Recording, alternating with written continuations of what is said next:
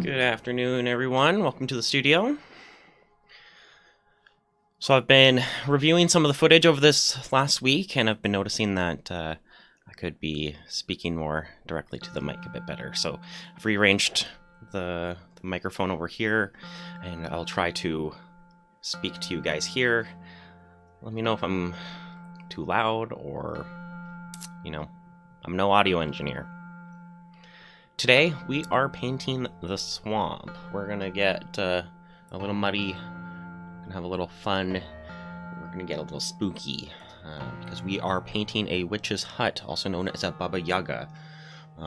These are kind of creatures in their own right, so I'm leaning into more of a fantasy creature world, and of course we've got our art director here, Mr. Benjamin, me. Yep. So he'll be here giving us our critiques as per usual, and we'll occasionally be checking in on him as he naps throughout the stream. Today we're going to probably start with some more mixed colors. We're going to still start with our primary colors, but we are going to muddy them up before we get into painting with them. Just so we veer away from our traditional primary colors that have been really prevalent in the last two paintings that we've done, the urban composition and the galactic unicorns. Yes, good morning. How are you? Yeah, it's vocal today. Yesterday, at the end of the stream, I said I was going to paint on a canvas. I decided against that. I kind of want to have a... Penny, gross, dirty. Get me flagged on Twitch. There we go. The butt out of here. Maybe we'll get Benny his OnlyFans going. Where are we today? It's been a long week, you know? I like doing this, but I will admit I'm getting a little fatigued on day 4 here. Luckily tomorrow we do the painting I have in mind is it's already kind of locked in. This one we're doing today, we are going to have to sketch out some preliminary drawings. I kind of have this idea of a Baba Yaga stepping over some creatures in the swamp. Like, I feel like a Baba Yaga would be kind to the creatures of the swamp, so it would be delicate, and we would want to, like, carefully step over something. Like, I'm thinking, like, a scared rabbit that's, like, looking up at like, something like... What the heck is that? If you don't know what a Baba Yaga is, and you haven't Googled it by now, they are these huts on legs. Sometimes they're, like, little chicken legs. Sometimes they're, like, tree trunks, really stretched, and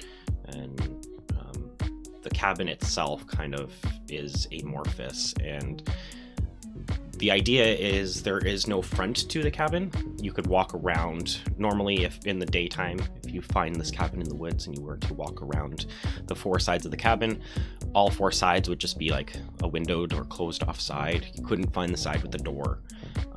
And it's not until you say a specific poem, and we'll have to look it up later in the stream because I don't remember what it is, but it's supposed to awaken the Baba Yaga and have it stand on its 2 legs or 4 legs sometimes, and it does a turn to reveal its front side.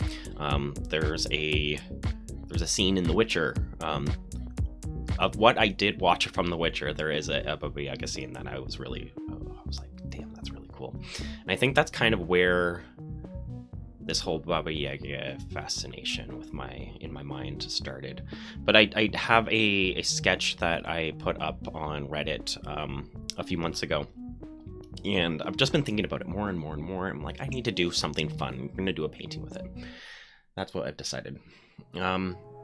So I wanted a bit of a bigger canvas. So yesterday I thought I was going to paint on one of the stretch canvases that we have, but I've decided against it. I'm going to go with a medium-sized canvas. The same, I think they're 18-inch by 9-inch or something like that. Sheets from, they're watercolor sheets.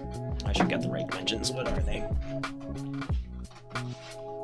They're A3 sheets, which is 297 by 420 millimeters. 420, no. Anyways, I'm gonna do that same border technique that we've been doing on the other paintings, the first 2 paintings this week, but I'm gonna do a landscape version here. So a little bit different, but I'm also debating what we'll probably do after we do the peel is on that border is we'll probably fill it in with a color, just because the white might be a little dramatic or too high of a contrast for this. I think it's going to be a darker painting that we end up making, which will be fun. But yeah, if you notice on this painting here, get these paintbrushes going to get knocked over. On this painting, the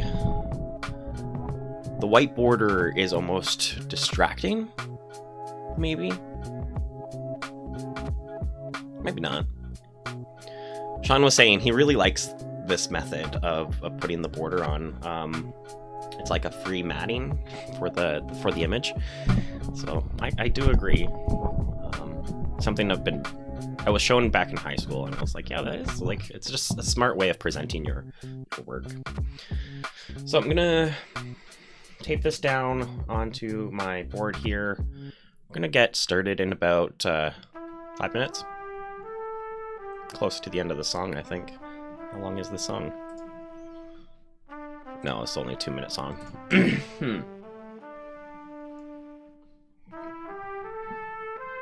I feel like I'm coming down with something. Something in my throat I'm waking up with. sinuses that are itchy. I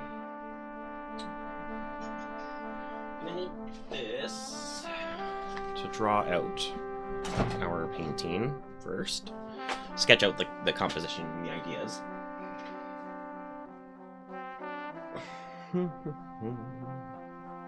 I saw a really smart way of composing. Is it still the same thing? Is it still called composing when it's art? On Drawfee. I don't know if anyone watches the YouTube channel Drawfee. There's this one artist on there, and she. Maybe you guys want to watch me put this on here. There you go. So this one artist, she does these thumbnails where you can view, or she sort of sketches out the general premise of the image that she wants to make onto like the smallest little thumbnail, and it kind of provides her a lot of freedom to create the overall composition of the image, just very, very quickly. And then what she would do is she'd take that thumbnail, she was working digitally, and she would just select it and then scale it up to like the full size of the canvas, and then start rendering out the details in the thumbnail. So she could like pull off like a dozen or so thumbnails, and then sorry, I'm noticing I'm very whitewashed today. Overexposed, but I fix one thing in the studio, like I try to work on the audio and then mess with things, and then the lighting's a little off. And setting up the studio is like half the battle. The art itself is the easy part. I kind of forget what I was saying. Oh, the thumbnail part. Yeah, so she could like whip off a dozen or so thumbnails. This is uneven. I like it. And then decide what works best for the sort of image that she has in her head, which is cool. I like that idea, and I'm thinking of maybe we play with that, but more in a physical manner. I just want to realign this a little off.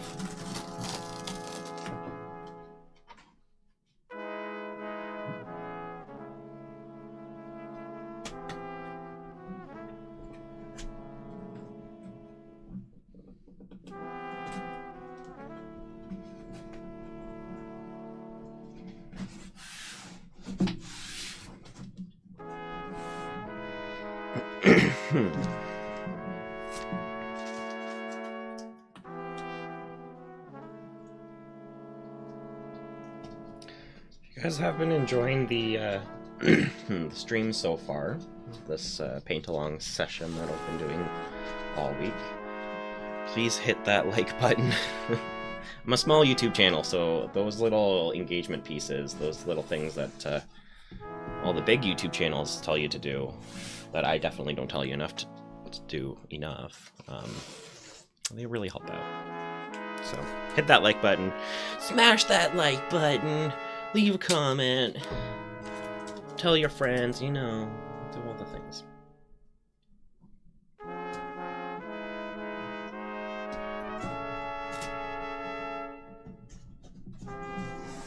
Or just stick around and watch, that really helps too. It's nice having people just enjoying the stream. If you're enjoying the stream, just let me know. It really is, it's both helpful for the algorithm, but more importantly, it's helpful for my morale. I can see some people checking in occasionally, and it's like, I assume you guys are enjoying it, or you enjoy something from it, I hope.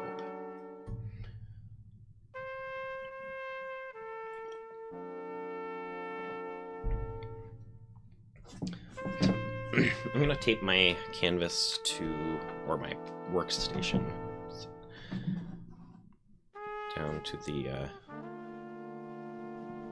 table here, so it doesn't start moving about on me.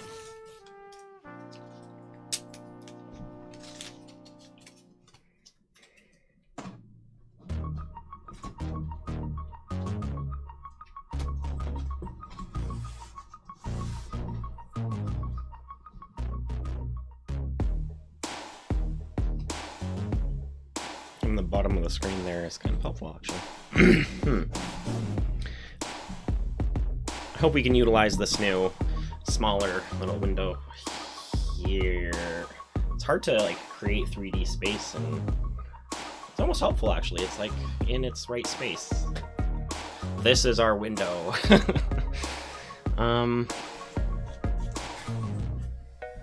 Okay.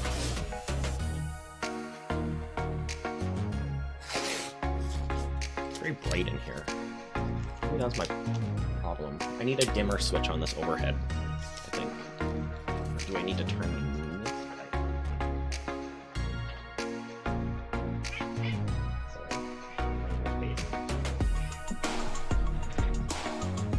Is that worse? I think it's this guy, right? Maybe. Or it's just the reflection of my canvas overexposing. Yeah, is that what you were telling me? Yeah?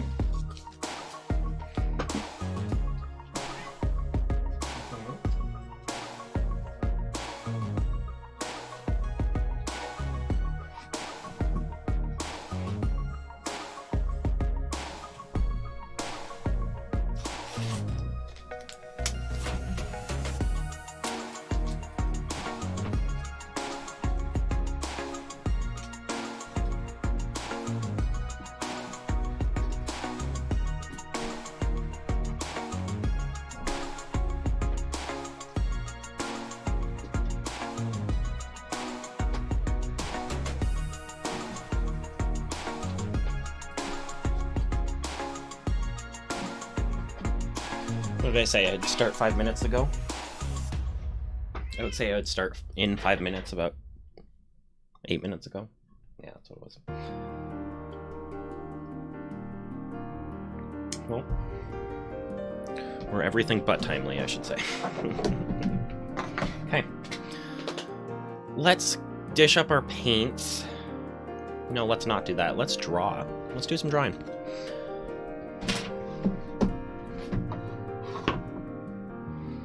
I really want a third camera, one that points down on my workstation. I usually just move camera 2 about. Also in the last video, I was really upset with the quality of the zoomed in.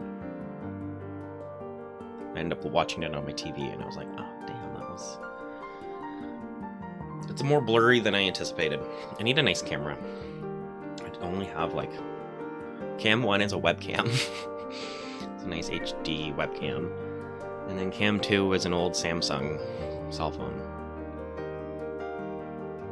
Taking donations for old video equipment. Unused video equipment. Let's get drawing, guys.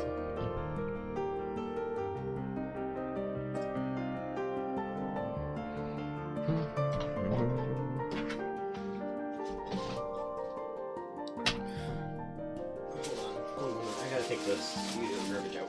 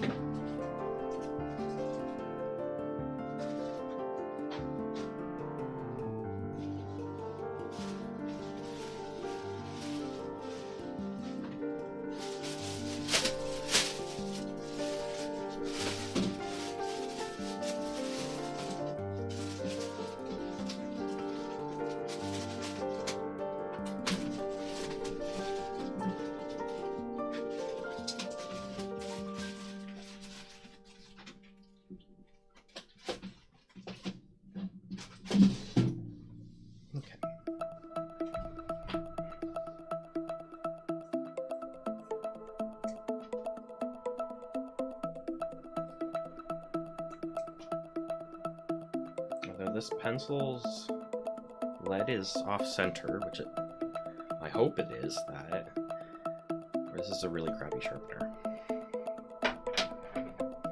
I'm pretty sure it's the pencil because I haven't had an issue with the sharpener up until now. So for this, basically this is our canvas and then shrunk down a little bit. What I'm imagining First up, I kind of want this kind of creepy landscape where we have a really shallow view, where we're kind of like really close to the earth, really down. So we're like the perspective of a little creature or something down in the swamp. So perhaps like this is our horizon line. It's really like stretched out in a kind of fisheye lens. So we have the perspective of a not prey creature. There's prey creatures, and then what they prey upon. And they have two different eyesights. One sees very narrowly, preys see very narrowly, but sharp. And then predator. No. Yeah, no, it's the other way around. Prey. You get preyed upon. That's what it is. Where's my head at? So prey have a more wide field of view. So they kind of see things with less detail, but they see more of it. And then predators see more focused in, because they're trying to isolate in onto a prey. Whereas prey need to have a better understanding of their surroundings so they can stay away from those predators. Sorry for that confusion. So what I'm imagining is, think of composition again. Always like to think of composition.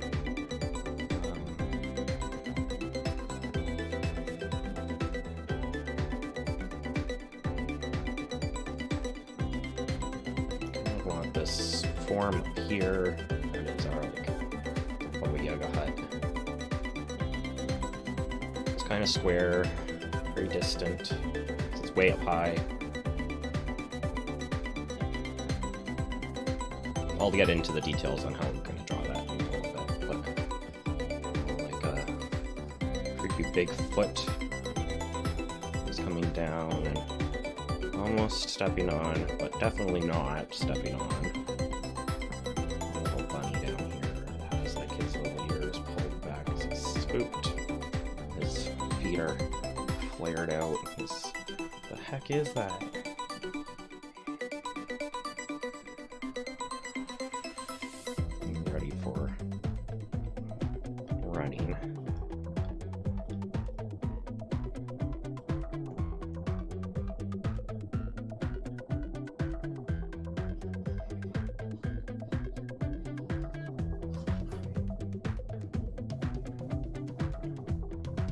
Want just like a whole bunch of little creatures that are like down here. We got a little frog over here.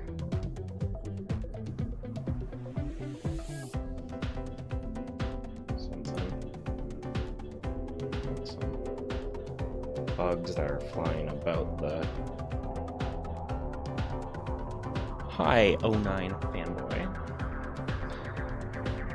Glad you could join me today.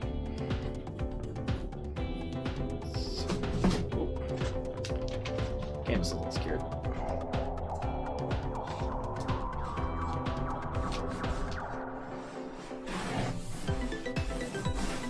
That's more tape there. Thanks, man. We're just getting started.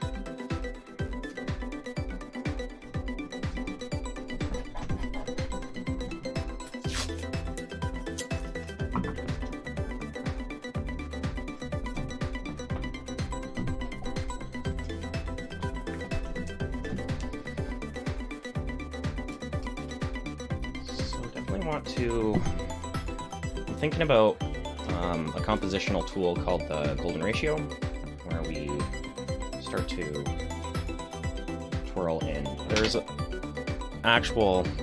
Thanks. There is like proper rules to this, where you're supposed to divide into a... Like the golden ratio is like 2.56 something or other.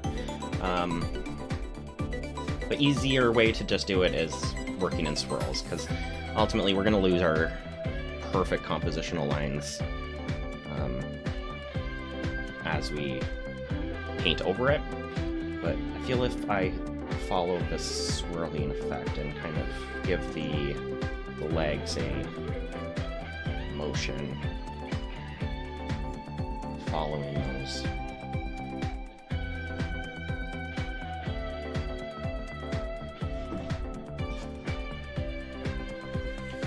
I think it's going to be covering our... I always like to have our light sources kind of obscured. Maybe it's even underneath. Our moon is underneath or something. And we're going to have our forest coming up in and around. I think that's going to be the general idea. The bunny is very cartoony, very rough right now. We'll look at some references for spooked bunnies in a bit. But let's draw out our general form to the canvas, and then we can start layering on more of the detail. I think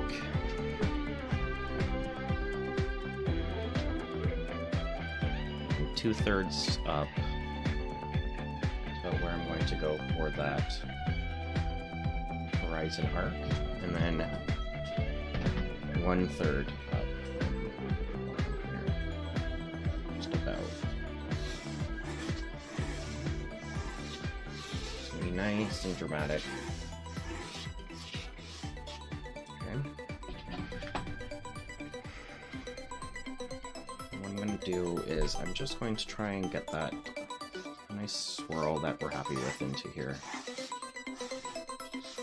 You can follow for a lot of our structure.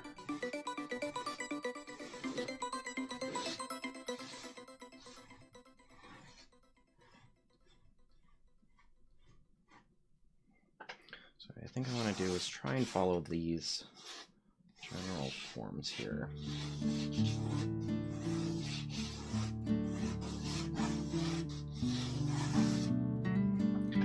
Radiate from that center, but also feel like we're being drawn into it. Sort of like there's some kind of energy that's going to be pulling us into observing and witnessing the Baba Yaga. So focusing in onto closer to the center, I think right here at that center point, where if we do our 2/3 or our rule of thirds, if we were to do a tic-tac board, right? Dividing the whole board up into 3s. There's 9 chunks, right? If we look at then, we imagine that this piece here is sort of like a mini canvas. Let's focus in on that mini canvas and do that same rule of thirds.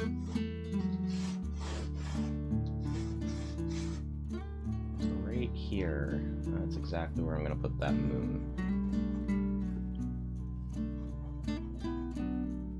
So I think what we'll end up doing is, in each one of these moments, we'll play around with sort of a grid of 9, and using the motions that are provided by our main structure, we'll make these little mini compositions in the swamp. And so it doesn't really matter where you're going to be focused in onto this drawing. I kind of want it to be really engaging and people be almost like a very full comic image. There's going to be lots to look at here, I think. So up here we have our moon. I think this is where we're going to have the top of our Baba Yaga. So I want to match these swirling forms. So I think we're going to see the underside of the platform for a moment here. I'm just going to do a little exaggerated rectangle. And that's going to be the underside of the Baba Yaga. And I'm going to do some walls that come up. I'm going to have fun with this. It's going to be very exaggerated, very pulled and loose, and I want you to not worry too much about the perspectives and trying to get it exactly right.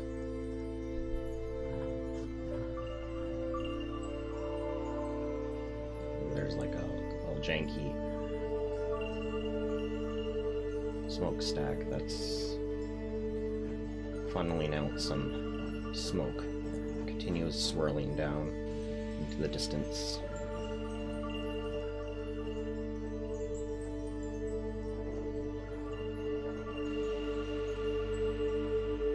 Here, on a single leg that's in that distance there. Oh, actually, our horizon line's all the way down here.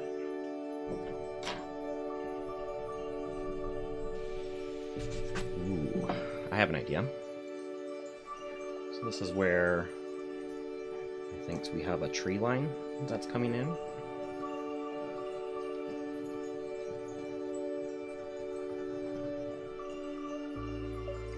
And this back leg is part of that tree line, stepping in and out of that into the foreground.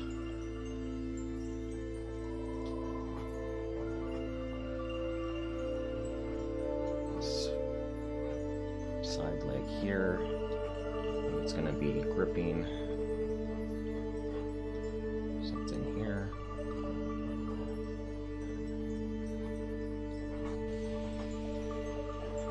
This moment, this little mini canvas, I think, to emphasize that we have a very delicate and careful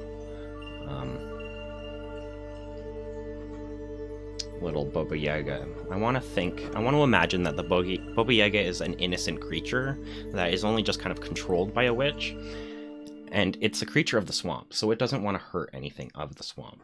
So I want to imagine that its foot is resting, or took a step here, and in right here is just a sleeping little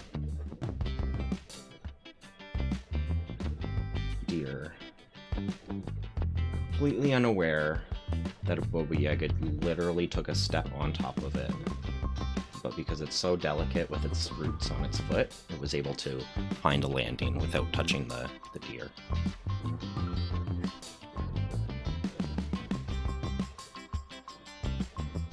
This back foot, I really want it to be lifting out of that back tree line. And then this front foot, well, I guess the front foot has to start from down here, but we can have it jot up. Bottom of the foot. I think the bottom of the foot is going to be really gross.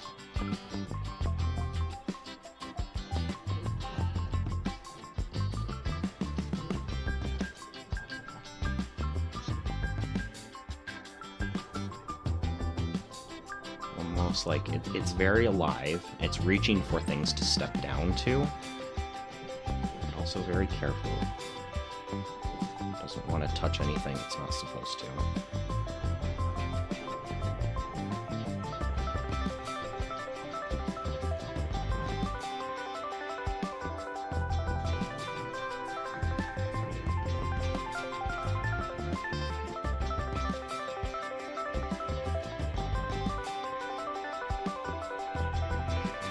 Here. So what's going on in the center of our canvas that is really fun and exciting? Up here, I think what I really want is these trail of bugs that are following the legs, as though there's almost maybe a mini environmental, like a little subculture of animals and things that rely on the Baba Yaga. Because once again, it's just a little swamp creature, and it's just been co-opted by a witch. And a hut's been added to the top.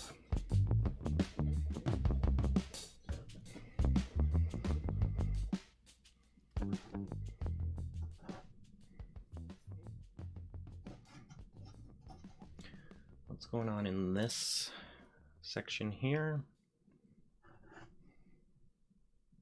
Don't quite know yet.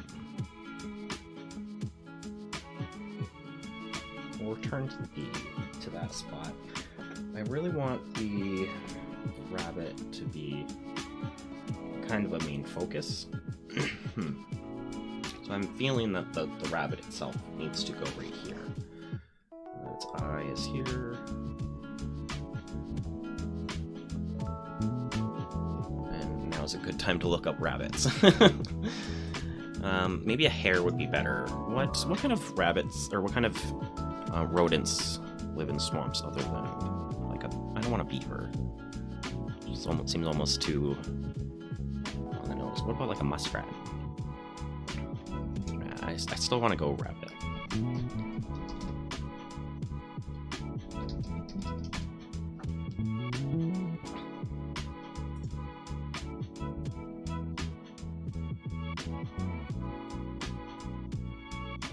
This is such a good image.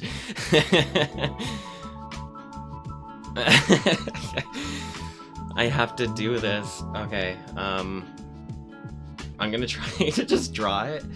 Maybe you can see it over my shoulder there, and that's that camera. Can you? Could you? Yeah, you could probably. Here, I'll scroll down. You can see it there. That's what I'm gonna draw. It's so good. I think that's the mouth that has to go right here. Screaming at it. It's scared. Maybe it's just like never seen one before. Yeah. It's so unhappy.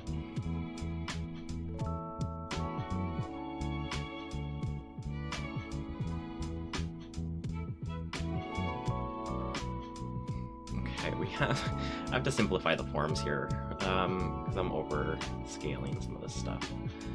So we have our head is, we've got a head that's sort of round, right, but then it gets a little oblong here. It's tall because he's screaming. Oh goodness. I need to force perspective this a bit more though.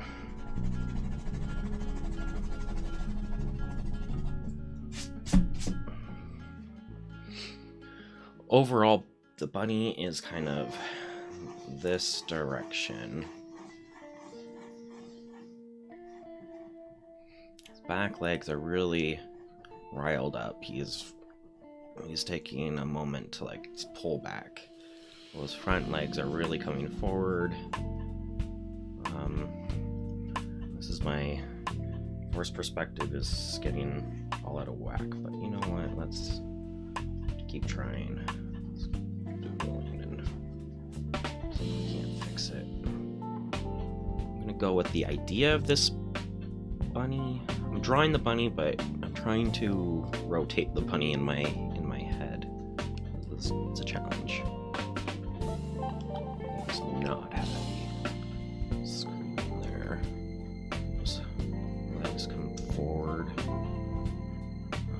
And I really like the pulled back ears. Really sell it. It's a chonker of a bunny though. I need to thin him up, I think.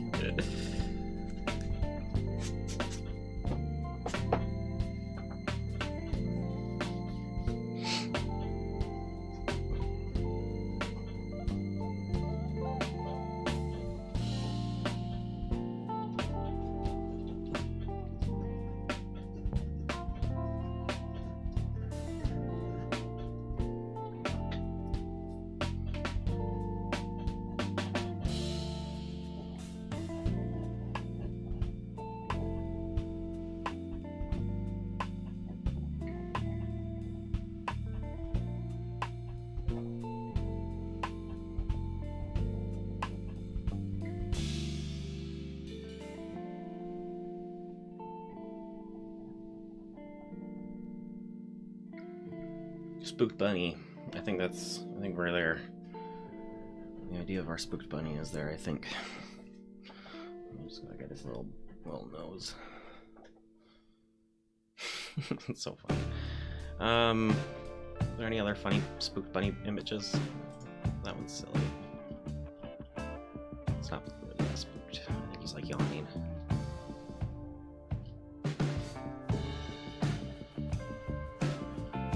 I wonder what made him so scared.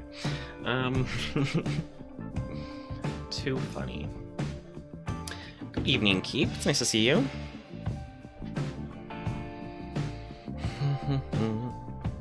And what else can we do?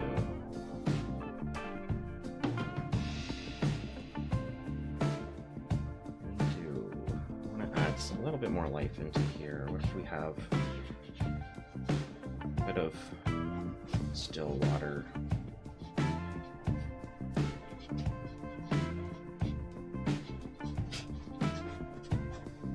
That's what we have here. Still water here. This is a bunch of grasses and stuff. It comes up, roots, tree, starts to really close out the painting on that side. We can do some frogs that are not really concerned about the Yaga. At this point, I think frogs just don't care. We've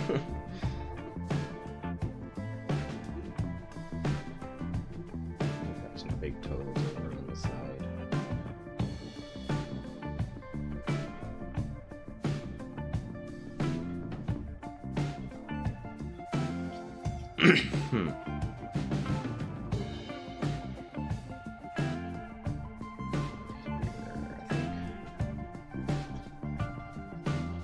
Think about bringing this little pond here to life.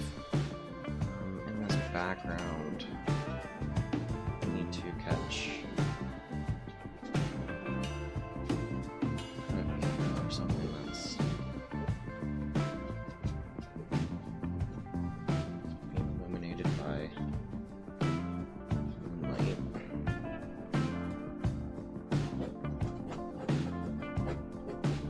Maybe the grass has just come up. That's what it is. We need to build up our environment a bit more. Really emphasize that scale. So it's like maybe the bunny just came out to a clearing and then just... Ooh. Oh crap. Careful. Another tree that comes up here. To the side.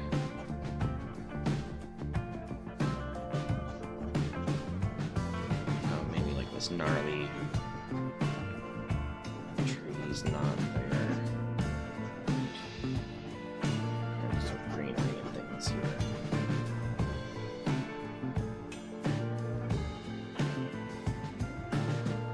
Okay, I think we have a good fundamental idea of our painting here.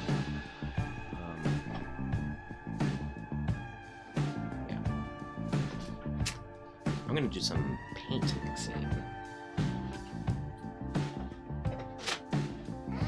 So the last few paintings that we've been doing this week, I've basically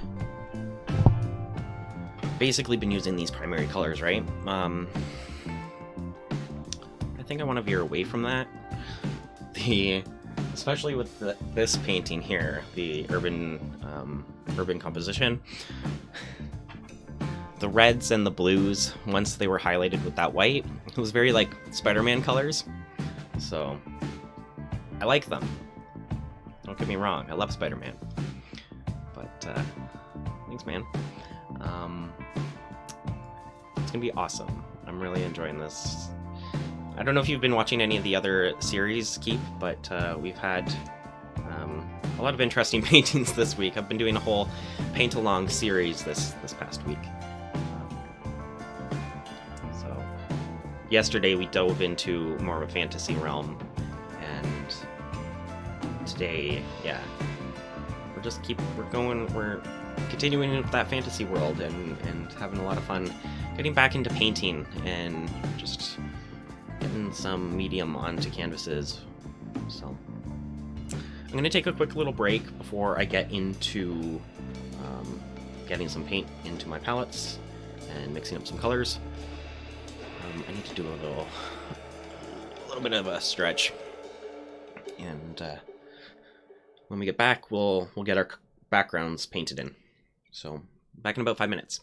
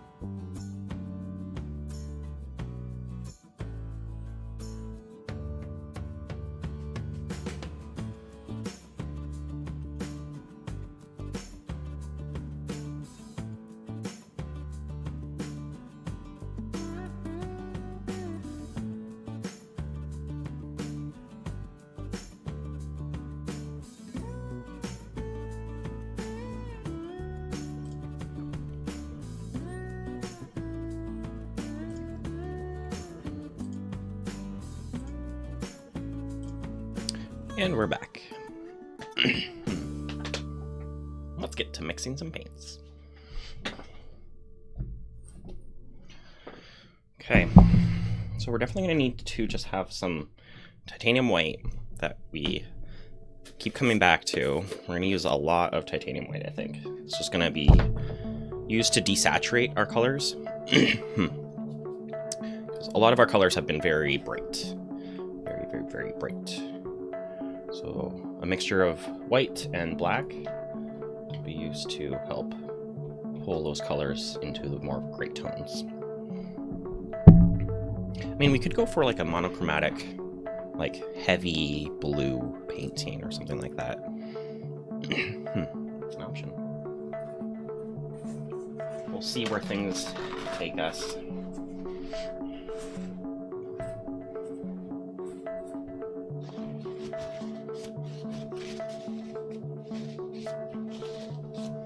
Yesterday's unicorn painting was certainly more painterly than I anticipated, but I really enjoyed it. I'm really happy with that painting. My niece is gonna love it.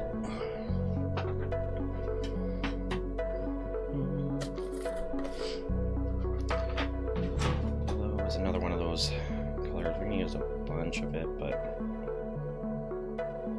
in peculiar ways.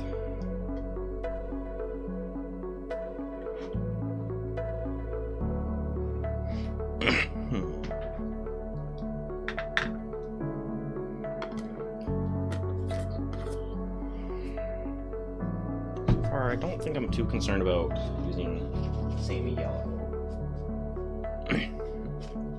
But it's that blue I want to mess with. And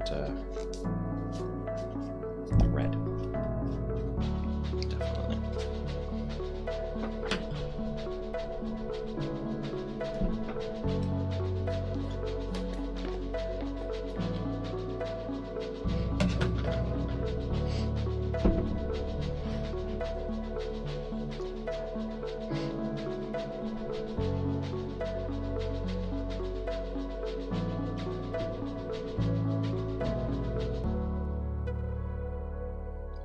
Put a little bit of red over here to play with, a little bit of red over here to mix into that yellow, and I think that'll be good.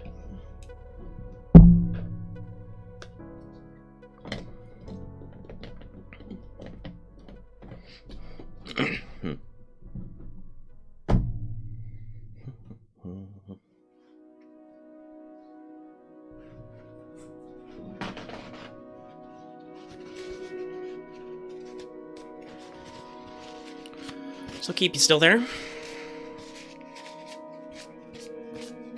Am I yelling? How's my audio levels?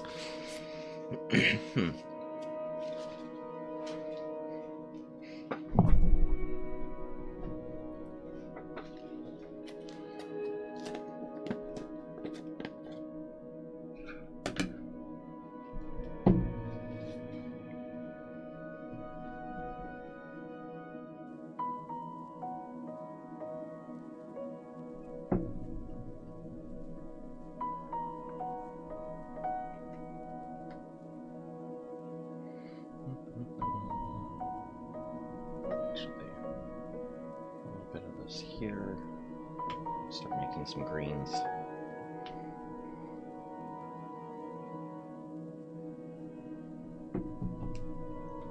Here to make some browns. Actually, we'll do a bunch over there to make a brown.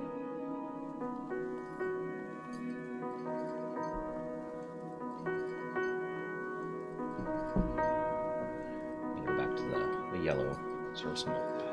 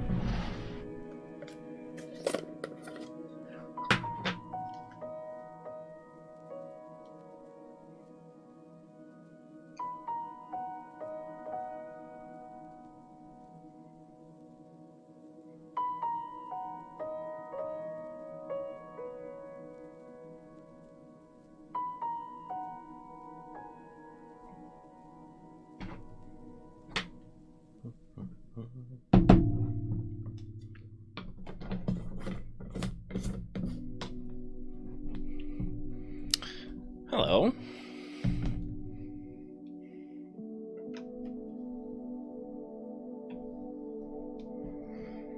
think we're going to tone that white a little bit yellow just so it's not so vibrant.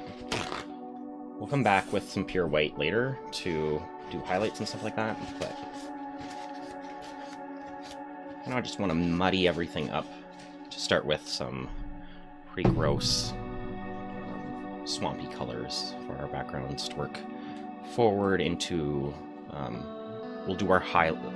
We're kind of working in reverse. Normally I wouldn't recommend going dark colors and building up to lighter colors, but in this instance I'm going to probably dry. Oh, definitely we'll dry our canvas. So once again, we're working with acrylics. I guess I didn't go over colors, but it doesn't really matter for this one. We're not really focused on working directly with the primaries and trying to specifically mix certain ones. But I am working with cadmium red, the medium hue. I'm working with cadmium yellow, the medium hue, ultra blue, and titanium white. Because everyone's working with titanium white.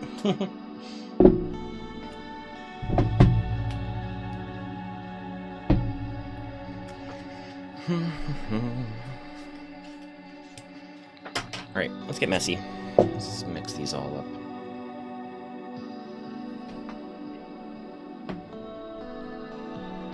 First, I'm gonna make it's like a gross orange here.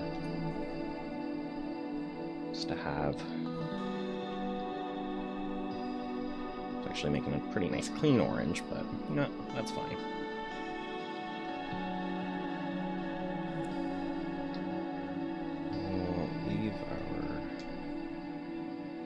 Actually, I'm gonna get some black. That's what I'm missing.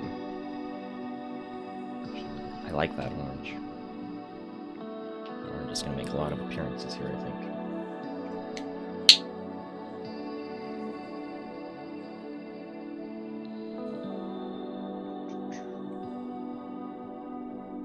Make some gross browns. I'm gonna take some of this white here. So I'm mixing whites and blacks into these to desaturate my colors. So right now they're all very bright, very vibrant. Probably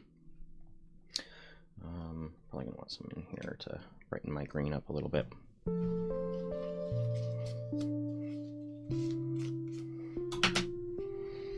I'm starting to have a concern that it's not on shuffle. That's right, it wasn't on shuffle.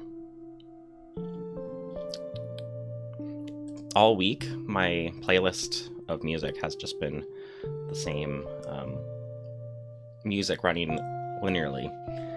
I only just noticed it now when the pattern connected. It was like, wait a second, I'm expecting a song next, and that's the song that came up. It shouldn't be right.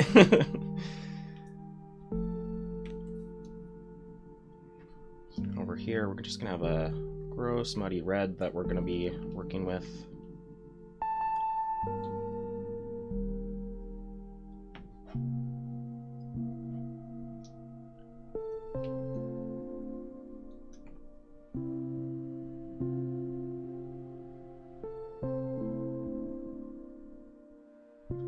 Down here, we're gonna work with darker brown. Excuse me.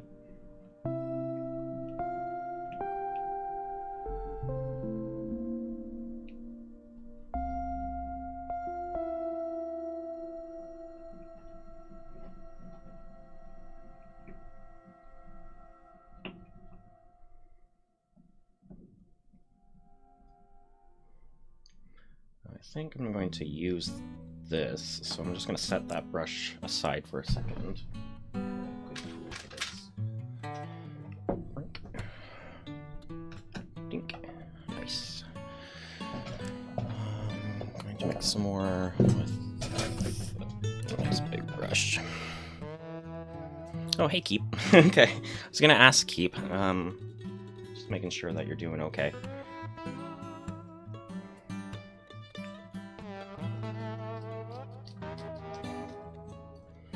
Here we're going to make a lighter green.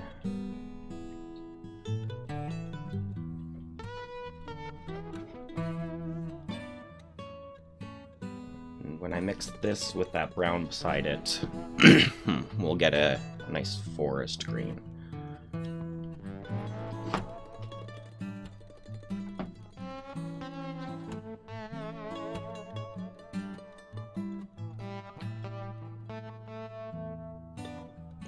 I think I'm just going to use that to muddy up our blue over here.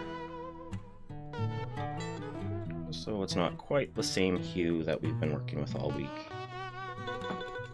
I think I want to see that blue anywhere in our painting.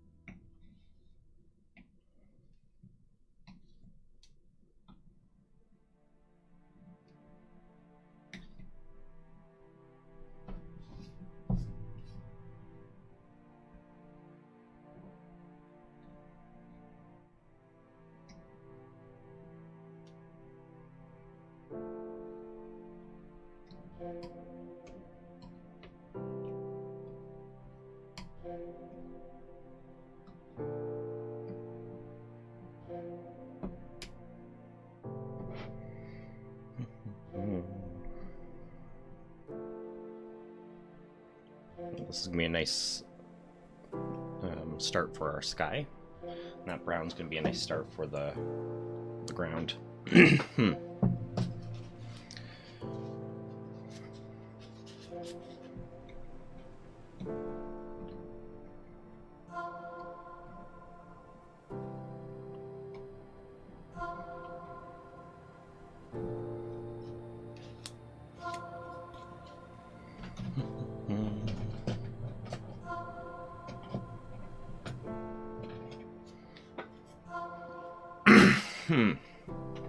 Last up, I just want to tone this white a little bit yellow.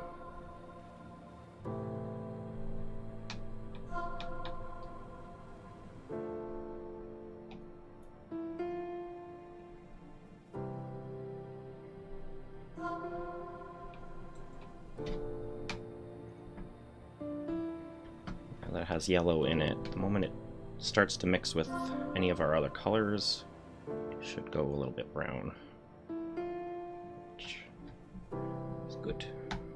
I don't really want too much bright white on this one.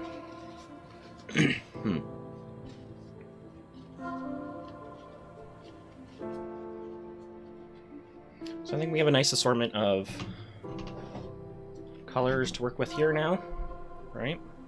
If you're following along, you can do either this palette or a similar one. You could probably pick up paints that are similar tones to this. So we would have a like a canary yellow. This would just be a regular orange, I guess. More of a maroon or a ruby, maybe a wine color. And then you have a dirty kind of green brown. And then you have a, I would just say Christmas green. Christmas tree green is probably close to that one. And then a navy blue. Okay,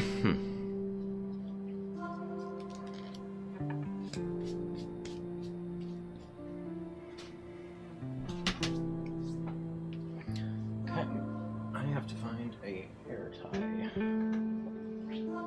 1 second.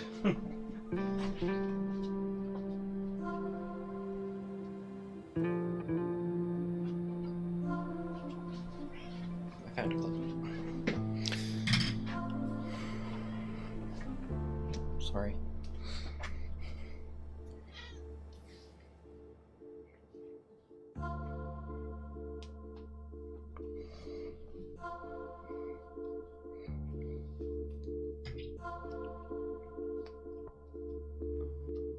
Okay. Boba Yaga time.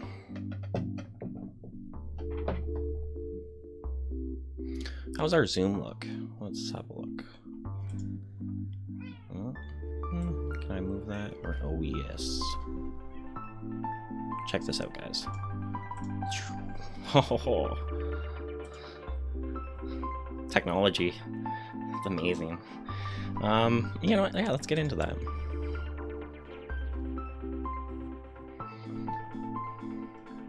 So my horizon line is about here. Just going to get nice and messy with it. I have a pretty good visual memory, so if you are worried about losing if you're painting along and you're worried about losing your lines,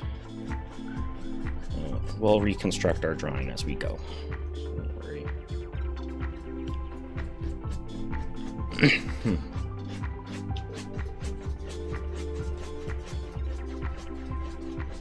You can also, for the background, still leave it pretty thin where we can still see some of our lines in underneath.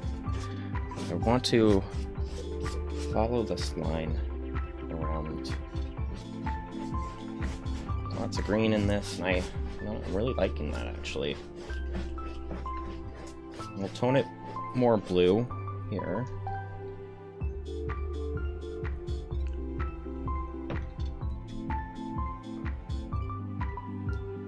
I think I'm going to avoid painting directly in that hut at the top there.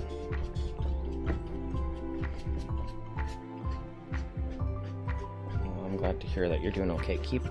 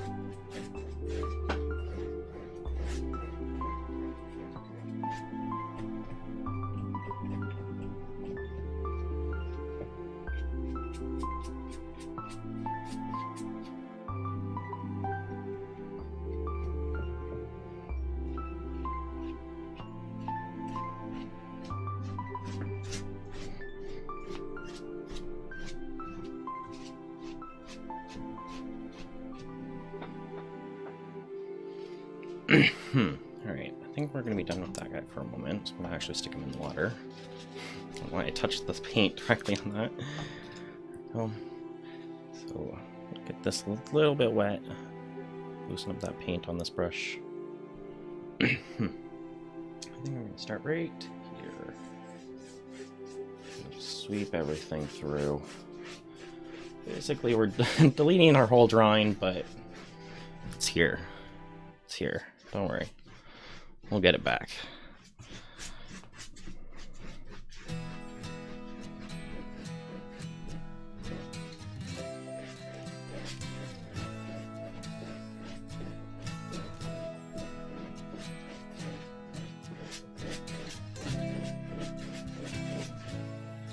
think we could do, just for fun. For now, the under color of our rabbit will just make red. This guy is a sloped.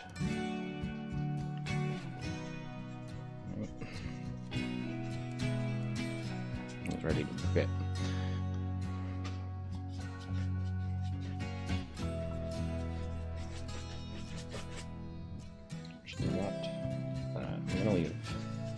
come back to painting that in a moment.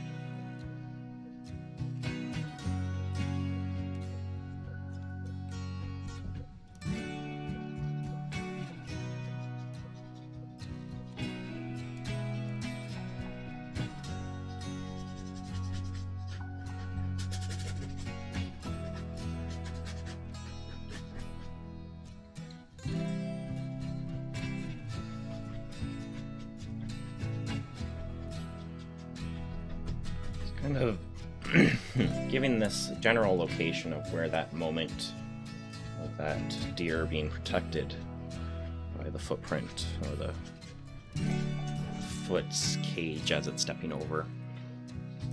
Just want to give it slightly a different tone to the rest of the backgrounds here, so your eye gets drawn into it, and if you're not quite able to pick up the subtle difference in the color change, then maybe you won't even know why.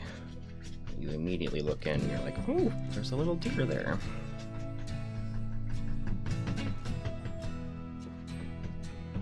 Same goes with this rabbit. Do the best that we can to tone it and separate it from the background a little bit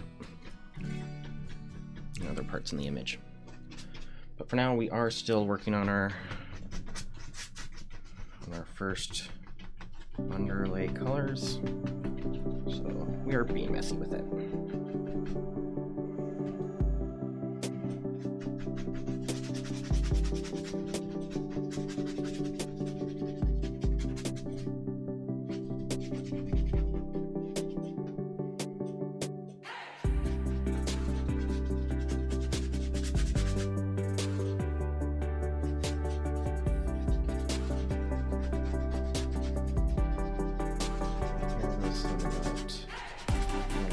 So this is kind of a clearing that funny was coming out from too, right?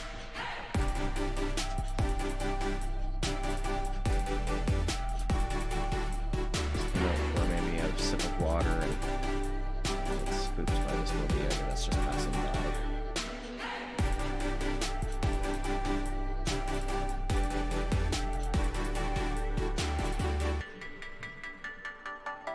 Fortunate enough for that rabbit, the Yaga doesn't have any concern for it or doesn't want to harm it.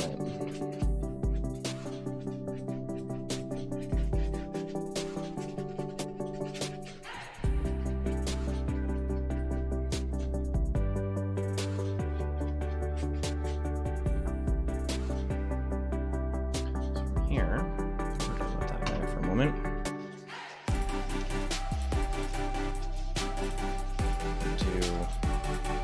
Fill in a bit more of our detail in that background. Actually, take grab that guy. To take some of our green.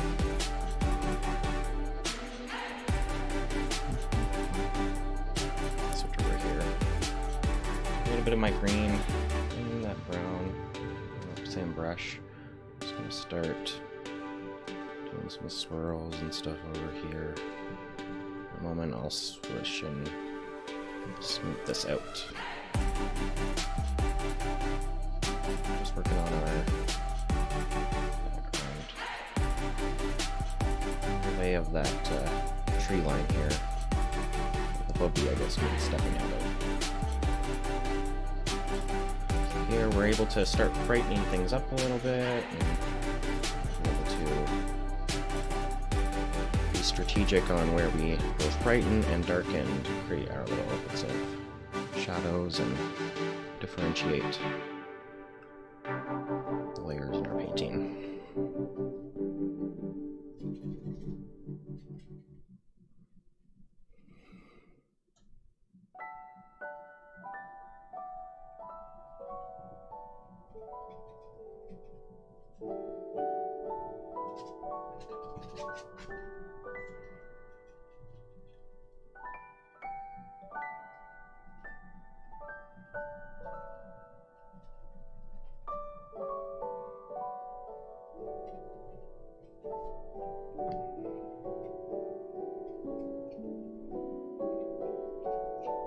I think we still want this to be in the background, so I'm going to pick up some blue here. I'm going to start playing with that blue to give them a little bit more definition. The more blue I put in there, the closer we get back to our background colors here. We'll also play with the sky here in a moment.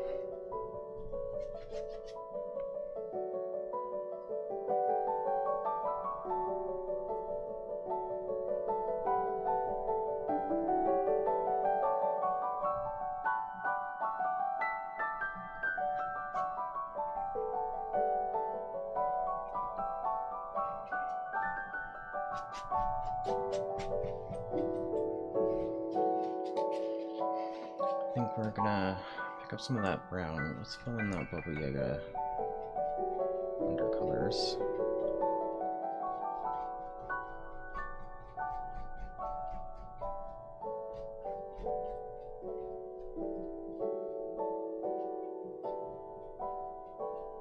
I'll play with the shadows on that a lot here in a bit. I don't want to use brown anymore. Let's get into the sky. Got a very muddy green. Actually, I want a lot less green on that.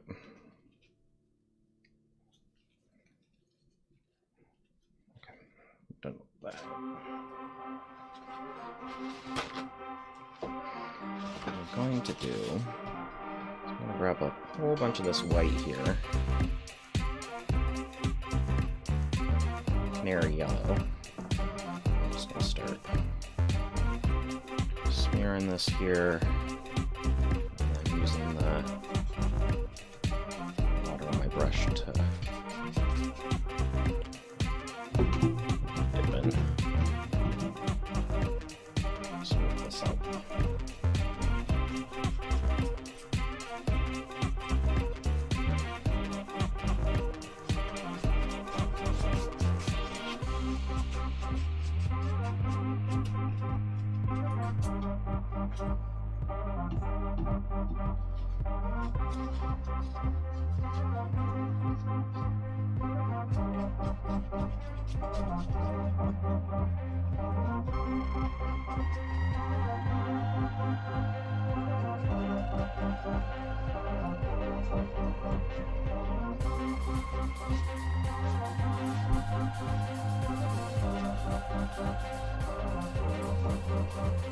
Doing some blending.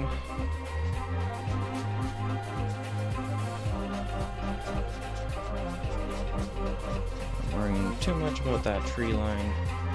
Just want to get more and more detail. Just working on the first few layers here, right?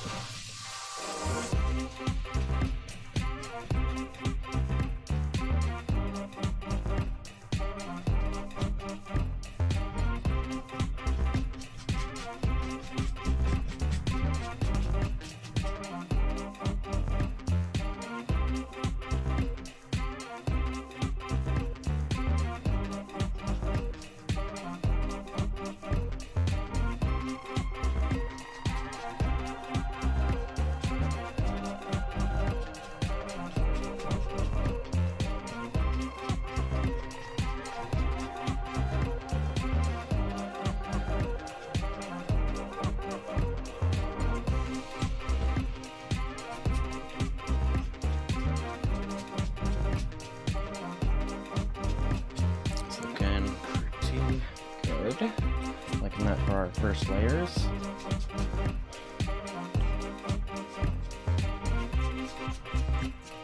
So now we're really toning from this dark, gloomy, swampy, shadowy distance atmosphere kind of over the forest. And as we're looking further and further into the sky, it's going to get brighter and brighter. Currently, though, maybe I want to change my focus in onto where our moon is. I did have a feeling that I wanted the moon in over here, didn't I? So this would have to be like the brightest spot.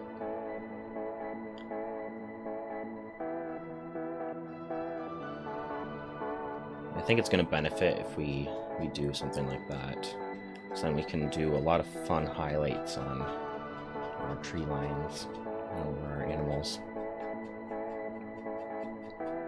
And when I say animal, you know what? I'm going to include the Baba Yaga in that. Okay, so the Baba Yaga is probably an animal. Maybe I should do more research into the Baba Yaga.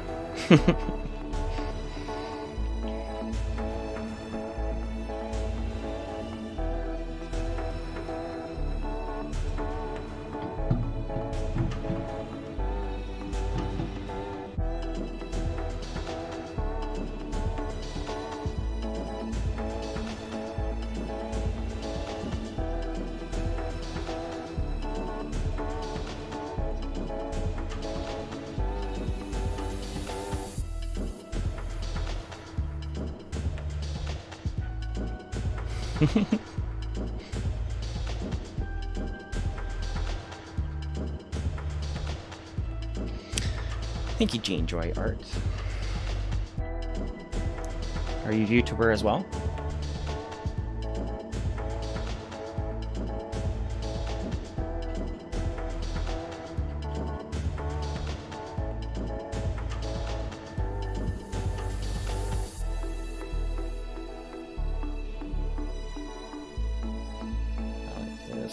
I feel like there's maybe going to be some fog or something over the swamp. Baba Yaga's going to be stepping through it. We want to draw in some of this over these trees in the background here. And, just before our acrylic has that chance to fully dry, an opportunity to just run a bits of our white through it.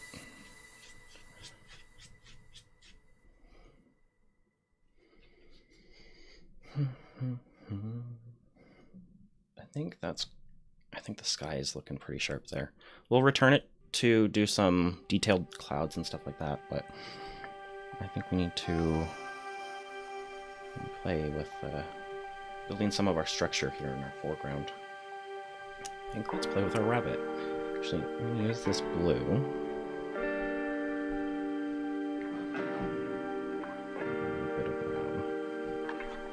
I'm just going to try and capture a bit more of the shape of our rabbit.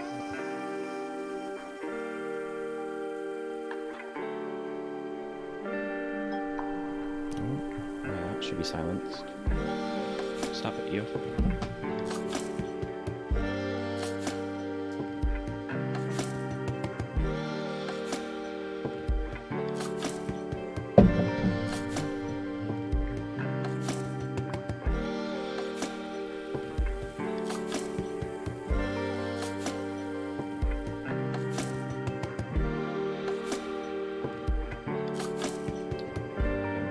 Detailing that guy up in a bit.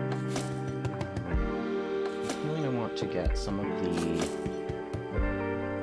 basic mid-ground structures that are going to go through here. Like, I kind of want this. Why would a deer be sleeping in this space here? Well, probably because there was natural protection. So there's got to be some sort of roof structure, or some kind of alcove, I don't know the word I'm looking for here. Some kind of thing that was protecting it, right? Maybe some rocks catching some light there. Come back to a bit more detail too. There. Some rocks around some big gnarly roots. Some more roots that are maybe coming out this way.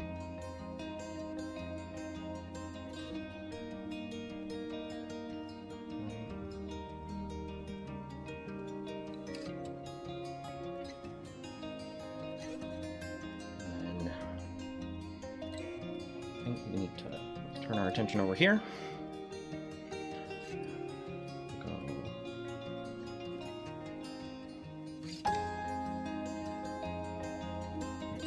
Sort of tree structure here comes up. There's going to be a knot in our tree there, right? We're going to do a whole little Bob Ross thing here. Grab a bunch of our brown and draw it up. And we have ourselves that tree structure ready for us when we want to start adding more of our detail.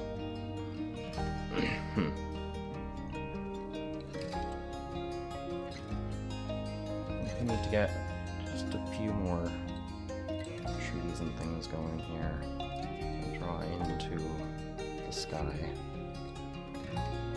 Not very big. I don't want to use too much. Nice and gentle there.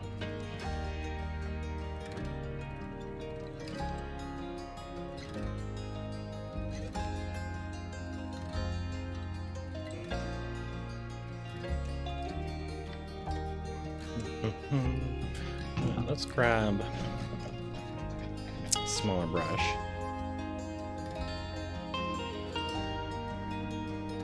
I'm just going to do some verticals and some little forks. Maybe I'll zoom in for you guys. Just want to start getting the illusion of some tree structures in the background here, and we'll be able to add some shading to it, so as things get further into the distance, we'll actually lose some of the detail on them.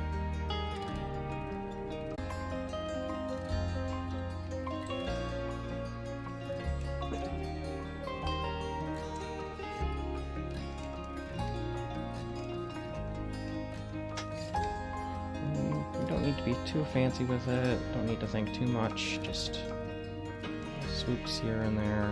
Good. You don't want to cross your route though.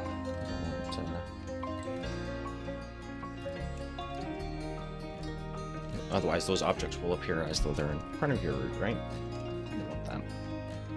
I'm going to start thinking about the water's edge here. So what is it built up of? Probably some dirt. I'm going to really emphasize some lighter dirt here that's starting to catch the light of our moon. I think I'm going to smudge that up.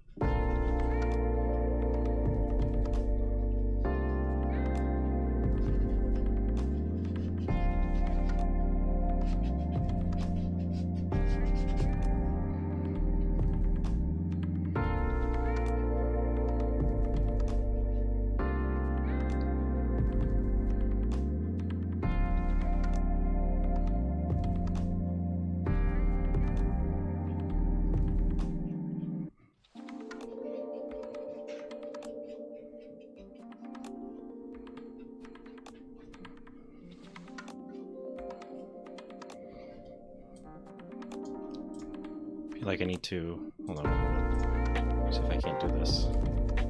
Oh, no, I'm gonna have to mess with the image. Hold on. You're sliding all over the place, guys.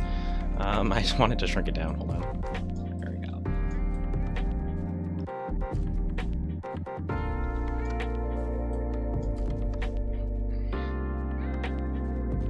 Did you guys notice the earthquake that just happened in Toronto there? That was wild.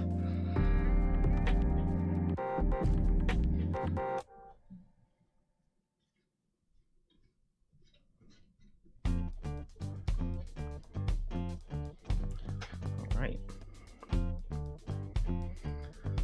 Let's do our rabbit here, some justice, and a little place to sit on first. And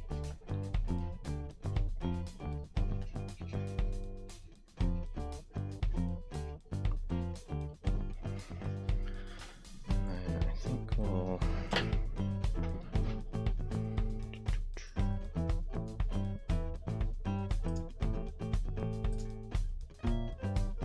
wait a second.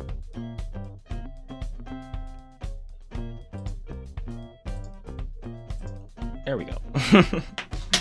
That's better. I want to take some of my brown right over here to that white yellow, whitish yellow.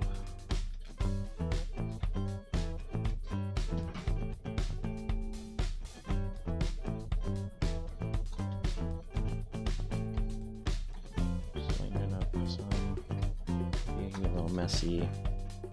I'm just gonna start playing with this. Being a rabbit. I'm gonna go. Oh, I closed all my references. That's okay. We're gonna use our visual imagination here. We had a rabbit. I've owned a couple rabbits in my time.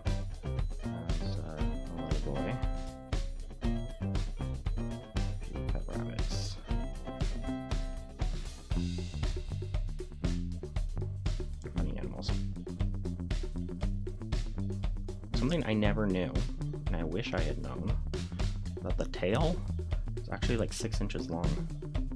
And you can grab it, and it doesn't hurt them. You can grab it, and you can like extend it. And it's full length out, and it looks very unnatural. If you don't believe me, Google it. It's hilarious. These legs that are very startled. He's ready. He's ready to go. You know. Ah, what's that?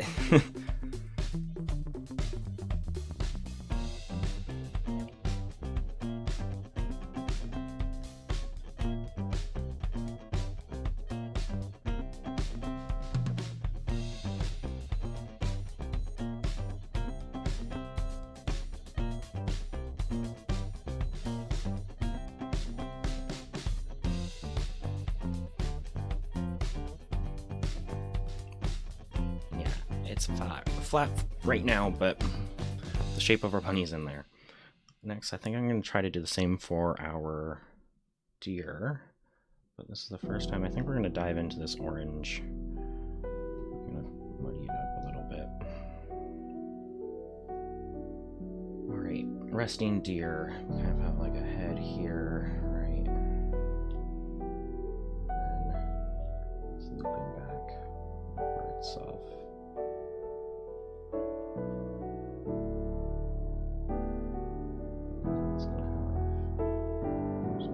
In there we'll get to, but it's got a little tail on the end there too.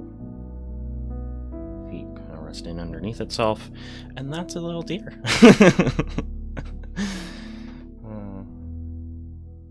We'll add a lot more detail to him in a bit. I'm gonna keep that brown, but we're gonna dive into this green. Add some frogs. Here I'm gonna put a little frog's head sticking above the water. A bit more green. Frog over here. It's getting picked up by the light of the moon. Put some little friends in there. A whole frog quartet. Frog buddies over there.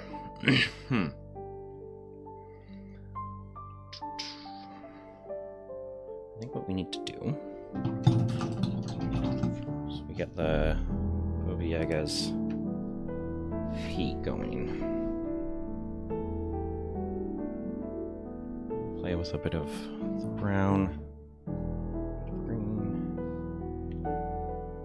Should I do that blue too?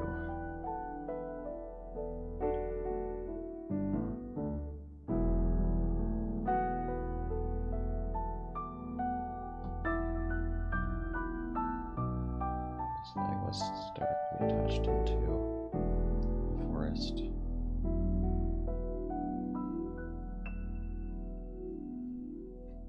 Play with that a little bit.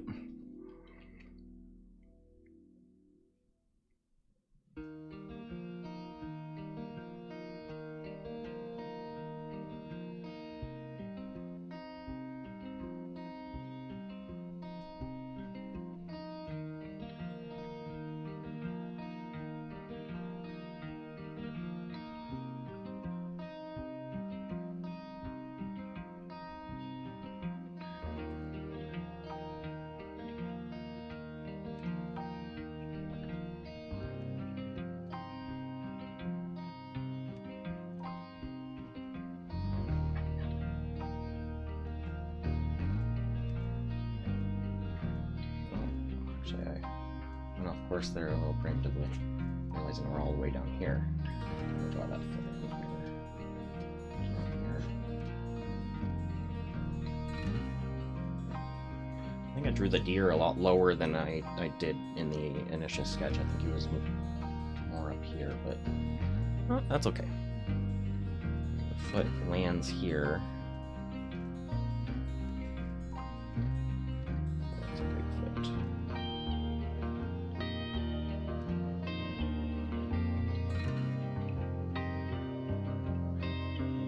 Maybe we're emphasizing the fact that it's so quiet.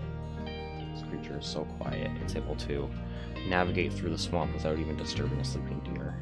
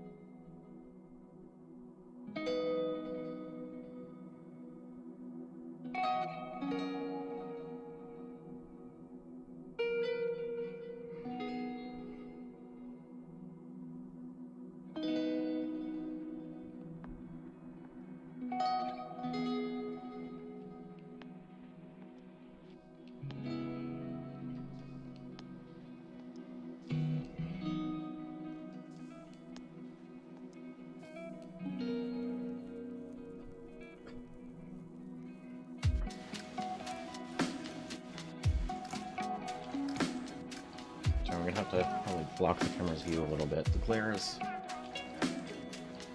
disruptive a little bit. I can adjust the glare. So just, how's this? Is that better? That's good for you guys, right? Okay, let's get back to painting. I think that's good.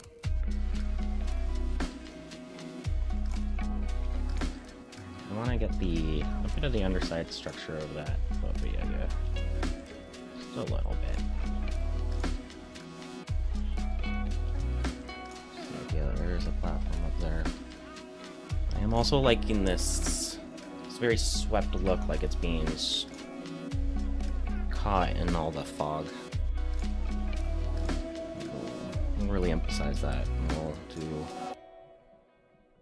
just some bits that are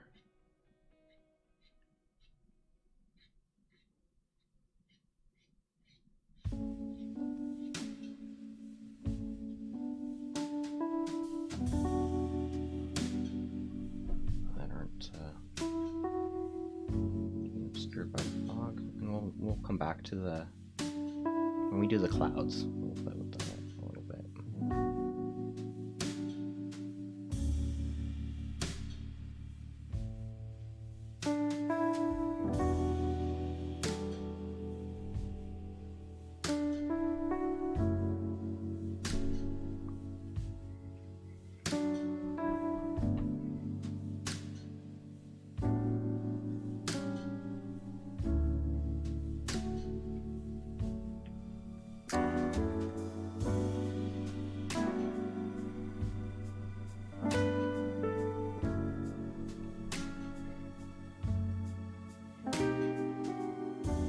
I may have to actually redraw how it all goes.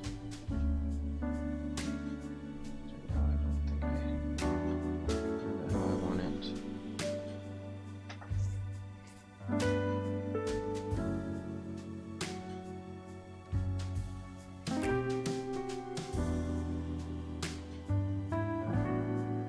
But for first pass at our lights, I think it's pretty good.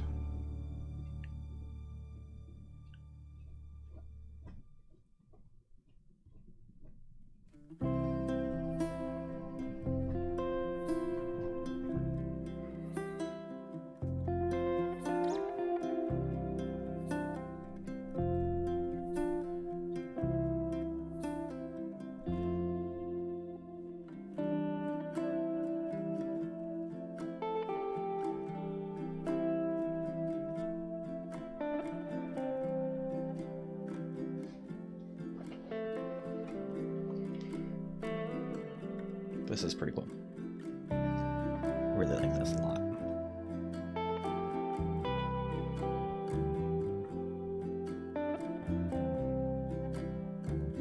Maybe add a bit more, some darker blue. Sorry, darker brown. Using blue. Just get a bit more different sticks and stuff in here. Just a few more vertical lines going in the distance. I'm going to start curving them a little bit.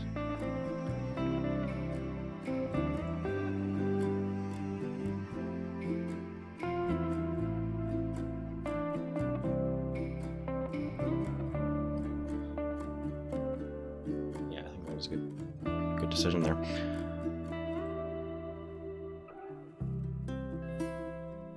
Okay, I'm going to let this dry up a little bit and take another break. I'm going to grab a snack, and when I return, I'm going to add a whole lot of greenery. I'm going to start refining a little bit more of the detail here, and maybe the first thing we do... Yeah, you know what? I just decided. We're going to get that moon in. We're working from the Yaga out. I think we're just going to jump into the details of the painting and just have a lot of fun as we go. I mean, we've been having fun this whole time, haven't we? I'll be back in about 5-10 minutes, guys.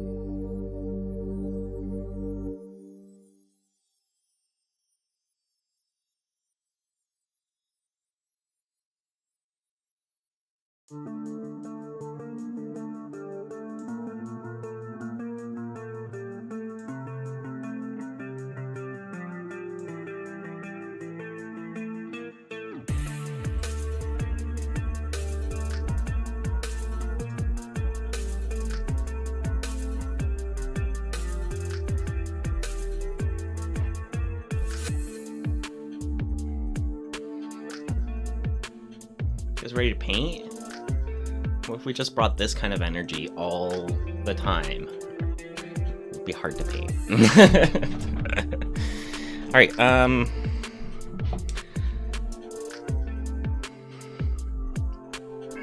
needs a lot of work. Yeah, Finny agrees.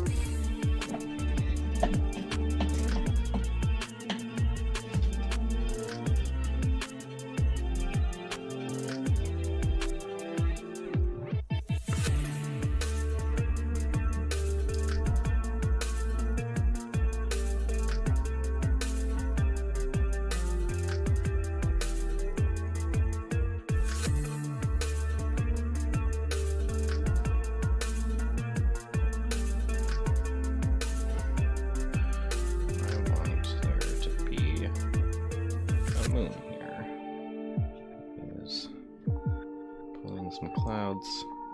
I'm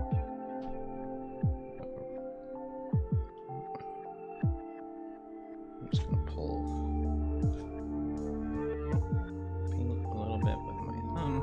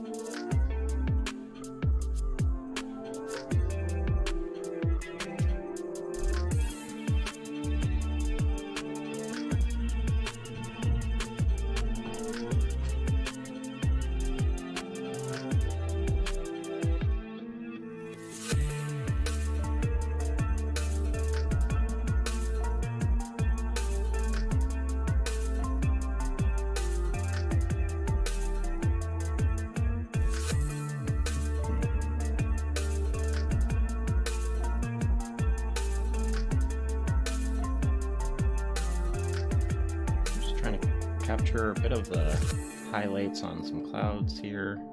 So make sure that we've got a nice. Oh, lost my edge. There's a very bright cloud here. Maybe we can tone that down a little bit.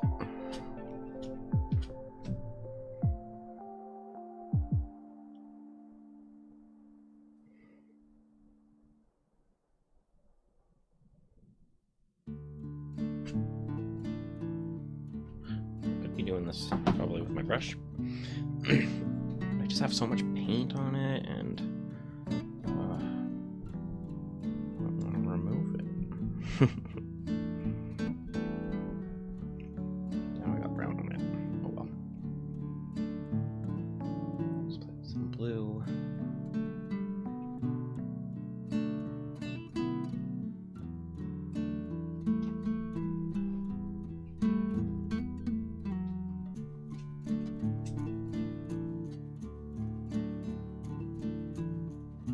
This is one of those moments where I'm definitely overworking it beyond where I want to.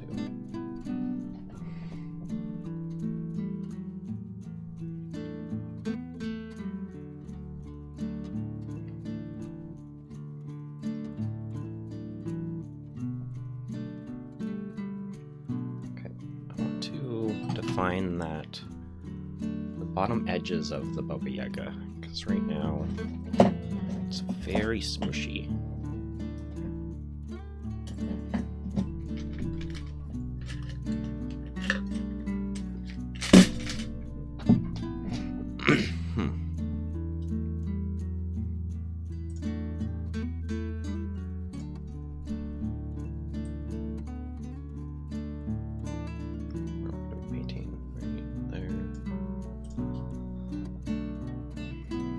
Hopefully, yeah, it shouldn't be too. I'll just be looking at my ears, but I don't know. It's one of those crappy brushes where the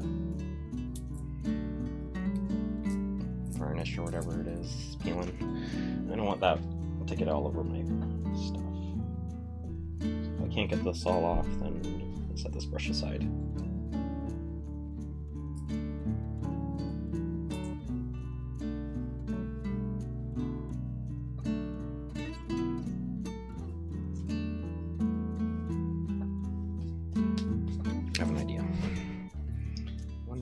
brush, so I'm going to use this brush. I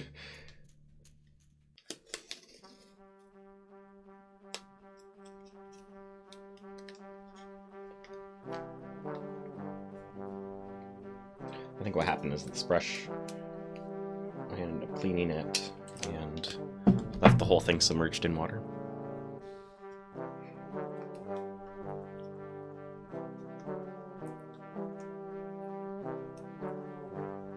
There.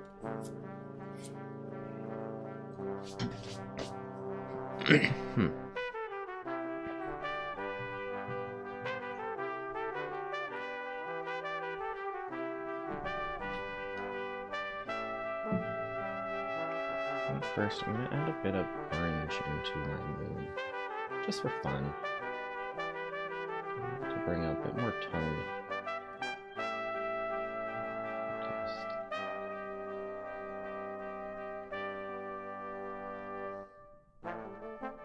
So maybe it's not quite like a blood moon, but it's definitely a...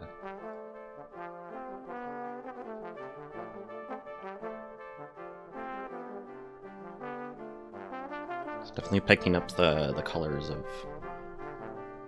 the sun.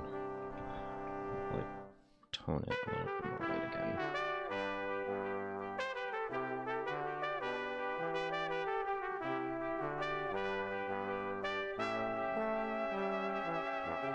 And then some blue. Give it some definition. Tell that that's not the sun, that's the moon. That's not a space station, it's a moon.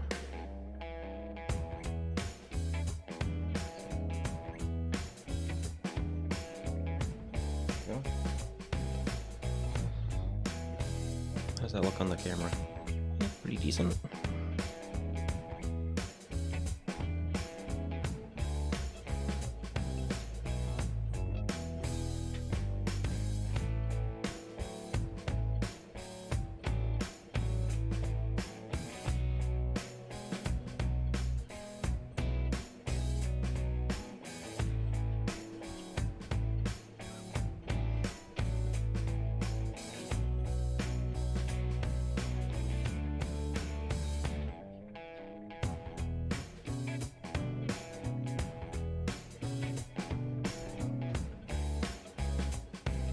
Kind of just looks more like another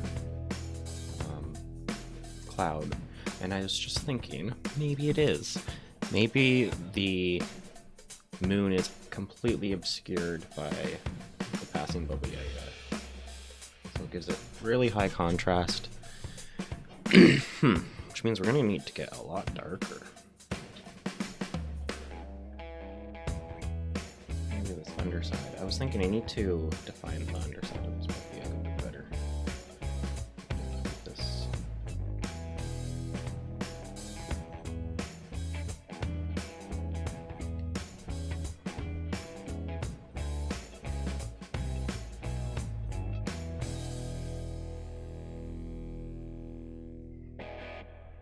Just blue a little too dramatic. Maybe we'll add some reddish brown.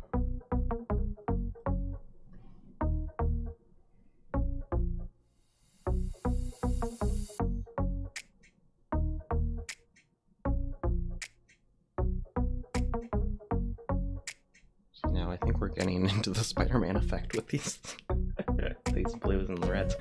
I'm going back into the brown. Let's go here. Do some black.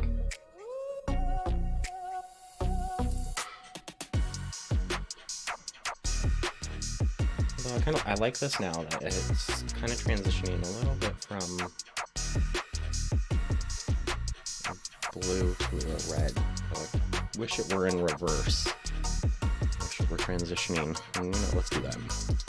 It goes from a bluish brown back here. Make sure that kind of smudges up into that more.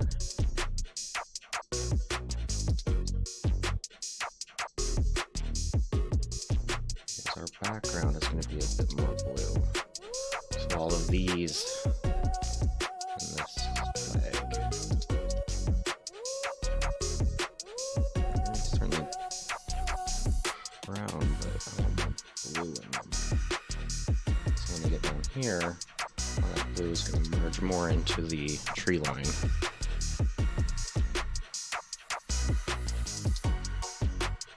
I suppose we'll need to put more blue into these tree trunks over here.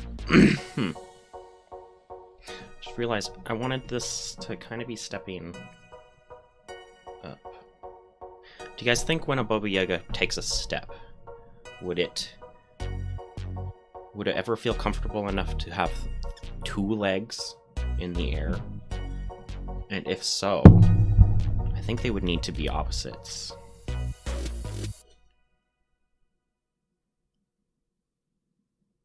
It was like be almost like in a gallop if it was the 2 front legs both in the air. It's like in a in a fun pose. What if this back leg is taking a step out from the far, far distance? I think we should do that.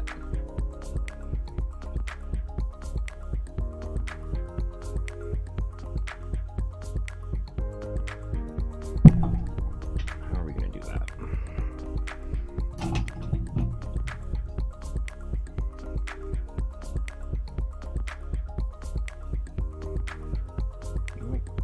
My hands are way too messy.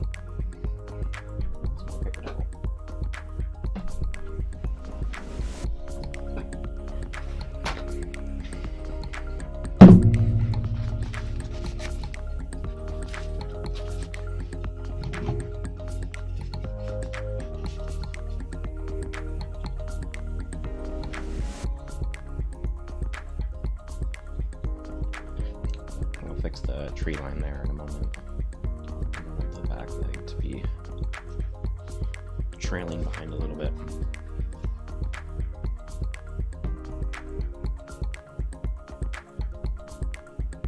Let's fix the sky.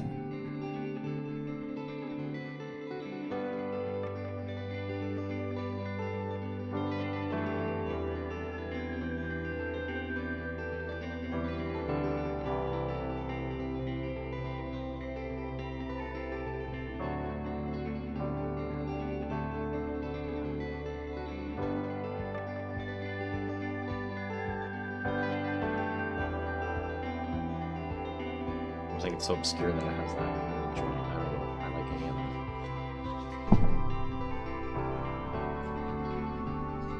Let's see how far we can take this back.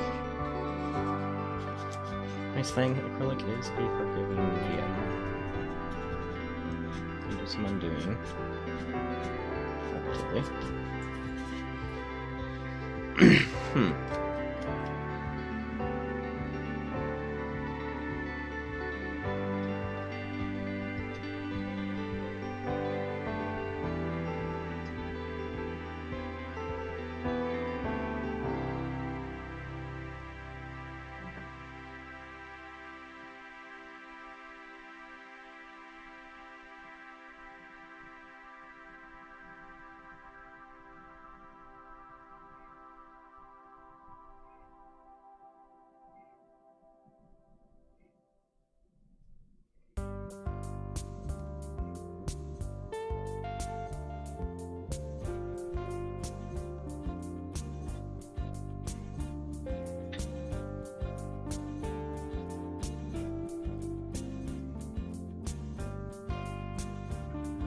wants to trail out this.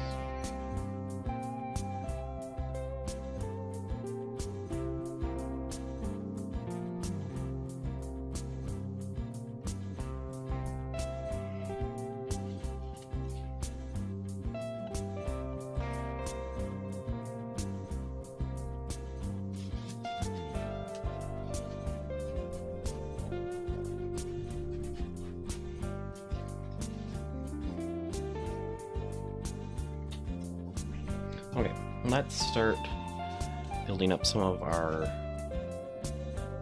foreground here.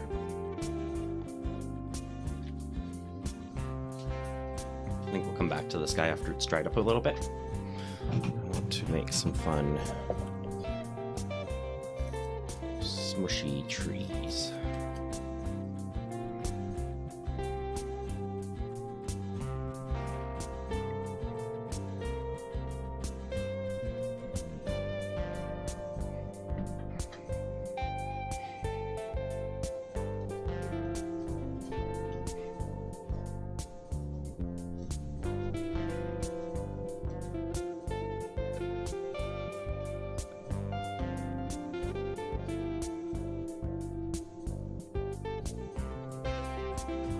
So we're gonna end up probably covering up a bit of our Baba Yaga foot here, which is fine.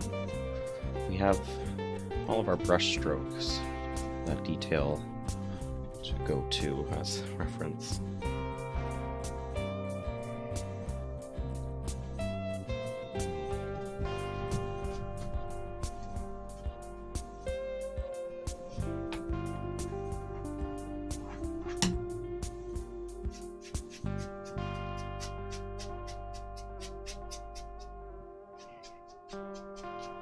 Down here, I'm just going to start toning things a little bit green, getting ready for our forward layer when we start applying our grasses.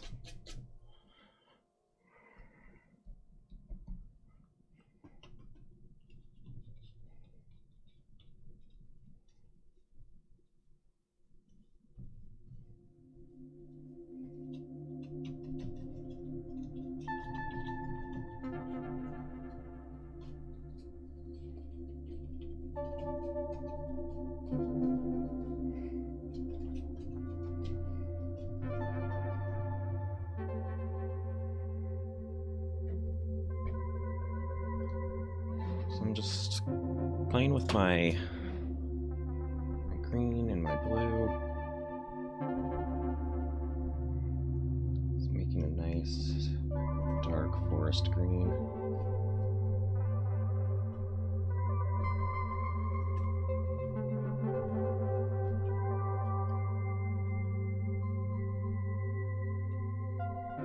Get back here, I'm going to lighten it up a little bit, use less and less.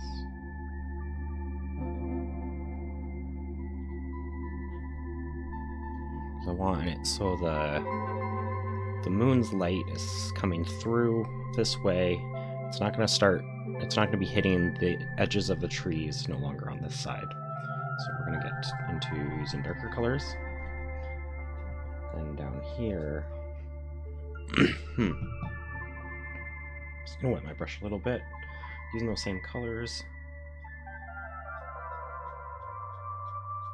Getting ready for those grasses. We're going to put a lot of detail into some fun little stylized grasses. We'll have to layer them up, right? So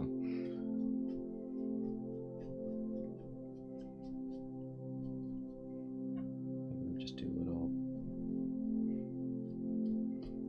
bits there.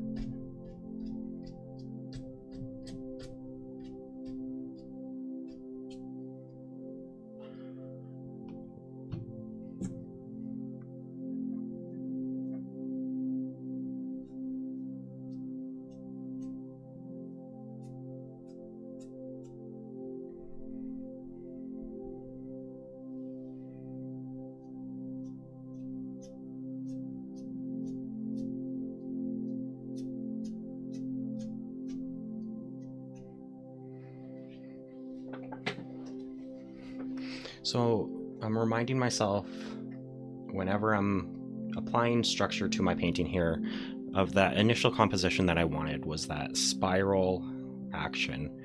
So a lot of my little fancy brushworks that we'll be doing later, I want to think about that movement in that painting, or is that composition that I was intending for the painting.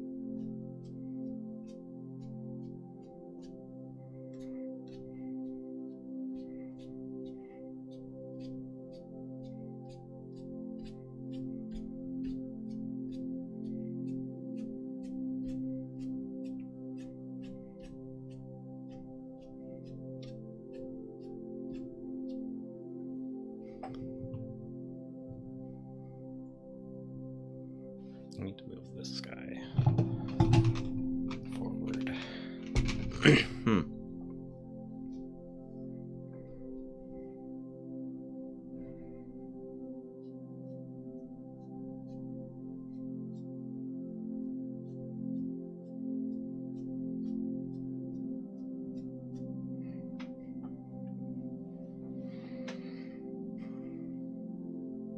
Over here, I'm just going to start adding little bits of green. Maybe there's some moss or something we can put a little bit of detail into.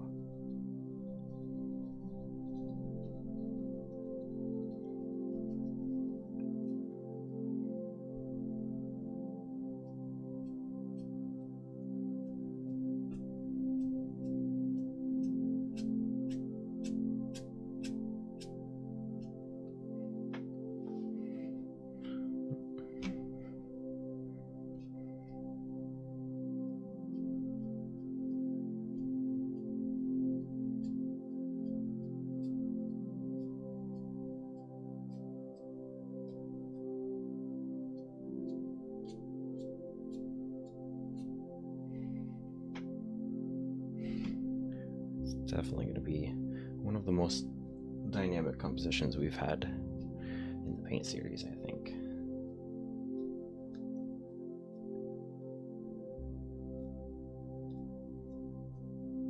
That is to say, I agree with you, Keep.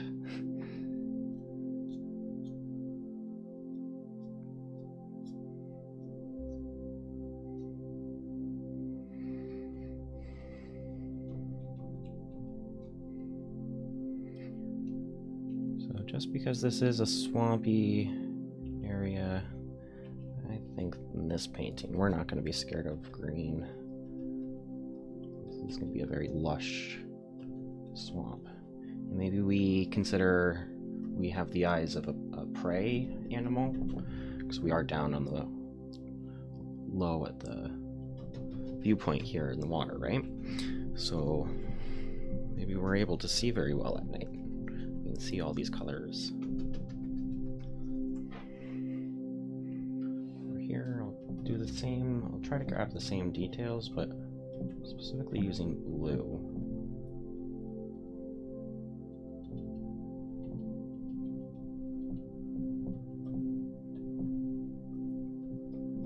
Draw that blue in underneath the trees here in the front, or sorry, in the back there. Pick up that green to grab the tops of those trees. The tops are still going to get some sun or some moonlight.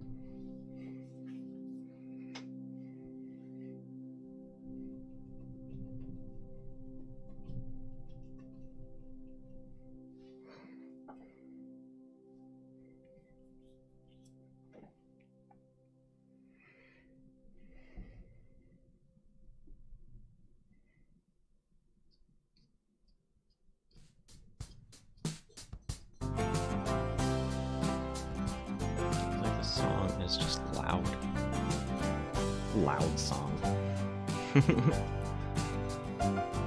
Either that or the song before it was very quiet at the end, and I wasn't seeing that music wasn't really playing.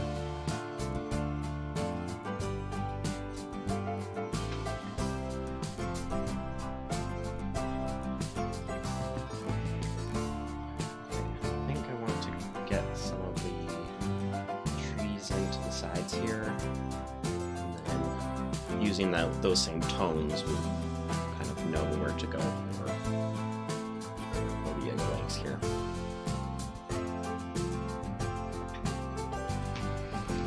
How many of my brushes I'm dirtying up?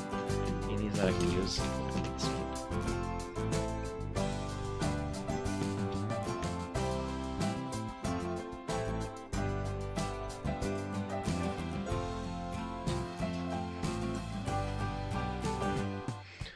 I'm going to start using my orange to really brighten up the things here in the foreground.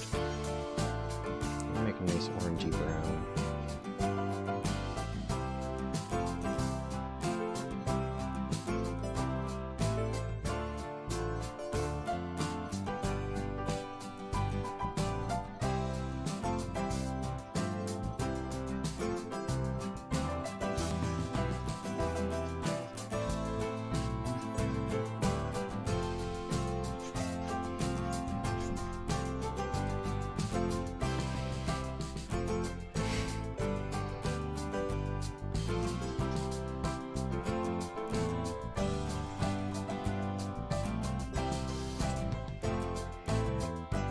I think what I want to do is using the same idea.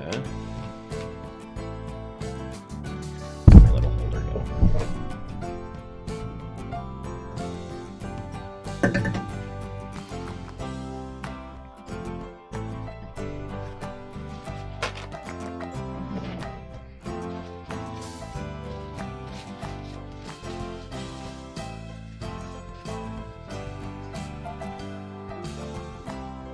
Like I want this little branch or something to come up here.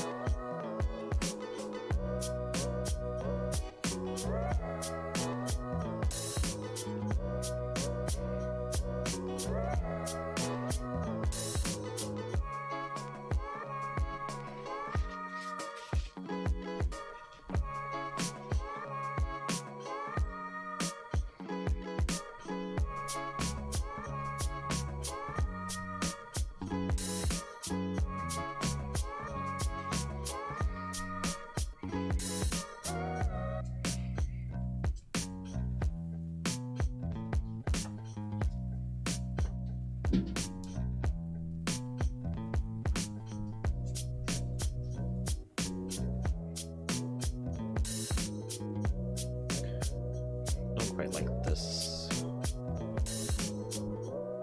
curve in this tree yet.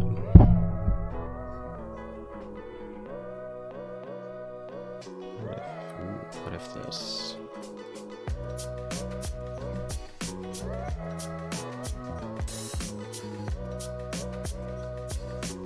Like that makes things make a little bit more sense.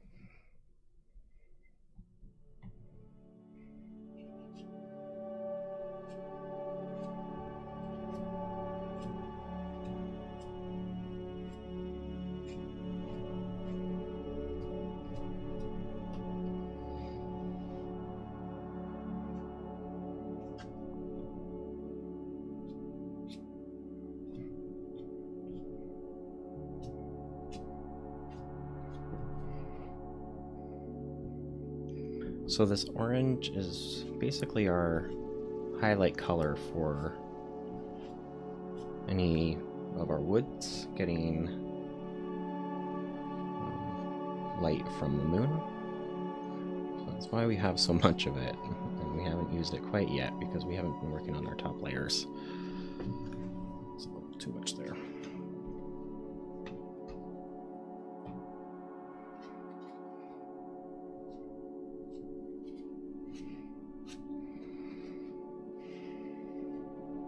Now that we're getting up there to the front layers, I kind of want to start incorporating more of the orange.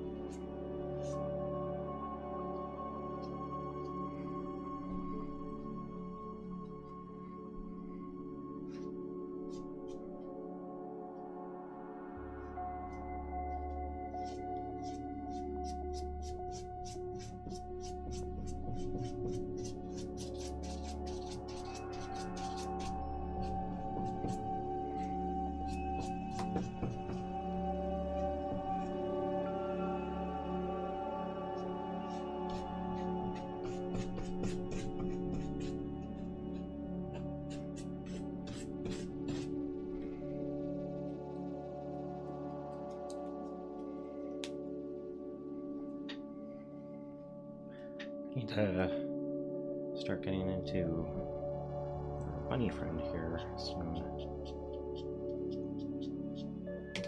Actually, that doesn't make so much sense to put him right there. Here it is.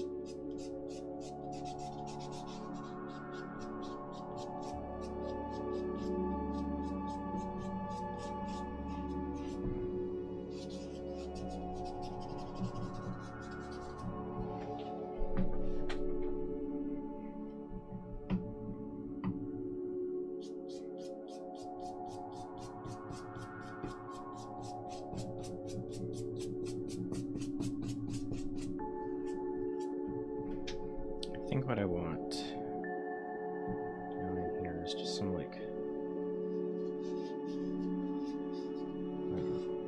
sticks or something in the water. Maybe that's just catching the light in a certain way. I don't know. We'll play with that area a little bit.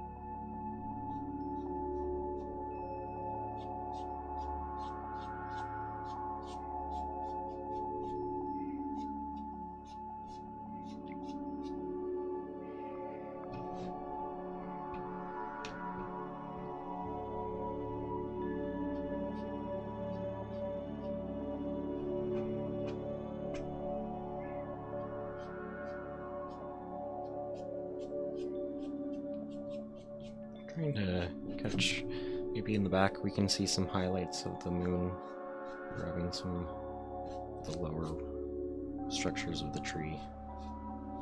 I know a lot of this detail will get covered up by the grasses in a bit, but adding in our layers will go a long way in the end.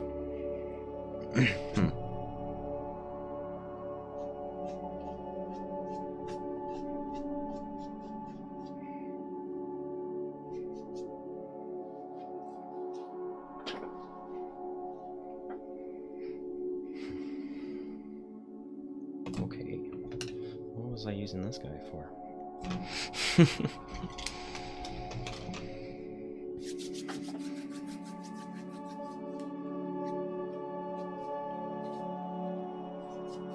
Start detailing some of our animal friends here.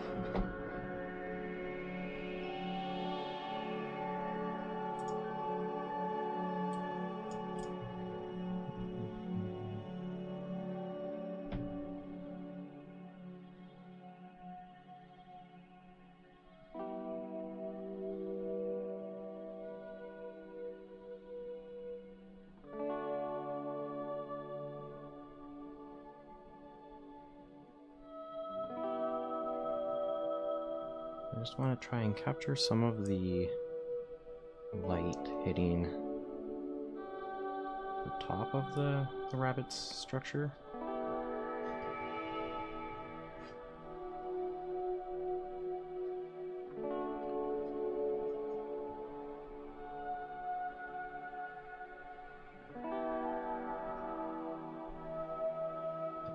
Pick up that back foot, a lighter color in it. There's an ear.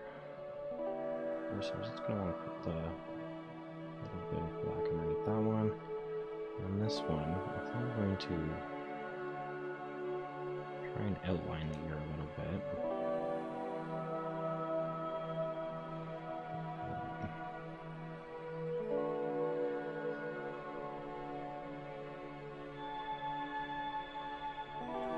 And I think that's our spooked bunny. That was the start of him. I'll get the eye and some of the other detail in a bit. I just want that to... Well, I guess we can do that undercolor of the eye a little bit. Switch that. Should be done on the nose. I don't know. Are we going to do him screaming like we did for the reference? If you don't know what I'm talking about, you're going to have to go back in the stream. There's this good picture of a screaming bunny. If you Google scared bunny, there's one very funny picture of a scared bunny. No, I think I looked up scared rabbit. I think that's what it was.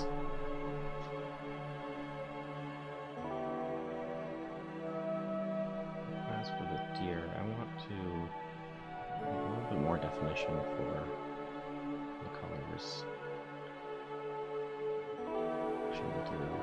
I'll pick up a little white for the nose and, or sorry, the tail.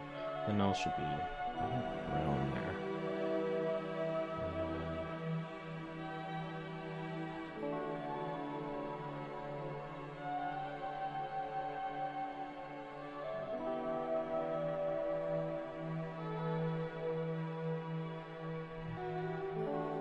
Oh, you guys can't even see it. I'm working underneath the canvas. There you go. Working underneath myself.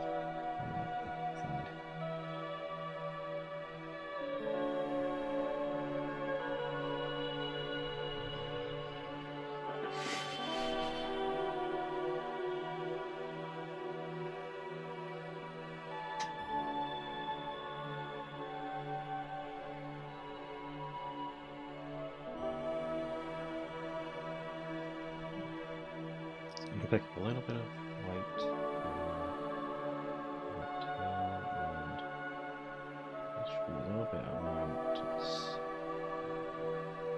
snoot. There's there. I think I'm missing horns or at least spots for some antler kind of. I'm trying to make them.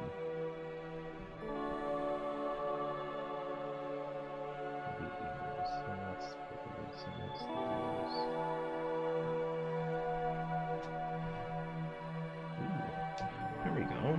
Little deer in there.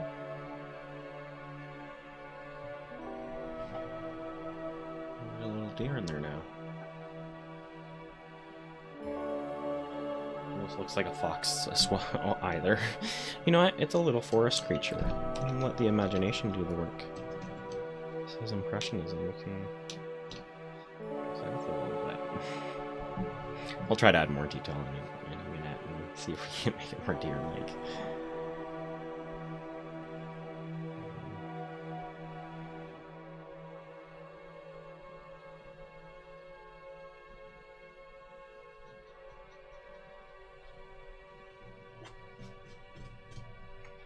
And a bit of blue to create some shadows underneath it.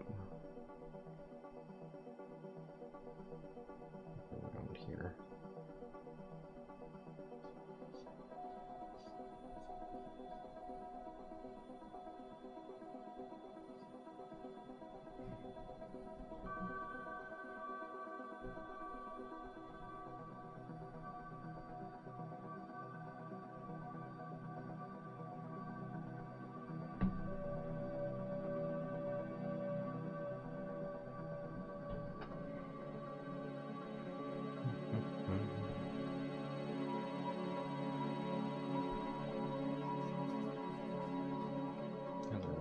Here doing just a little bit of blue for the eye.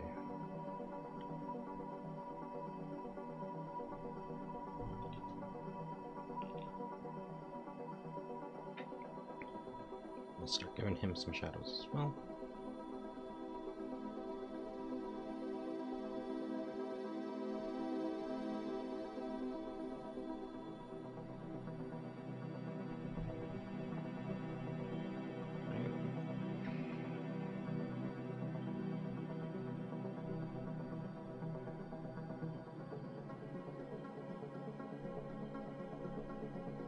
I think we'll need to start refining some of our Yaga structure here up in the sky.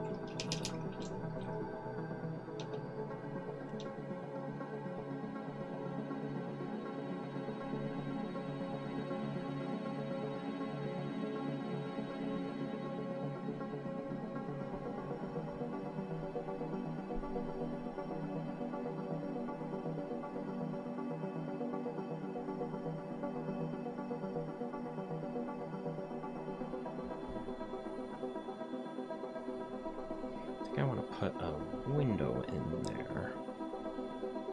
To do that, we're going to start with dark.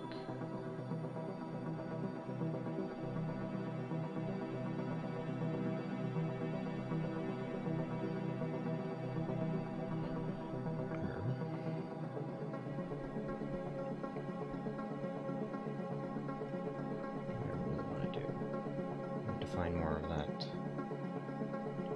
This would be like the armpit connection of the legs. It's a little bit darker in there.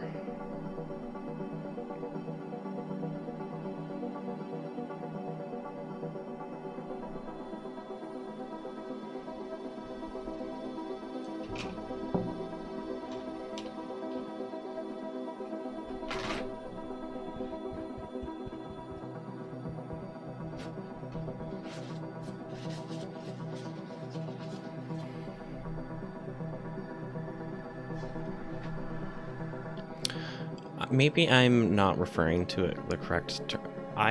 From what I understand, it's Baba Yaga, but I could be wrong. I'm not like super into the original folklore of it. Maybe you can inform me, because it's like a witch's hut, right? That you can use. You summon with a magic poem to have it spin around to reveal its entrance. Yeah? What am I talking about here? Someone will educate me. I look forward to it. I'll try and just make a...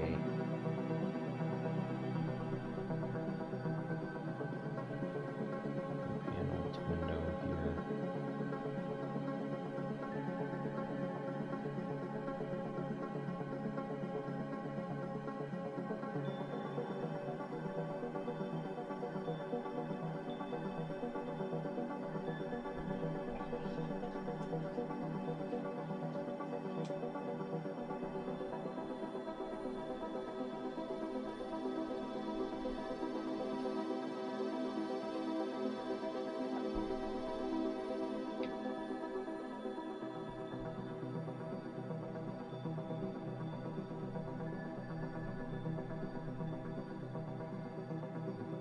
Maybe some of that light is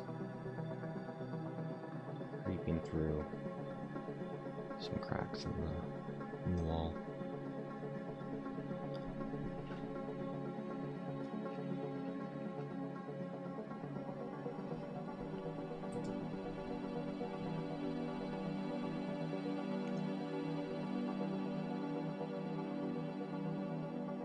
Okay, I'm not wrong. I mean, it's not hard to change the title of a video.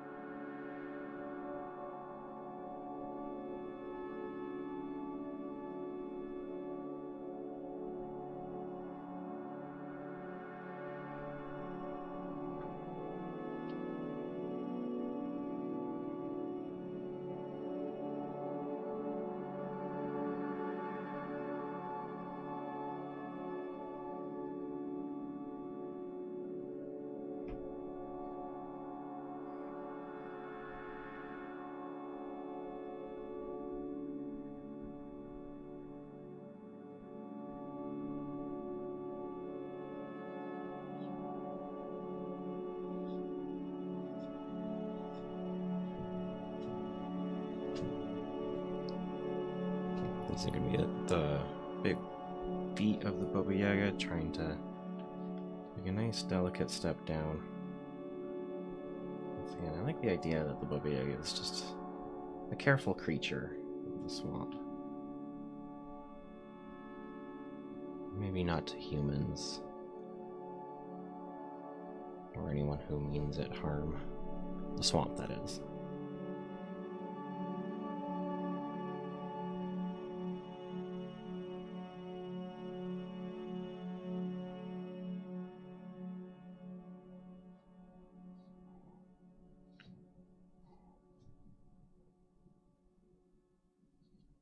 Perhaps it's even starting to find rooting here.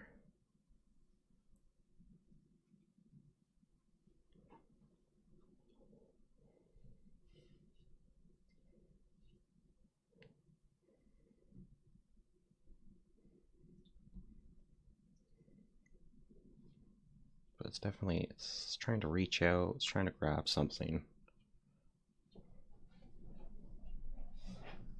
Either ground or tree.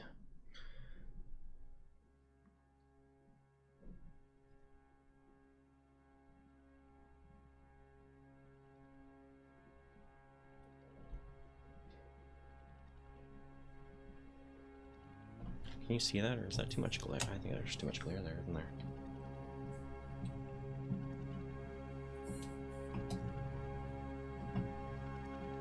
A bit better.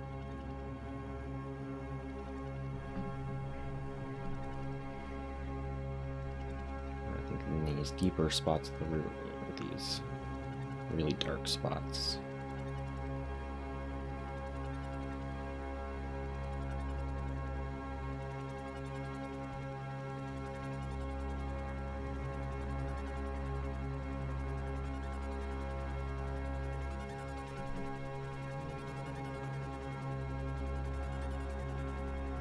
Now there's a third for me. There's no winning here.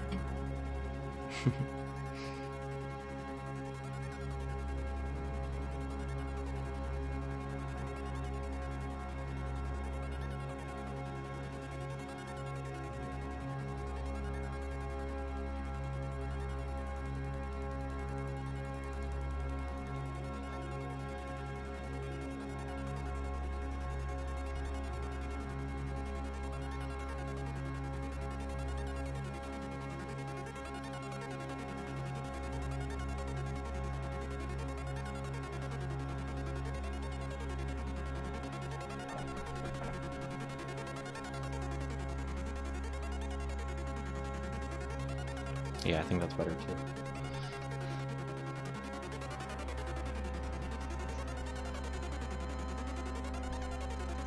Where's the best thing? I'm sure we can do better.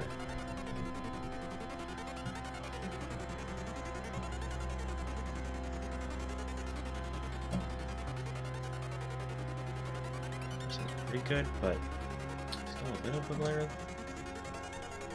I just don't think there's going to be winning. See, that's bad. That's perfect, right? I already did that joke, but now it's funnier the second time. You know, it'll be even funnier the third time.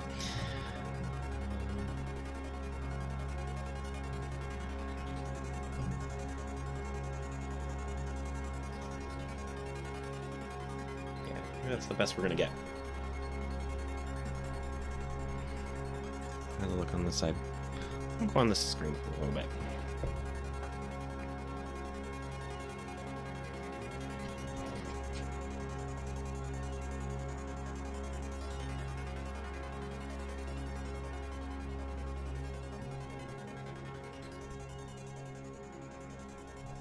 Start thinking about the same sort of situation with the other foot, but it's completely landed.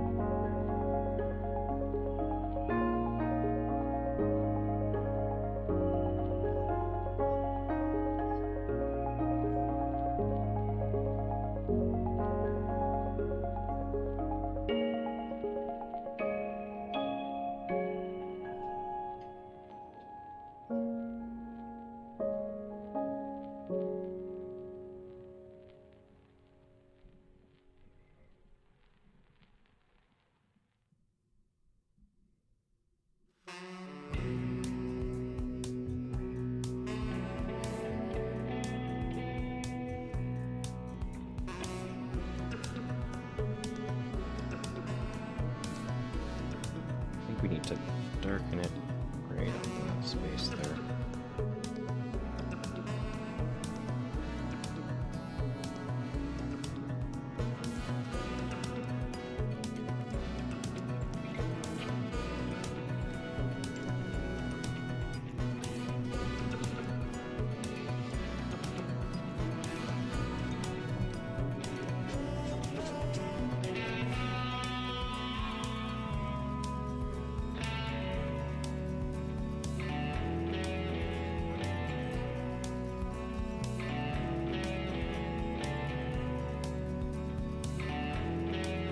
I suppose before we continue or finish up this leg, let's think about the other architecture that we would see in this swamp.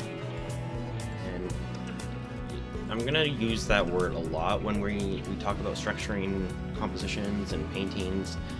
The word of architecture it more or less will refer to the way a creature or something would utilize or navigate a space.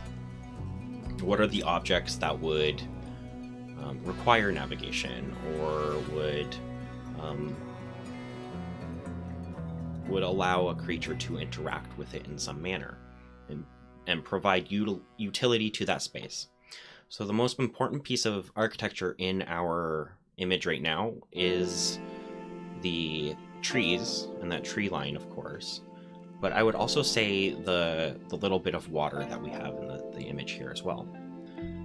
Something that I think would also create some more realism for why there's a bit of water here is maybe there's bits of a stream that would cause water to pool in this little area. So that's another idea, or that's another form of architecture for our swamp. So if I'm starting to think about the stream, why would a stream form in that sort of space in a swamp?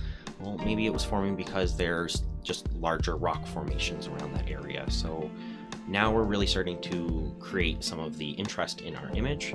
If we start to plot out things like maybe there's these larger rocks over here. We're going to catch the moon's light.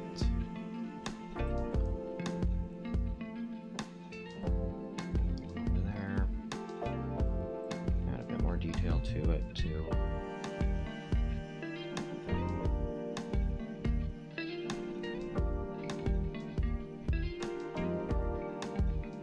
Over here, there's another rock.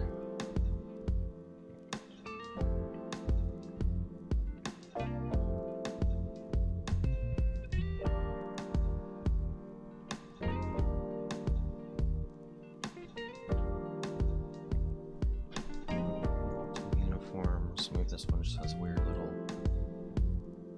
top on it.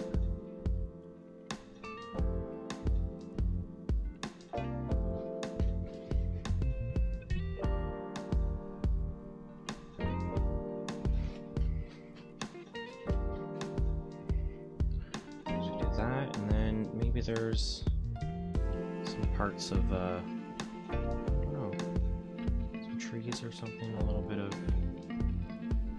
bush in here. It's just the bottom part is catching a little bit of that light.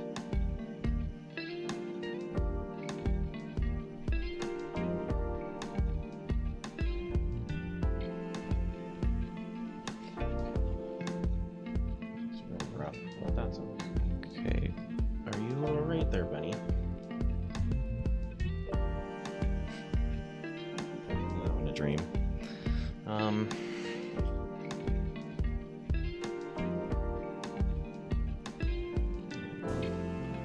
We'll give that a little foliage top in a bit. We're going to get into our grasses here in a moment. I'm just going to do a few more little sticks or things here on the water's edge. There's going to be lots of growth that's taking advantage of all this little water that gathers in this area.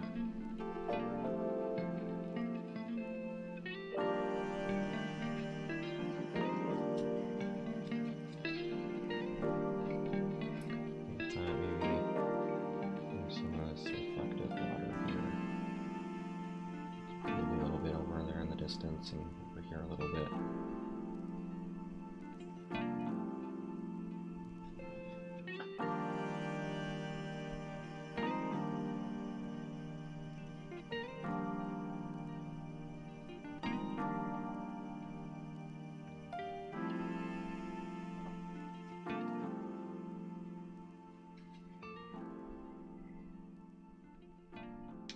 Maybe we have some stones here. That's why there's not so much foliage and stuff growing.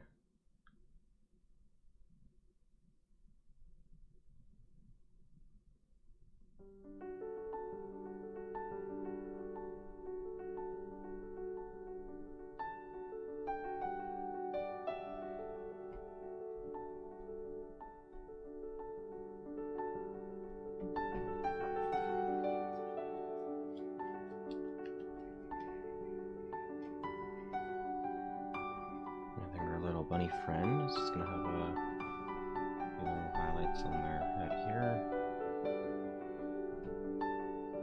Little ears.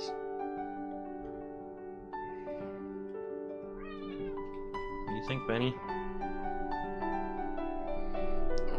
Good stretch. Oh, that's a good stretch. Come say hello.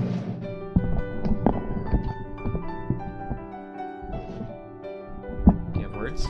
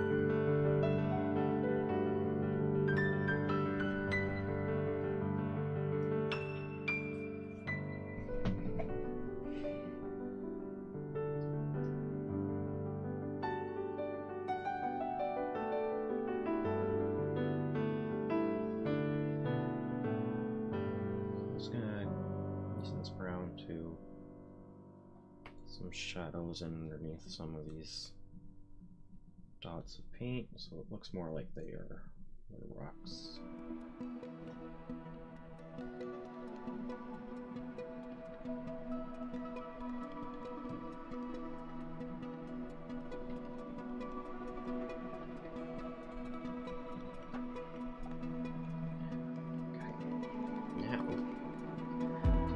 Some green.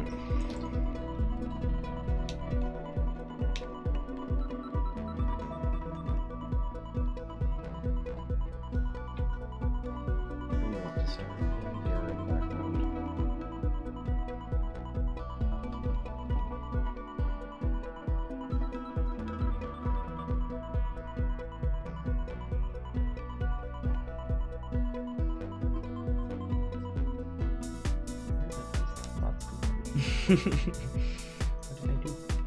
How did I do this?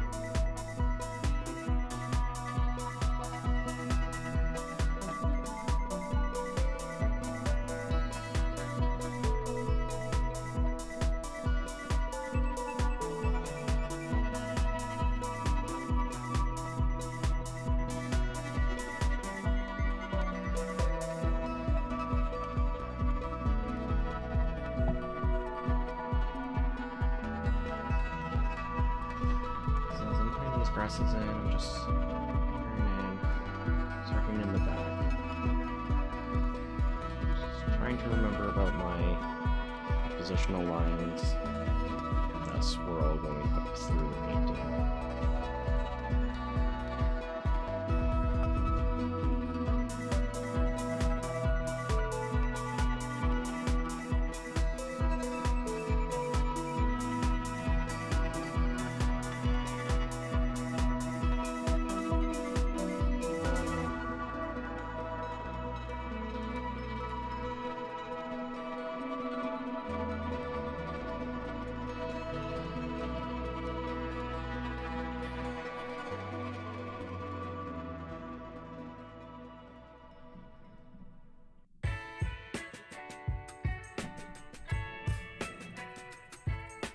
Little sweeps and just acting as though that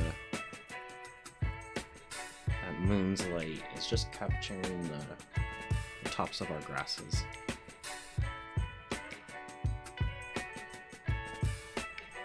You don't need to draw it all the way down to where it would touch the ground. So we're going to do more layers of our grasses, and we want to put that detail in the foreground grasses.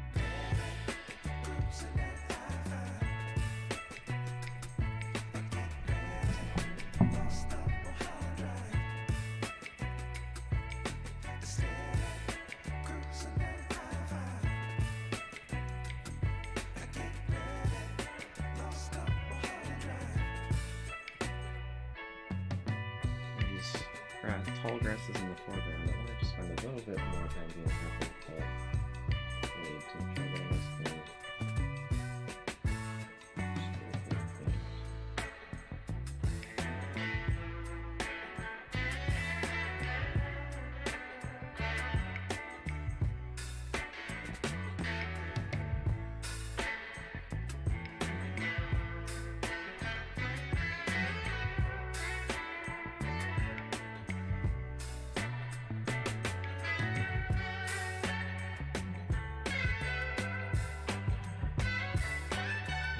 Kind of crazy or something.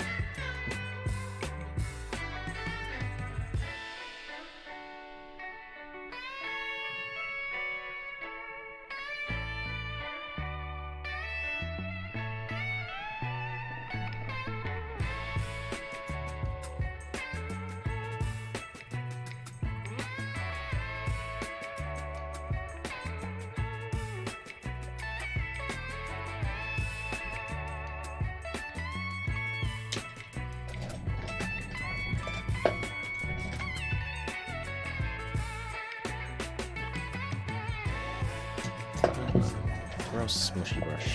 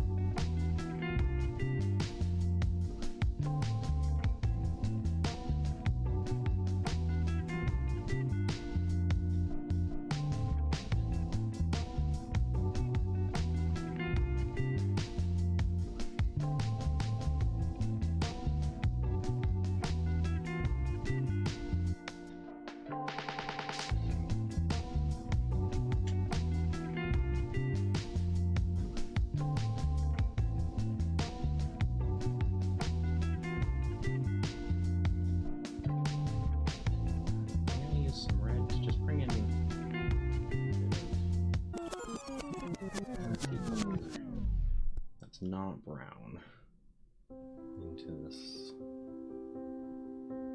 foreground here. The red's also going to help us complement all that green up here. We'll tone all that down using reds.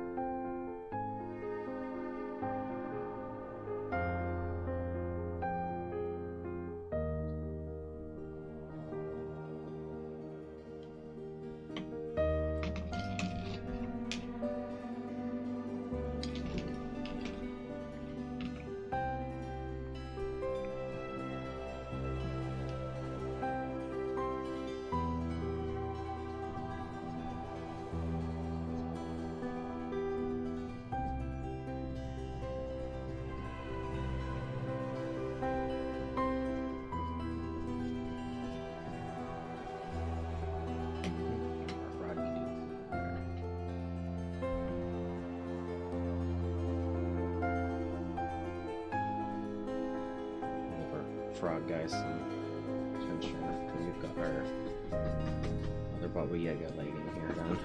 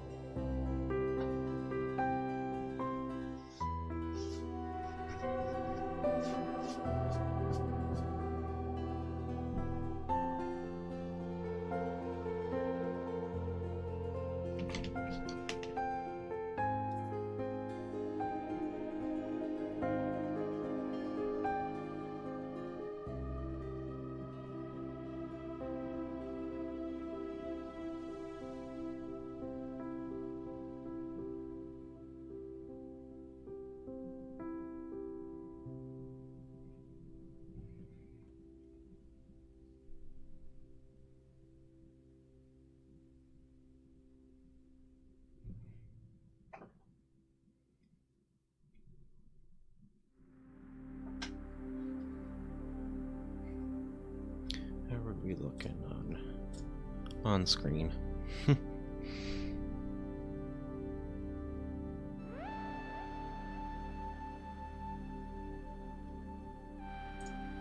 I need to focus on the right side. Here, let me... No, I'm just gonna take myself out of the equation on that one then. Whoop.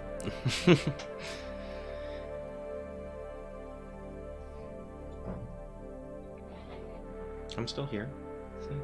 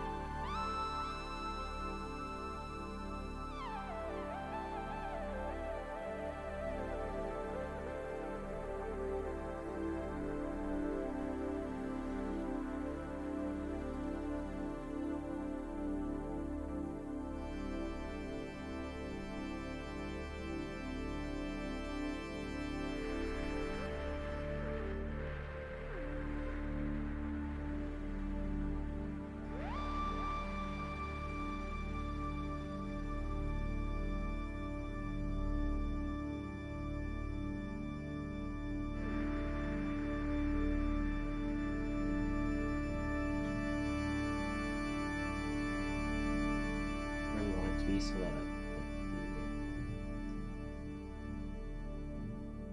the roots intentionally don't come even close to touching the deer's head. Or anywhere on the deer. The deer. That's what's happening.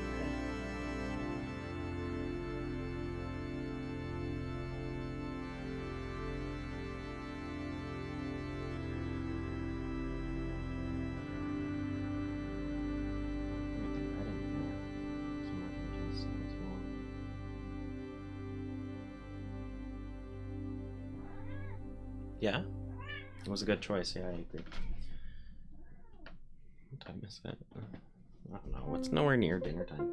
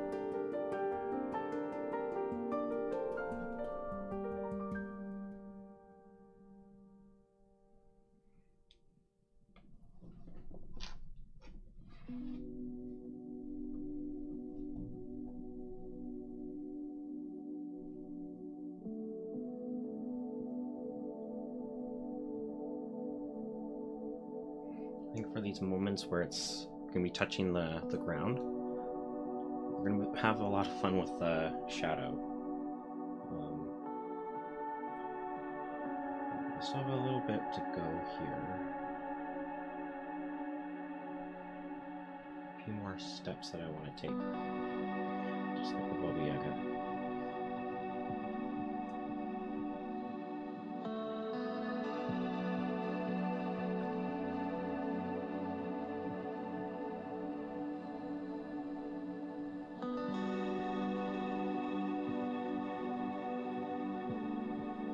Does anybody know? Okay, so I was wondering this one earlier. Maybe someone can answer. What's the bottom of a Baba Yaga look like? Does it have... does it... Wait a second. Go here. Now I can talk to you guys. Does it have an appearance? Has anyone imagined what that is, or is that part of the folklore? I kind of think it's... I don't know, is that where there would be some sort of, like, mouth for it to eat, or does it eat through its roots? Like, whenever I get into creature design or creature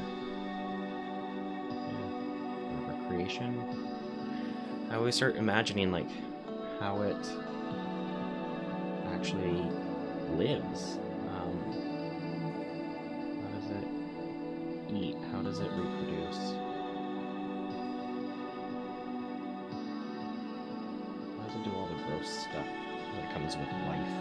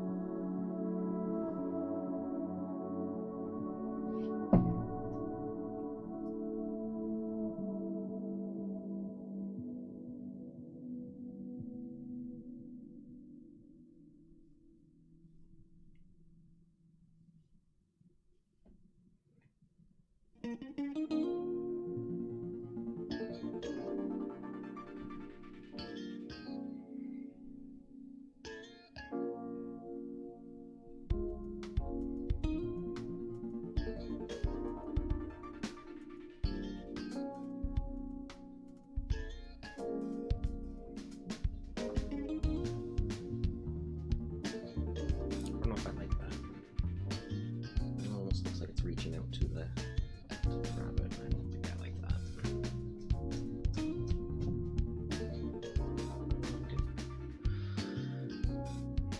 Put that glue back in there.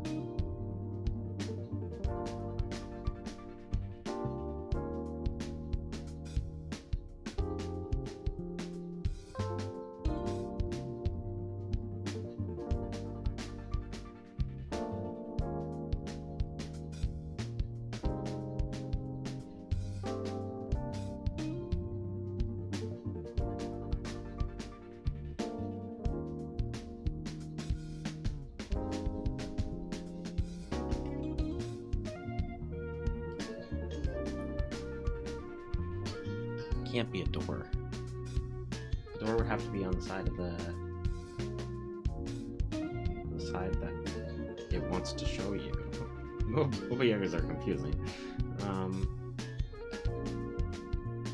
Are they a 4-dimensional being? Boba Yagas exist in 4 dimensions? Or at least a higher dimension than we can perceive? When they turn to show us their door, are they passing through or rotating into our dimension?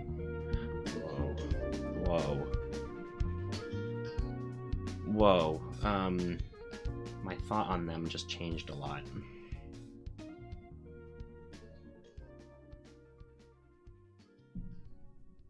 I'm probably gonna have a follow-up Baba Yaga painting in the future where they're moving between dimensions.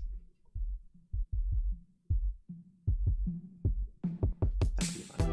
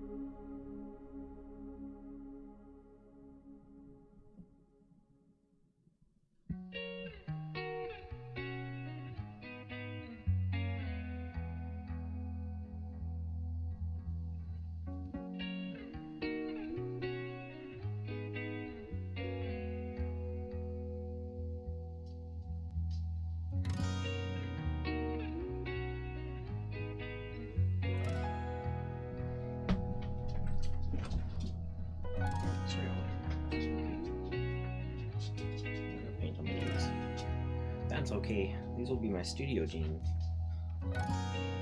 That's what more I need to do anyways. I don't think I want to sacrifice my whole wardrobe to the studio, so I need to designate specific clothes.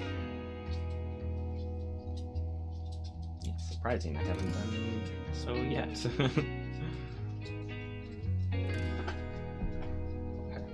So we've got some of our shadows in already for like our bunny, our deer there. We need to start grabbing some of the shadow for Yaga. We have some of like the internal shadows for the amateurs and everything,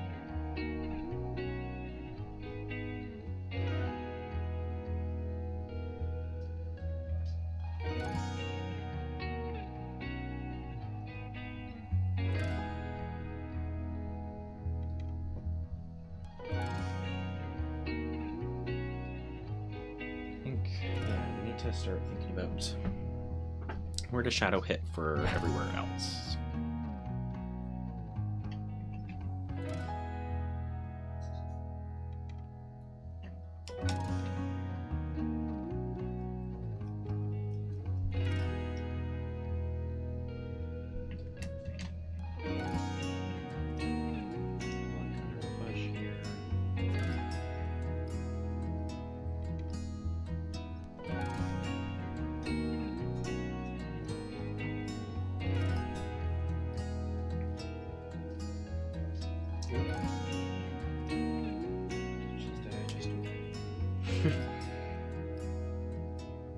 Oh no, that was a while ago. I guess maybe this will be my studio shirt.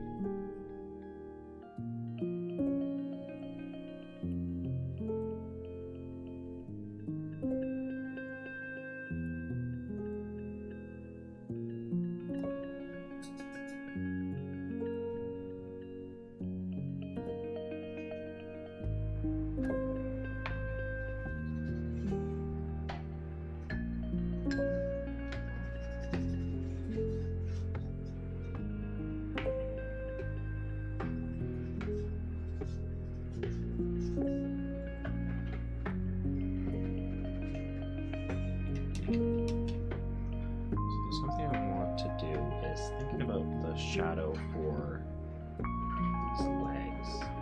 I'm going to start interacting with this guy and maybe have the shadow cast over the bunny friend here. That's definitely why he's pretty spooked out.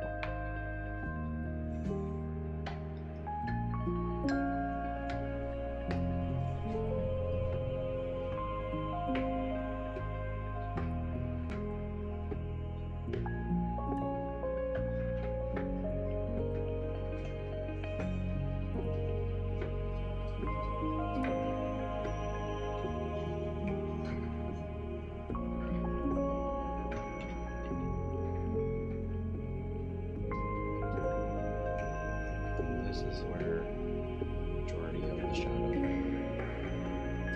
is sitting.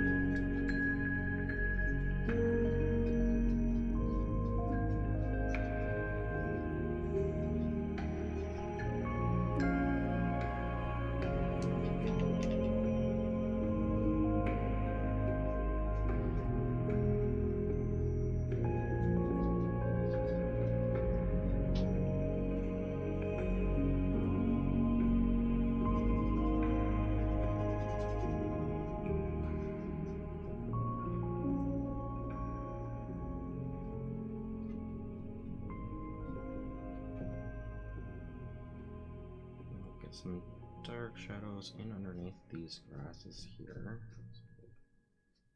straight blue.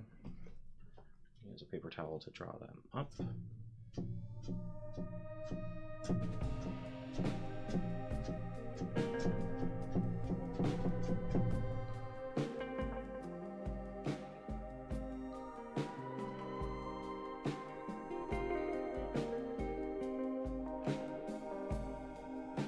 gonna try and just indicate that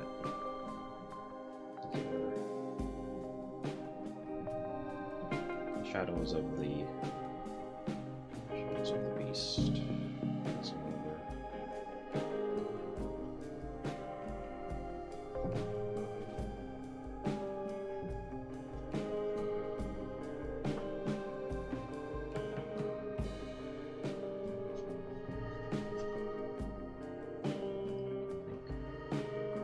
Just take some of that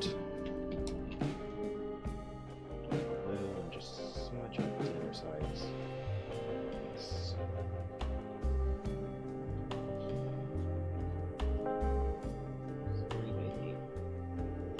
Trying to ruin any of the detail that we have already, just trying to tone it a little darker.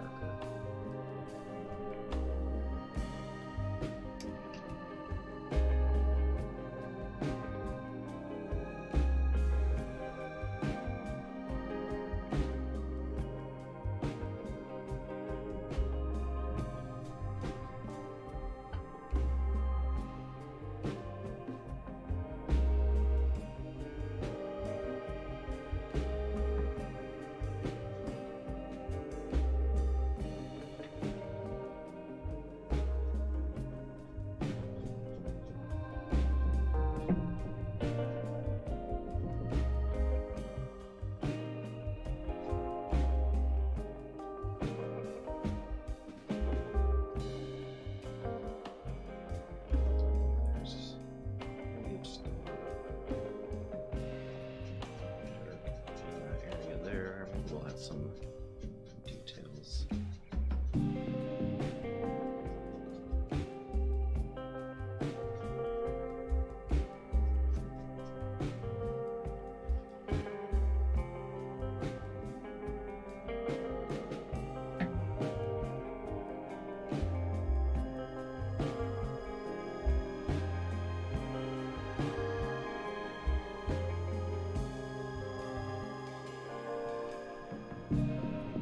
You'd be spooked too, wouldn't you?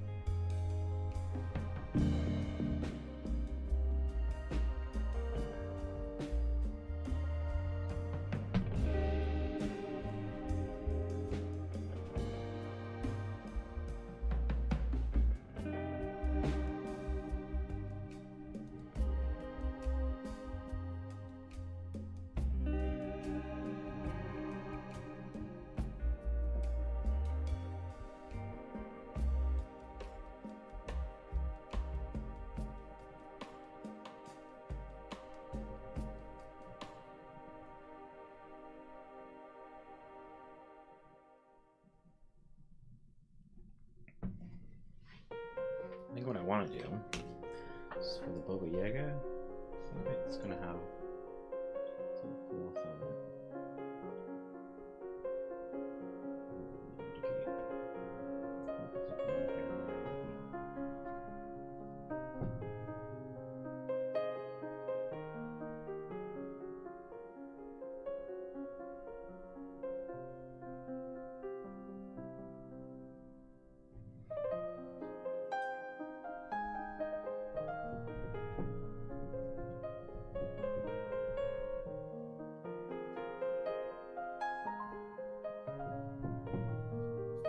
Maybe not that much.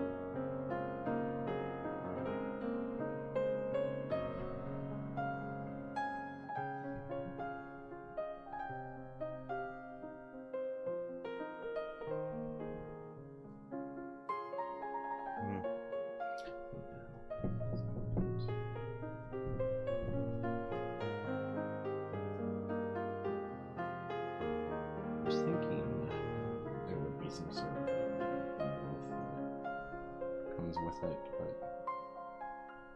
I don't know. There's a little accents in there somewhere.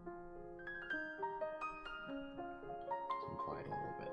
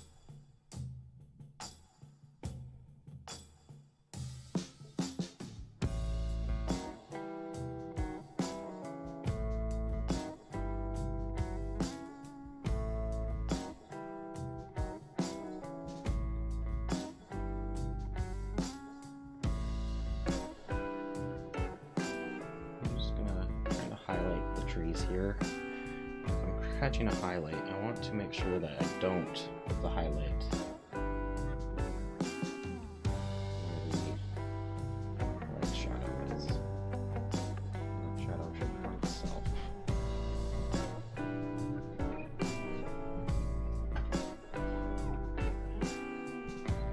Hi.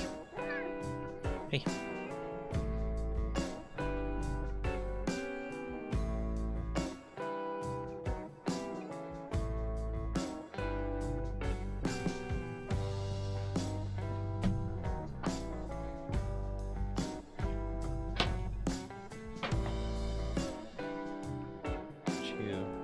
What you doing?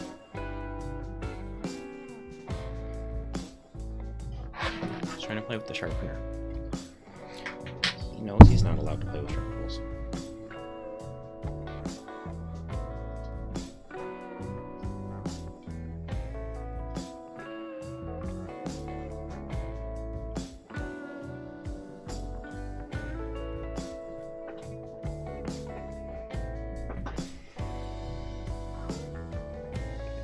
Some of the shadows that would come down for that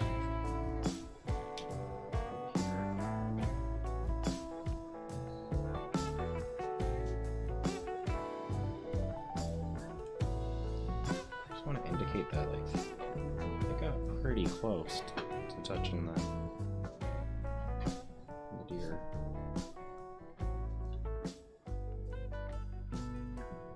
Well, that doesn't make much sense.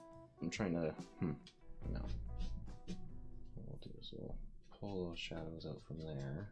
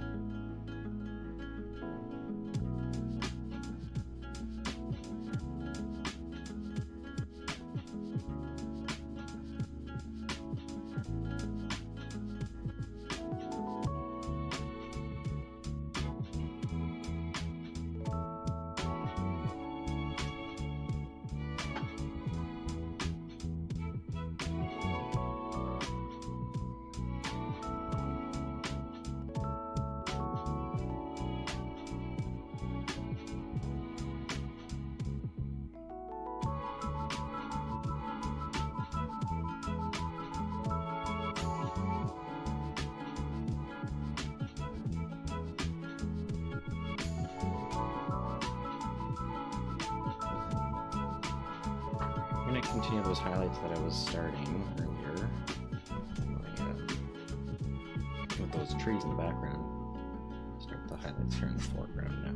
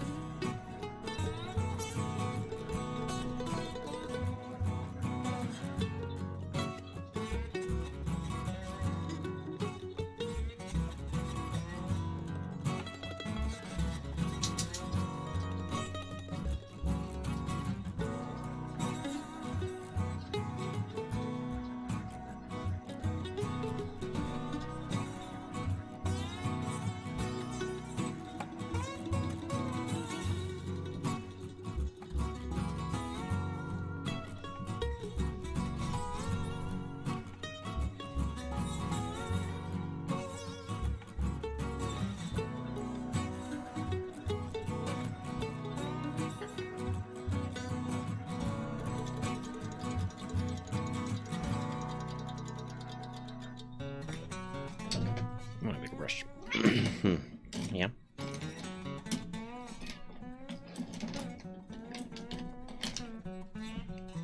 You guys know it's only 4 o'clock, right? It's nowhere near time for dinner. Nope. Nope. I didn't mean to say the word either.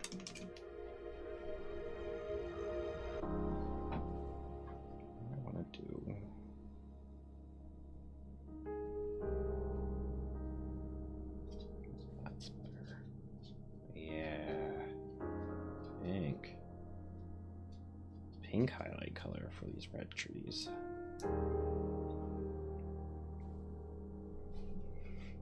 It's a bit much. I'll tone that down a little bit.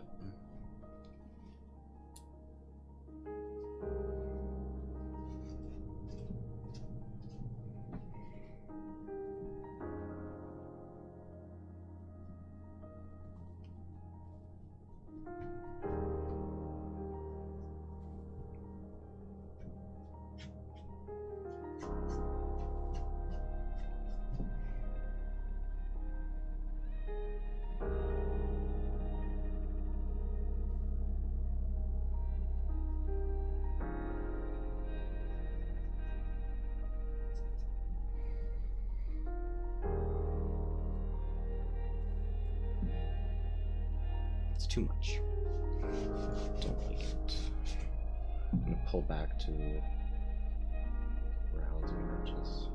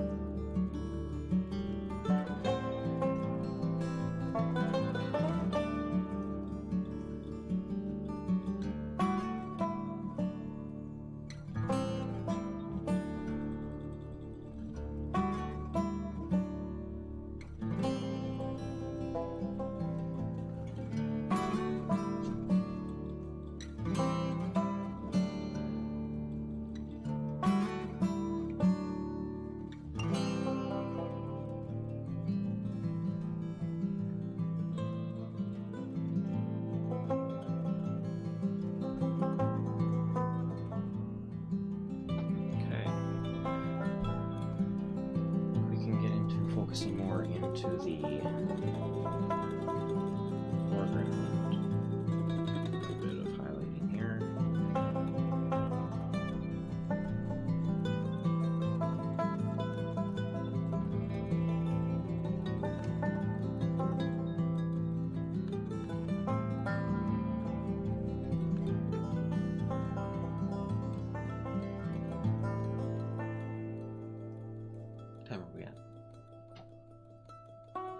4 hours recording. Whew, time flies, doesn't it? Okay, I'm going to take another break. When I get back, we are going to work on this water feature here. And then we're going to look at finishing up these shore spots here. And then we should be nearing the end. Maybe a bit of more detail comes into this tree here. But what's going on over here too? The more I look, the more we want to do. But I need a break. And no, it's still too early. Back in about 10 minutes.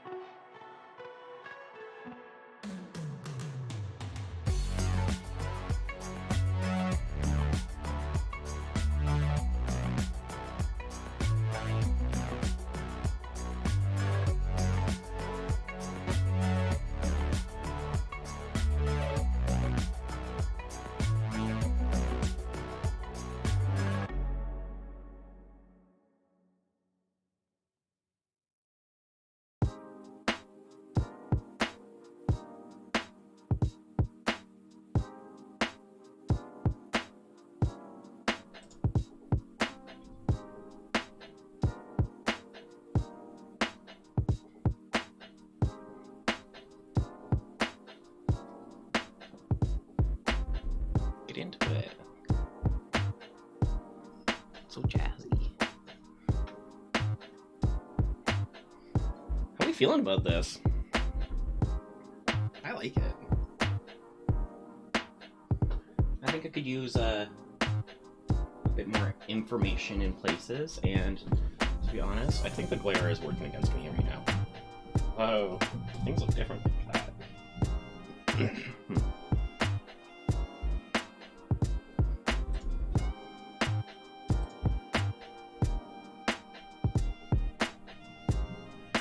do something here.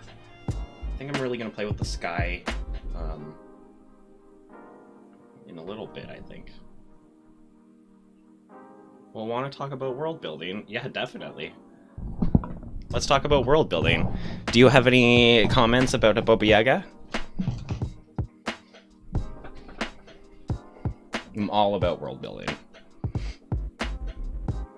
Don't even worry about it.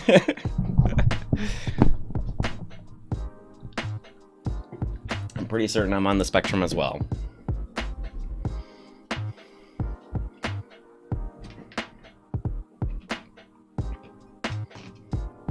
What kind of worlds are you building at the moment?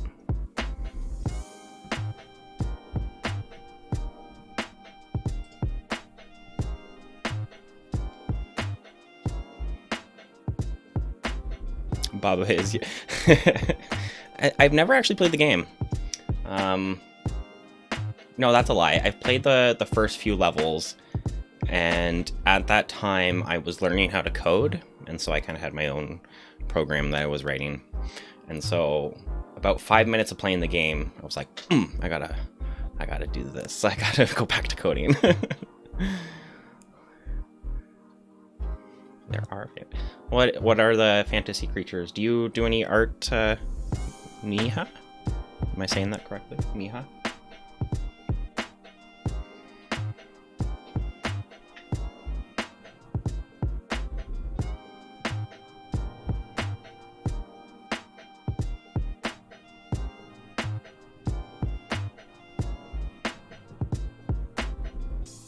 Maybe some moss or something's growing up the side of that leg here. Some more browns into it though.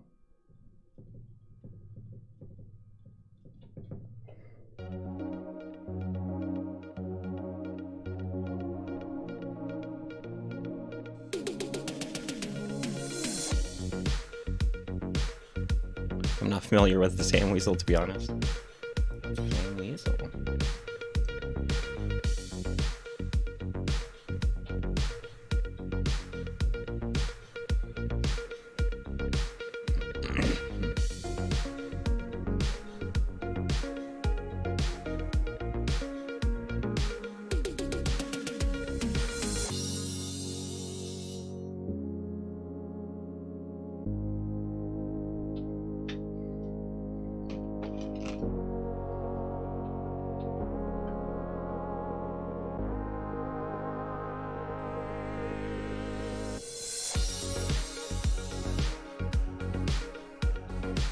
Cats aren't a fantasy creature. Yes, as they're into dragons, wolves, cats, mutants, humans, human kajus. That would be. So any Gundams? Is that right? I'm not familiar with Pixie Bad Cat either. There's so many new characters in that kids are into right now. Obviously I haven't kept up with since I went into university. I didn't keep up with the animes and cartoons. Not that I'm not fascinated with all that stuff. I tried to watch I was into JoJo for a long while, but I haven't seen the latest few seasons.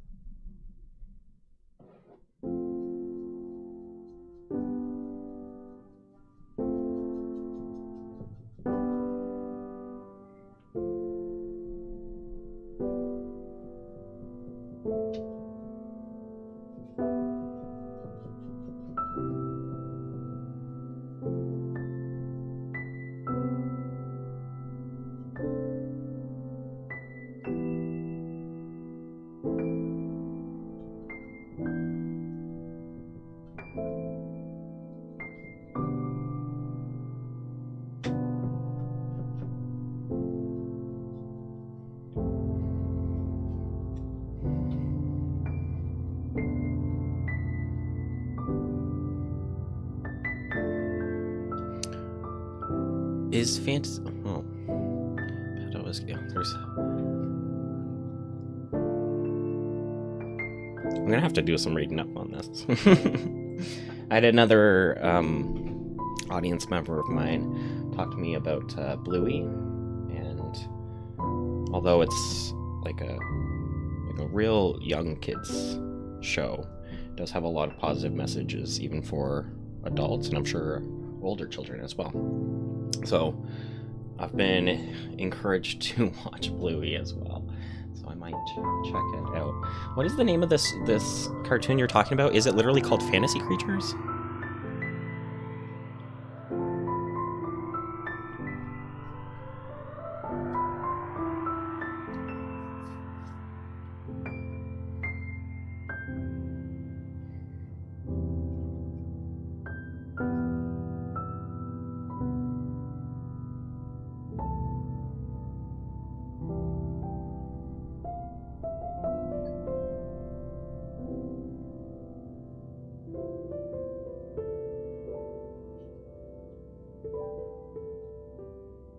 Is this your comic that you were drawing, that you're describing? If so, it's amazing. It sounds very descriptive and exciting. I love good character design. That's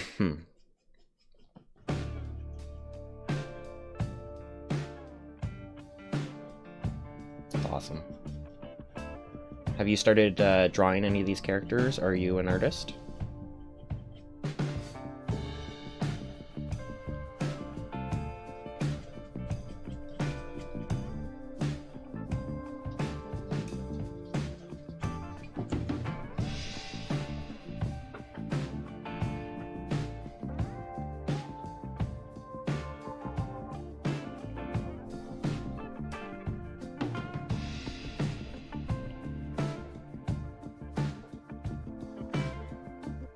Was really young. Maybe not really young. Probably it's around 12. I started drawing these comics about this spider and his other bug friends. A lot of the comics didn't really make a lot of sense, but I found starting to do comics was very helpful in storyboarding and creating world building. It definitely, like, I look back onto those comics now very fondly. With there's a lot of passion for creativity in relationships between characters, and a lot of those, a lot of the nuances between like the perspectives of, for me, it was like getting the perspective of a bug. And so their life was so insignificant in comparison to a human, but through, at least from my perspective as a child, like a bug's life is not very... And you know what? This was like just before A Bug's Life had come out, and all that. So I was like right in tune with those movies. But it was interesting to get craft some relationships and build up the perspectives of these characters, and seeing how things to us that may be such little nuisances, like a rainy day, to them are catastrophic and globally changing for them. Like, it's interesting if you start thinking about what are the things that your characters combat that wouldn't be normal for a normal person like me to experience, or maybe even something that we could relate to emotionally, but obviously not directly. So like the whole classic instinct of writing about zombies and immortal creatures is that they lose their humanity, right? And so if you were to follow the human story of a zombie, it gets kind of confusing, because what we know of zombies is that they have no humanity left. But when you follow the human stories of a like a vampire, I think that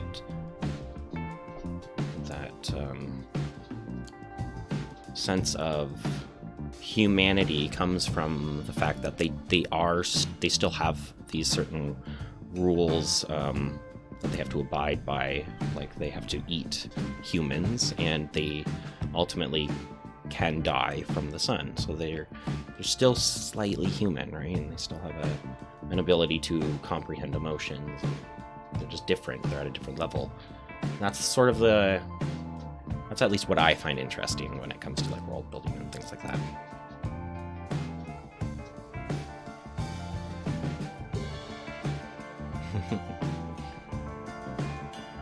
Well, you have to share your work somehow. I haven't quite figured out a means to create a forum for other creatives in my community to share their stuff.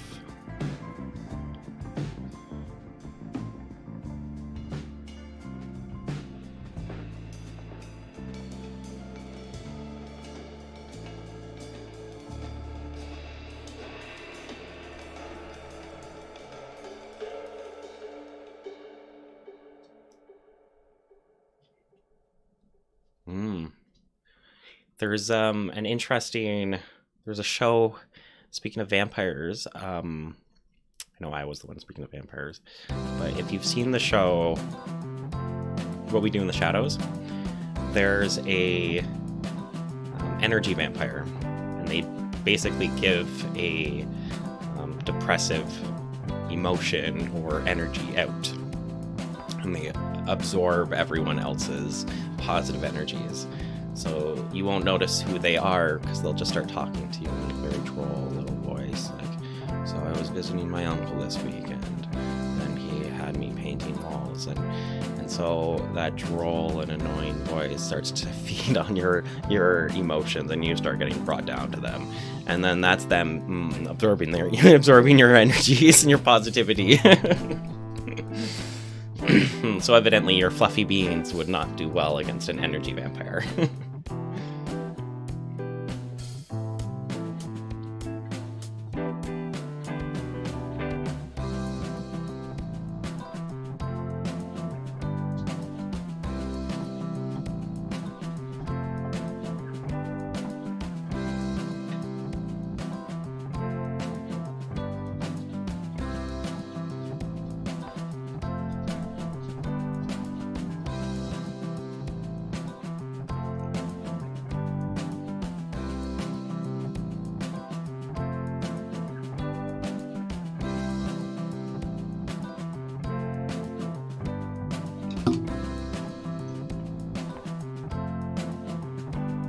Sounds like you're making a very emotionally positive world, which I'm all for. I love that.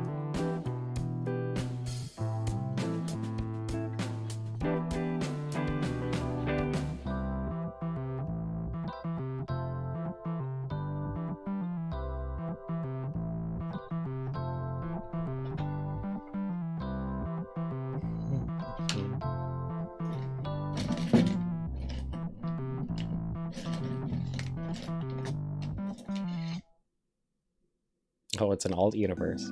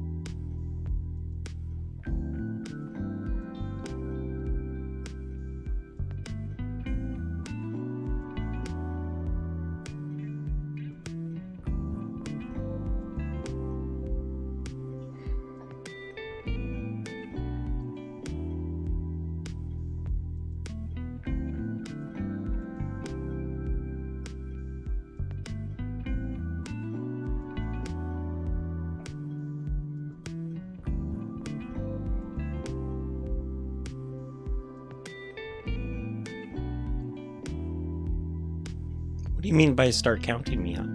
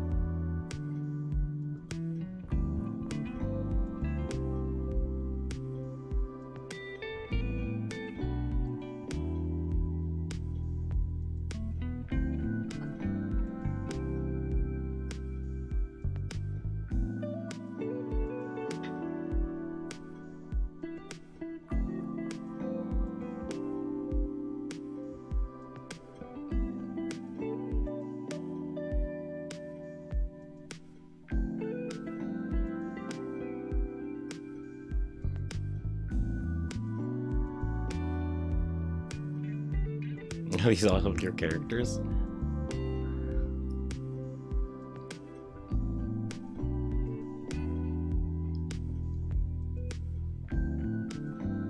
I have a few characters in my mind as well that I kind of want to learn how to do proper character illustration. Maybe we can see that. Maybe you can see that. No, it's out of frame. Been working on the Loomis head method to learn how to do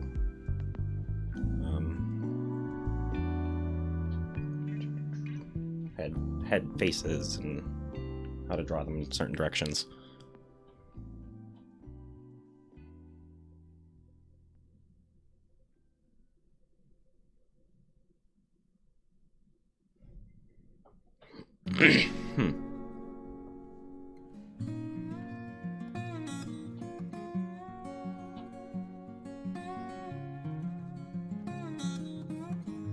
I'm just trying to catch the light just on the ridges of certain little bits of the building.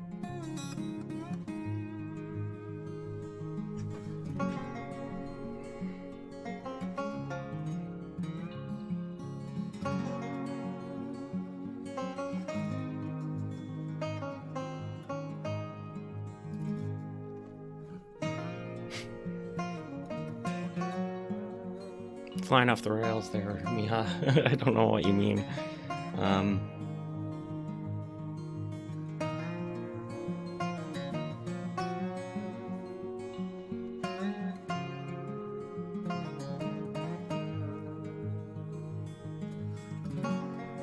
That's okay. I have a tendency to overshare as well.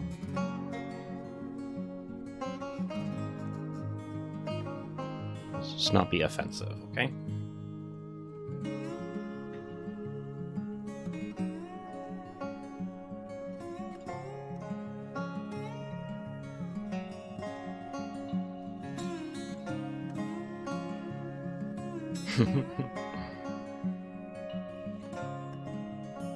As long as the off the rails doesn't hurt anybody, then we're fine doing that. Otherwise, it's best to stay on the rails, I think.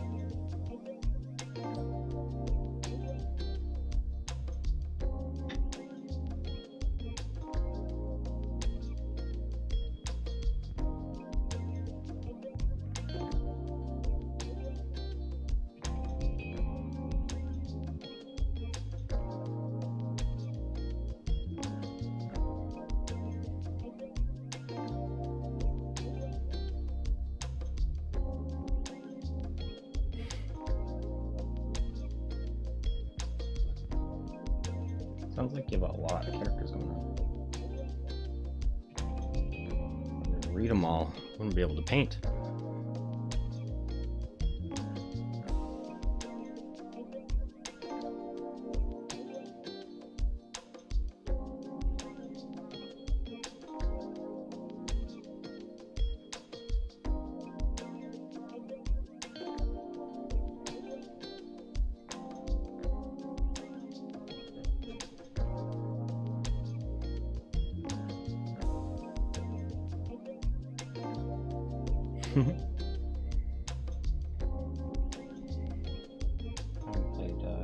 I only played Undertale the first. It was the one time.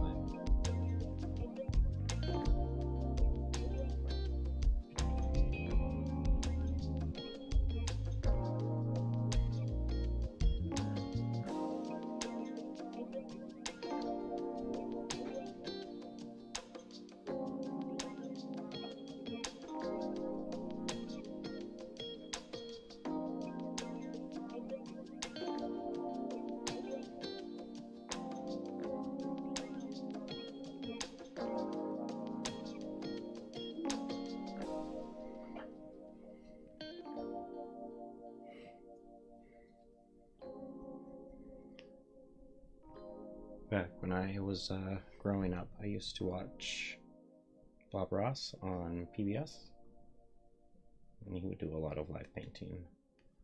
Though, I guess not live, like literally live, like this, but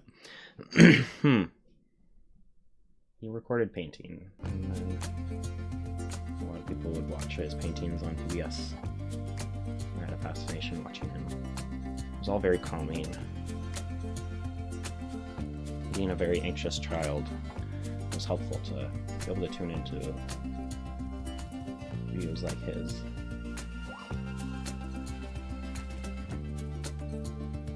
I never actually painted along with him, though. So I never actually picked up any of his... Well, that's not true.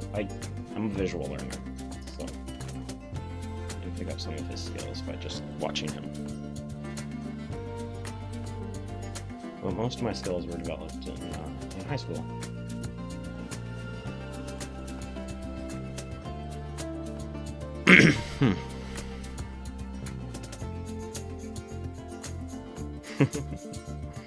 Well, if you can get stories across with simple figures like that, then there's nothing wrong with that.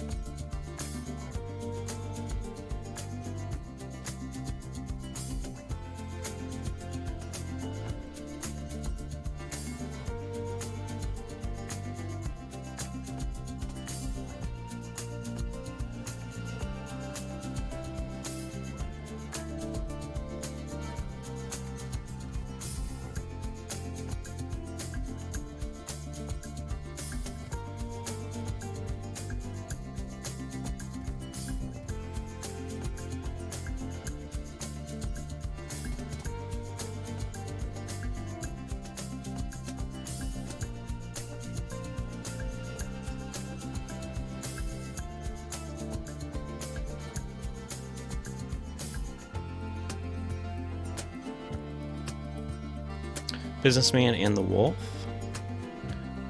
In what context? Potentially. I've heard many a story.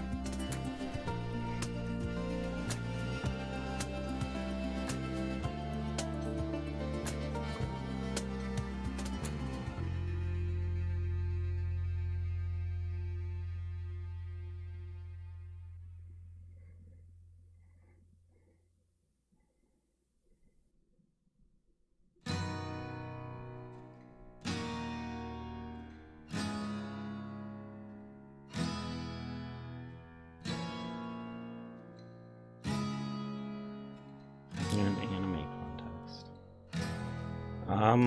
Is it just like a trope in anime? I like this game. Let's keep guessing.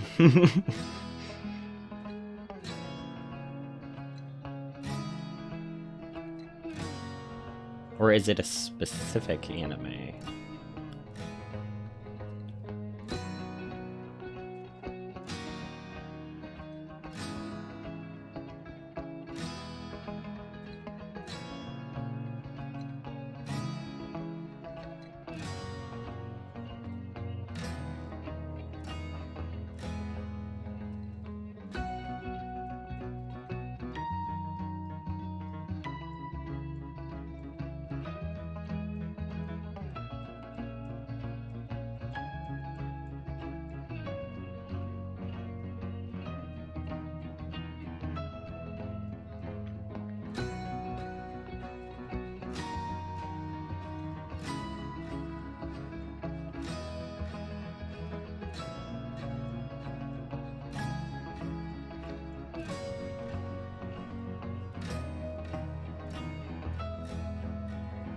So it's a specific anime. No, I haven't then. I thought you were gonna do some sort of like ancient proverb. Some... Or like a puzzle, like the sheep and the wolf.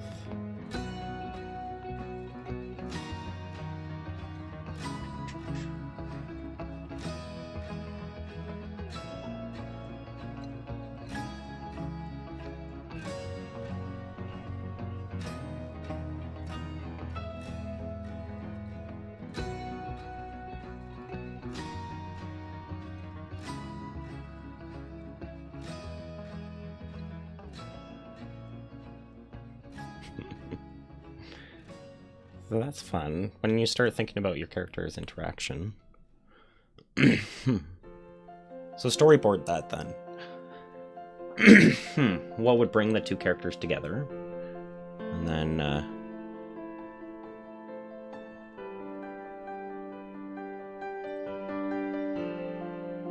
what would result in maybe conflict? Or things that maybe they would spontaneously agree on and that was unknown to them, and maybe they can have a good time about that.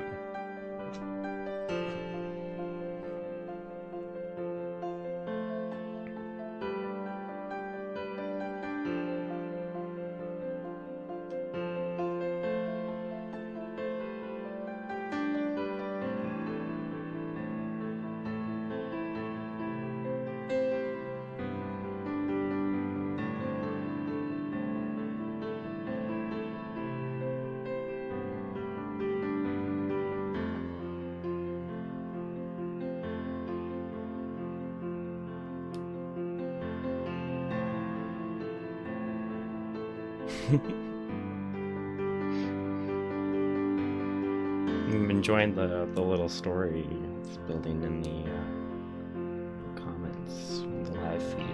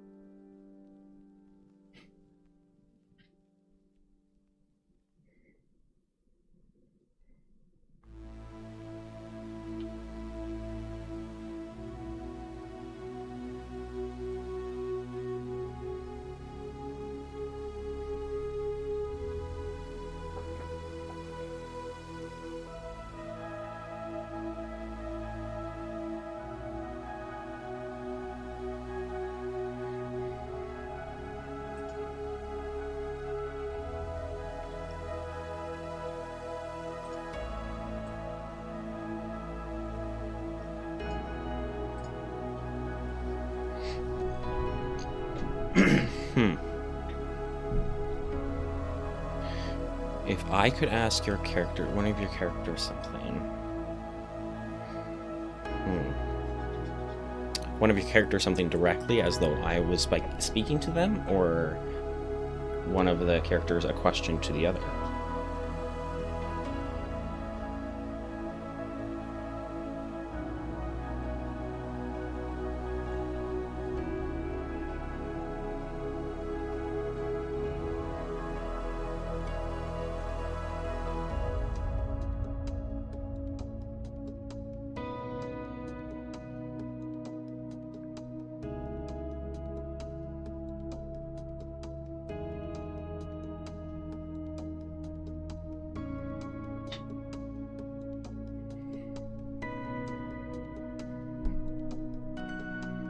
Hmm.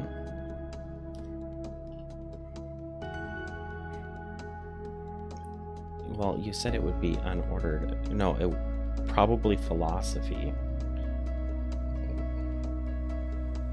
Well, I think they would need to know how the other sees the universe. Like, are they an optimist? Are they a pessimist? Are they... if they're both into philosophy, then I'm curious to know what they philosophize about. Is it life? Is it about relationships?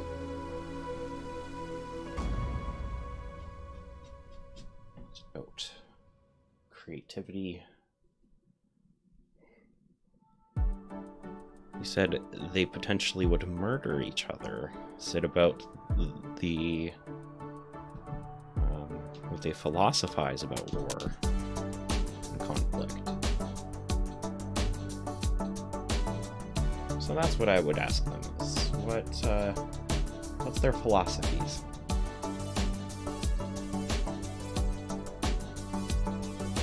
And are they strong in those convictions? Or are they flexible and gullible?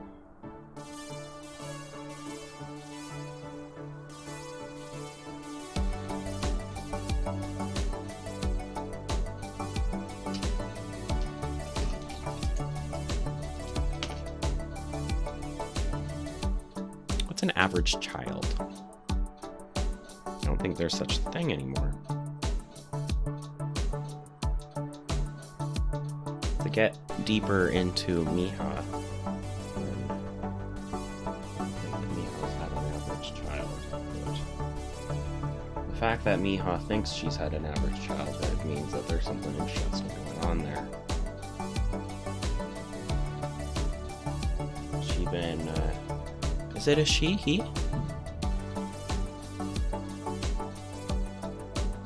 Average autistic child. There is... I feel like that's an oxymoron. I just think if you are autistic, you're interesting in that aspect.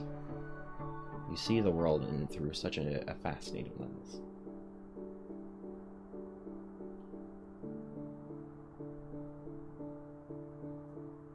Same me, huh? So you write yourself into your stories?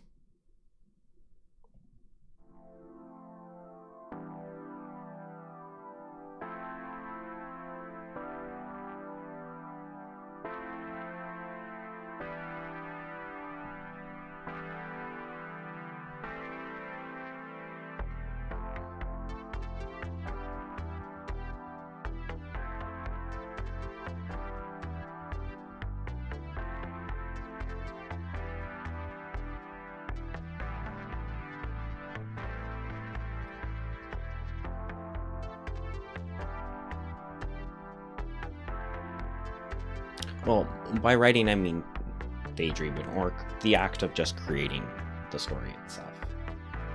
But when you do that daydreaming, that Miha character, that is the same actions that you would take yourself.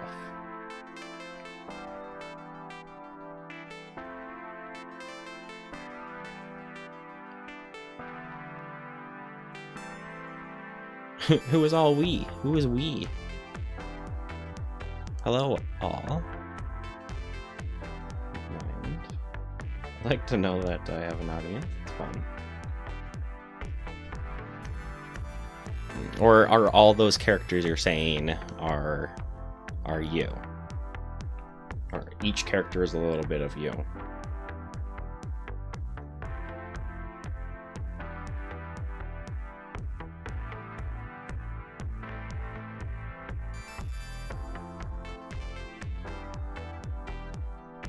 Or is this are you suggesting this is a roleplay character that you are using online?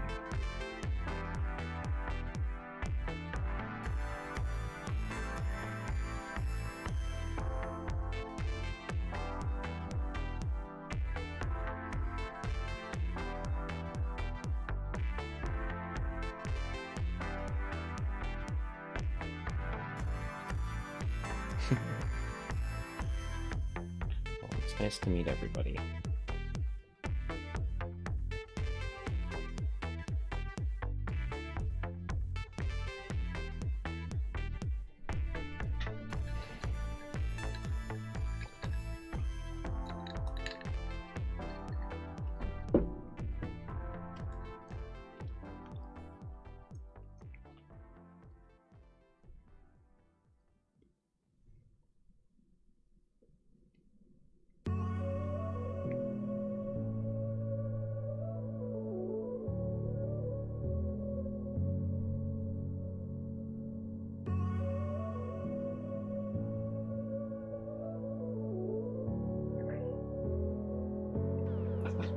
Excuse me.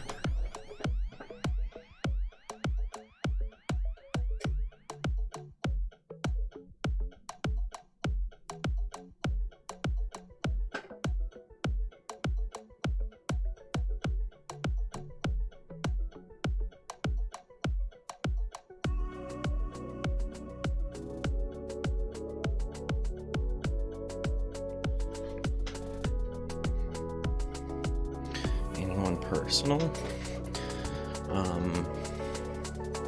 Pixid. Is Pixid immediately, I think, fairy-like character.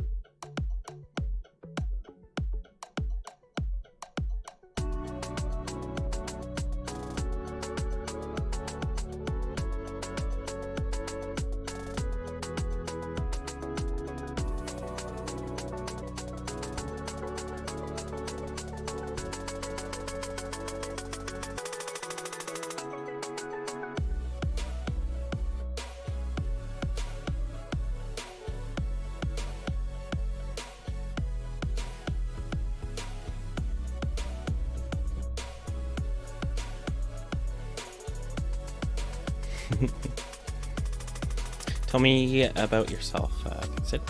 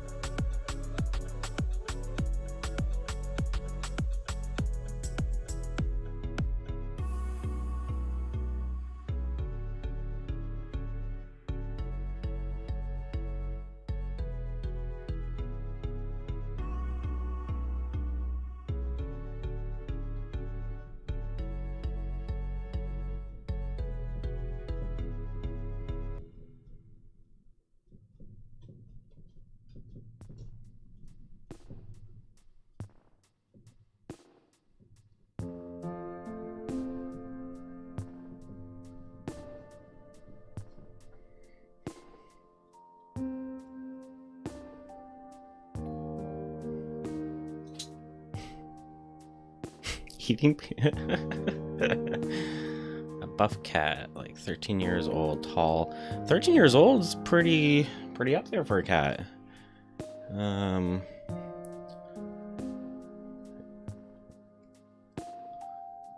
Glutton gods or glutton demigods. Take it. You have a passion for food. You must be friends with Garfield.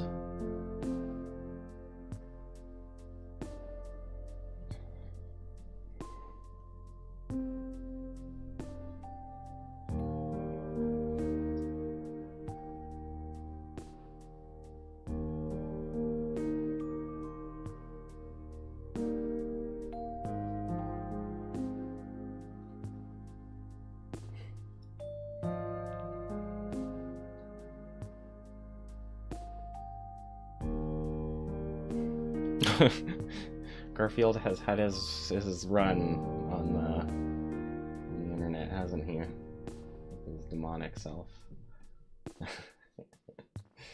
I never thought I'd see the arc of that character do that. But, yeah.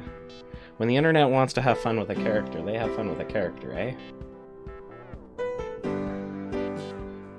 Need to set this guy up in some layers.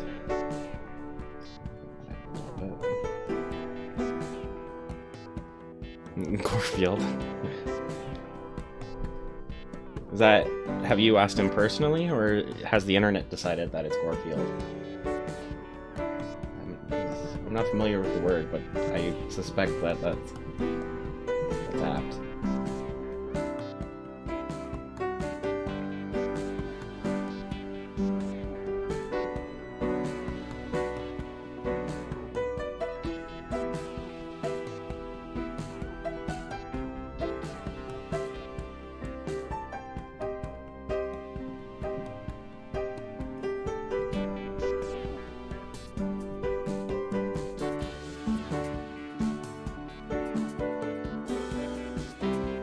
The internet decided. Okay. Good to know if like that if I want to look up Garfield, those ones. I guess if anyone wants to look them up. Garfield has gone on a bit of a rampage. Let's just say that. And if you don't know what I'm talking about, evidently you need to Google Garfield. Hello, John.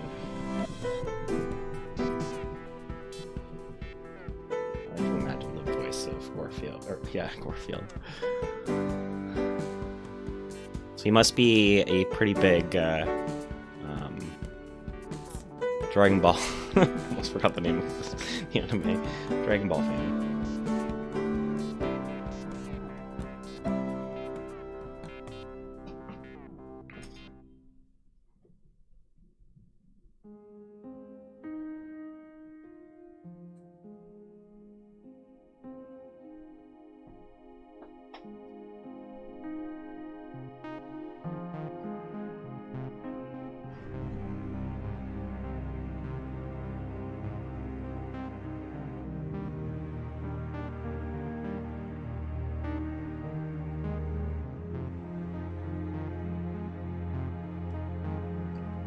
Well, I'm hoping for the end of that soon. Let's be honest. A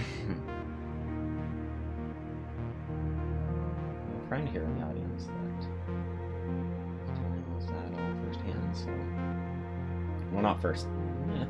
First-ish hand. I don't know. I'll keep talk to the situation if they want to, but if they don't, that's fine too.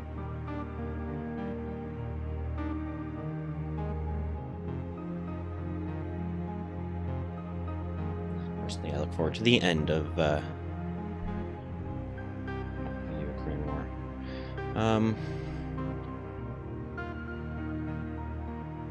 Hi, Daywolf. Am I saying that correctly? A magic wolf. Okay.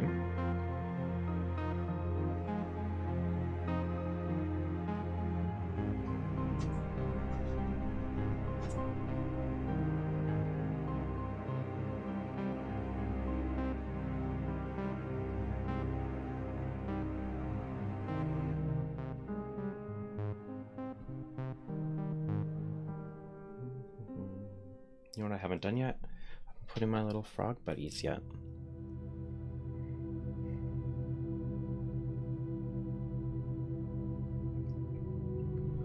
Tell me about the Daywolf character. What's he all about?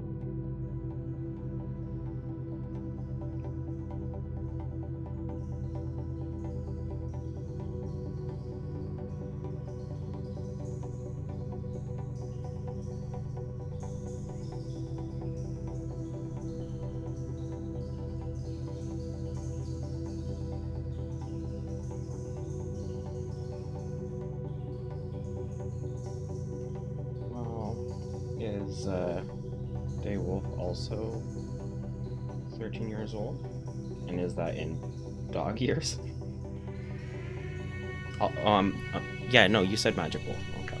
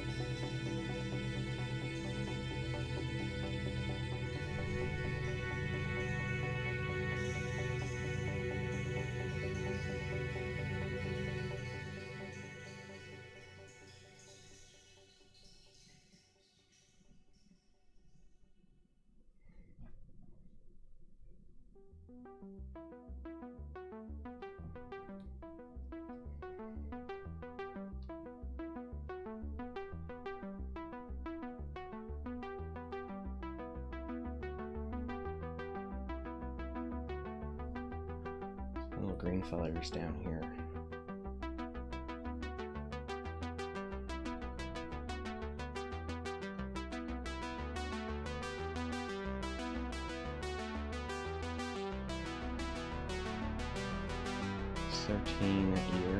Human years. So you're up there, Wolf. You're really pushing it for.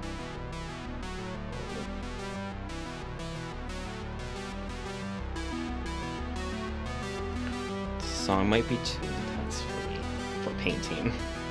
I may have to change it.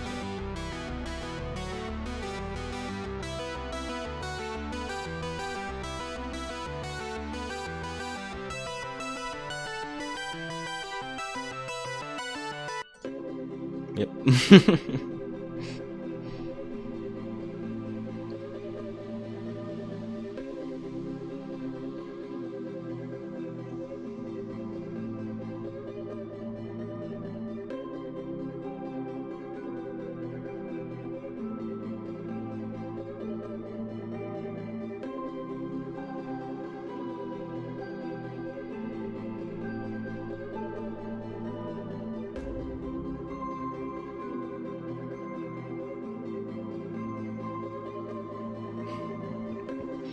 Glad you're enjoying the music.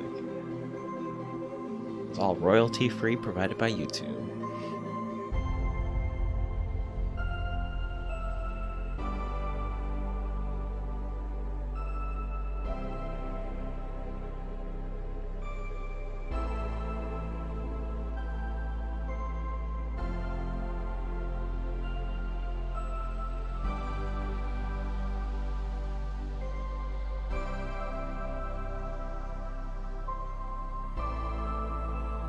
Just gonna get right in there to get some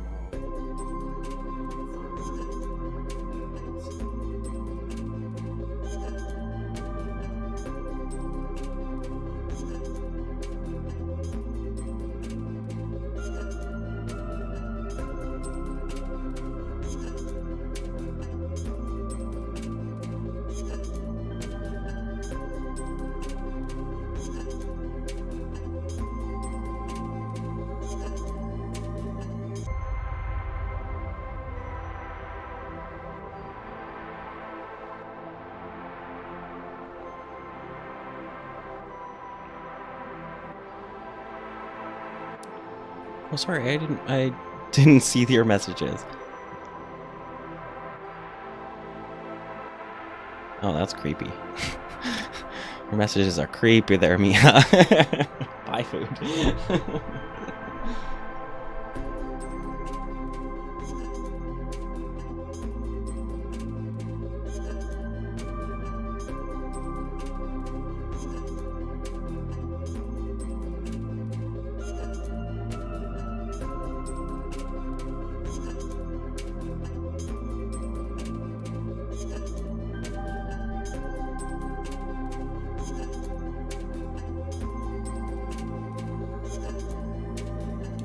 Is this you heading off, Miha? Thanks for stopping into the stream, if it is.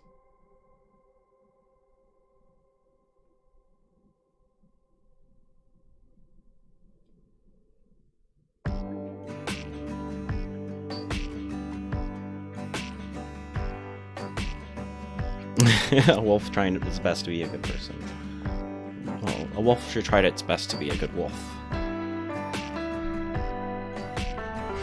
Goodbye. Feel free to stop by again.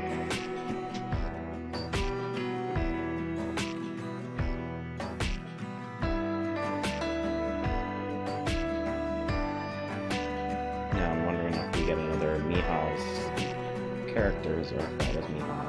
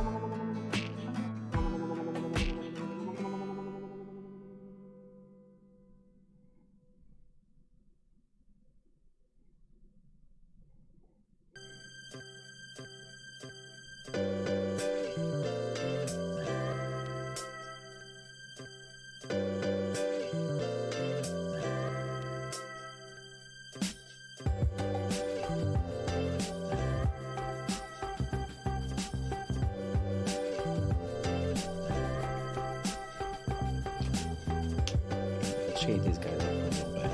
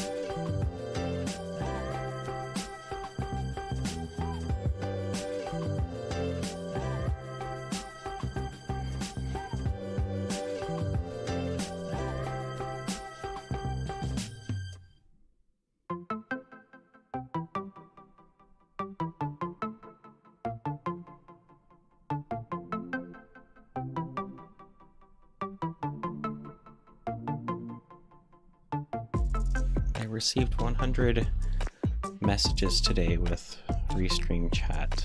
It's a tweet. I don't know what that is, but cool. We did something. Oh, it was an achievement. Restream has these weird achievements, and it's the thing. It's happy that I had people in the chat.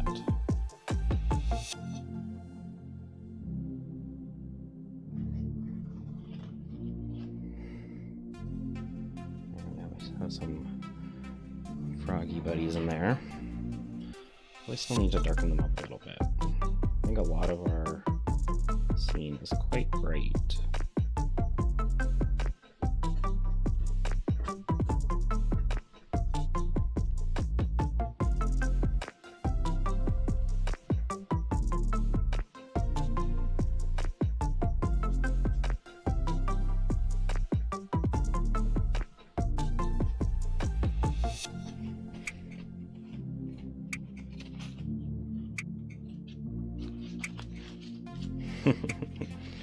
Well, have a good night, Miha. Or Daywolf. And everyone else, I guess. I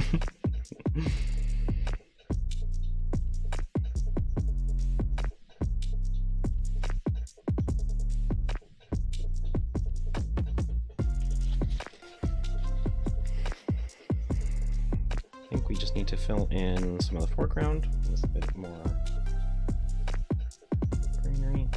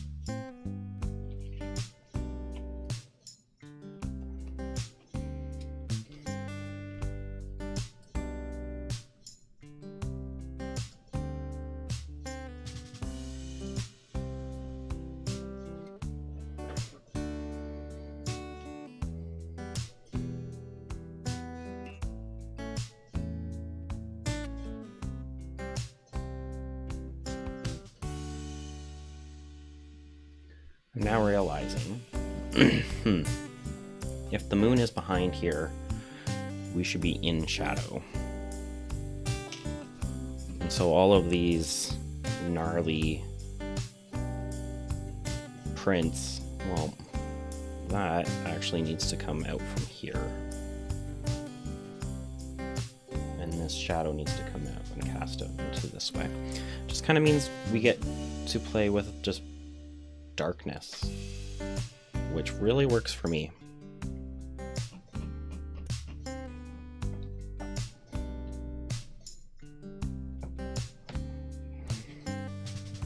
So I'm going to do this. Go straight blue, and it's going to be really dramatic.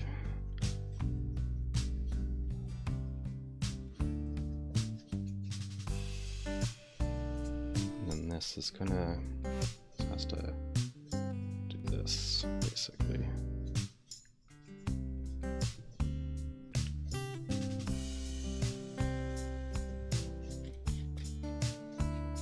Not quite. It'll get thinned out here in a bit. It's not a huge change.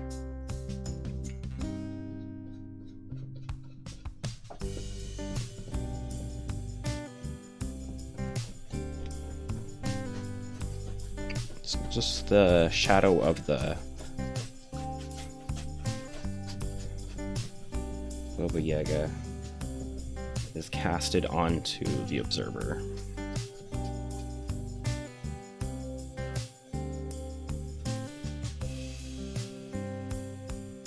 There's a Benny fur in there. It's too thin, it's gotta be an olive fur. There we go.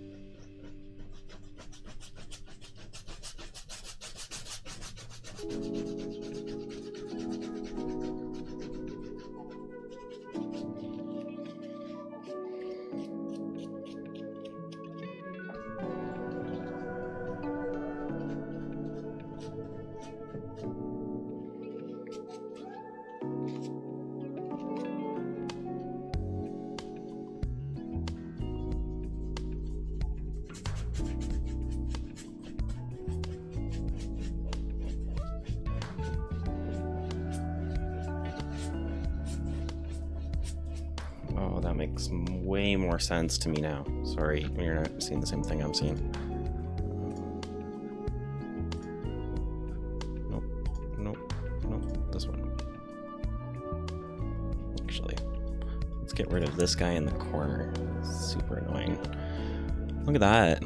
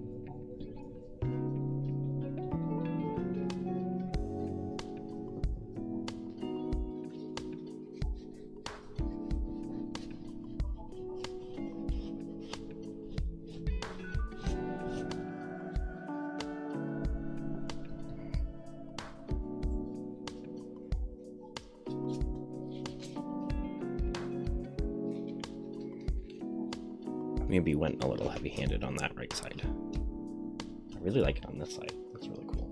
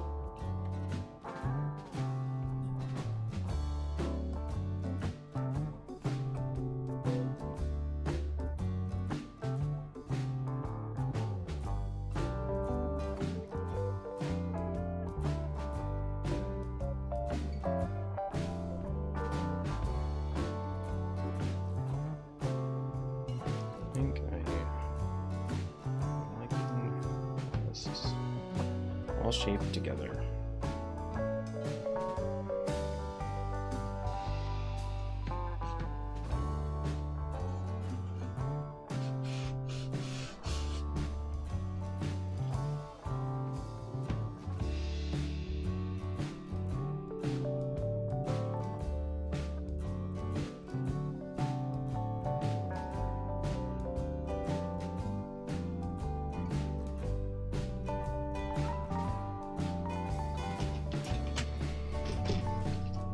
Frogs need some eyes.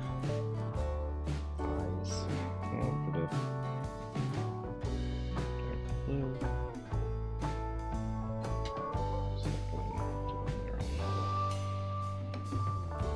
Sets of eyes if we can see them. Oh, this guy, I feel like it would be on the front. Probably where the ear would go.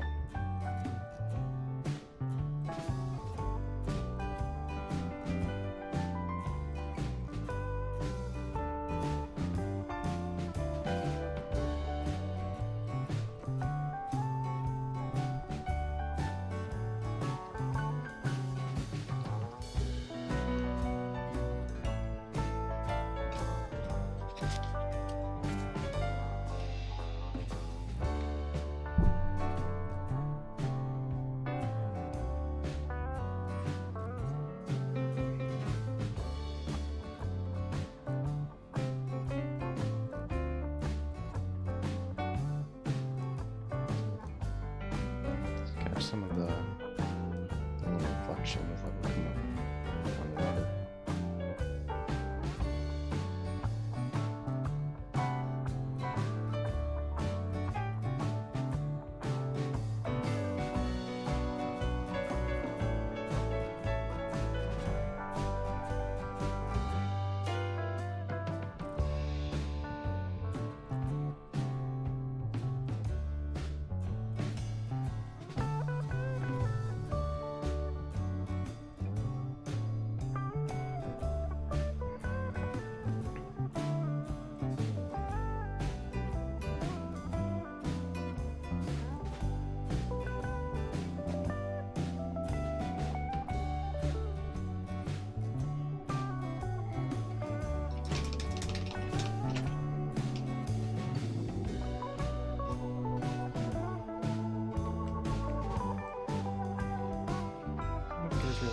Spots that I want to detail. I'm really happy with this. Maybe a little bit right here. Some grasses.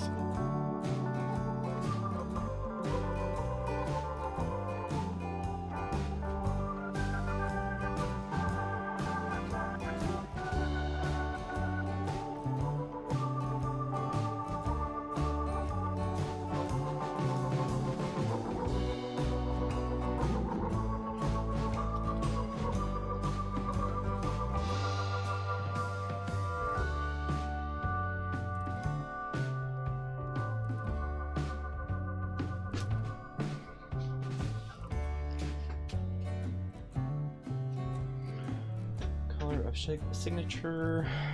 Let's go orange. Orange signature down here in the right corner.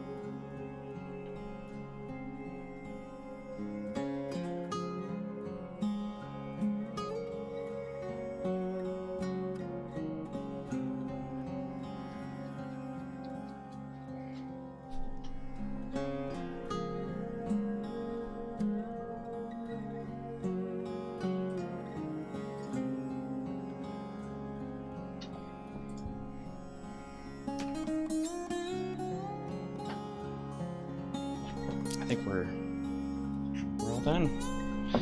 So that wraps up today's stream. This has been the longest painting so far, but you know, it definitely paid off. This is super cool. So tomorrow we have our final painting of the I don't know, paint-along week extravaganza. We are going to be painting a cave. I might have a friend joining. She's probably not going to do exactly what I'm going to be doing. By friend, I meant like physically joining me here in the studio. I'm going to see if I can't get the camera set up in a good way so we can both get good A/B shots. And then, so I'm going to be doing a cave. She's going to be doing a cave. But my cave's going to be more of a Minecraft cave. And actually, it's going to be the Nether. So if you are a Minecraft fan, you're going to want to watch tomorrow's stream. It's going to be a lot of fun. If you have a squeegee... Yeah, I like this. It will help with tomorrow's painting. You can pick them up from the dollar store. For super cheap. I don't know, like $2, not $1 anymore. Nothing's $1 anymore. And it'll help build some of our background shapes. If you're doing a Minecraft painting like I am, then these straight lines are going to be very, very helpful. My friend probably won't do a Minecraft painting, but she will be. I will be giving like a step-by-step guide on how to create a cave painting. So you'll want to stick around to watch that tomorrow. You'll have the chance kind of go in two different directions. Either choose to paint the Minecraft world or paint the more of a realistic. Well, actually, I don't know. Maybe she won't even want to do a realistic painting of a cave. Maybe she'll want to do like a stylistic kind of painting of a cave. Who knows? Let's do the peel. We want just cam 1. Hey guys. Put this on me. Is this good? Is this good? I feel like this is the most fun part, so I want to get a good shot of him. This thing's in the way, definitely in the way.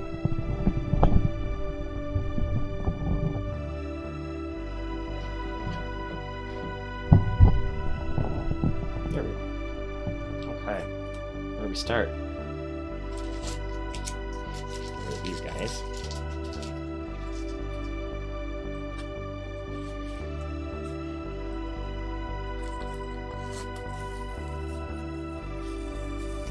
We might keep it white.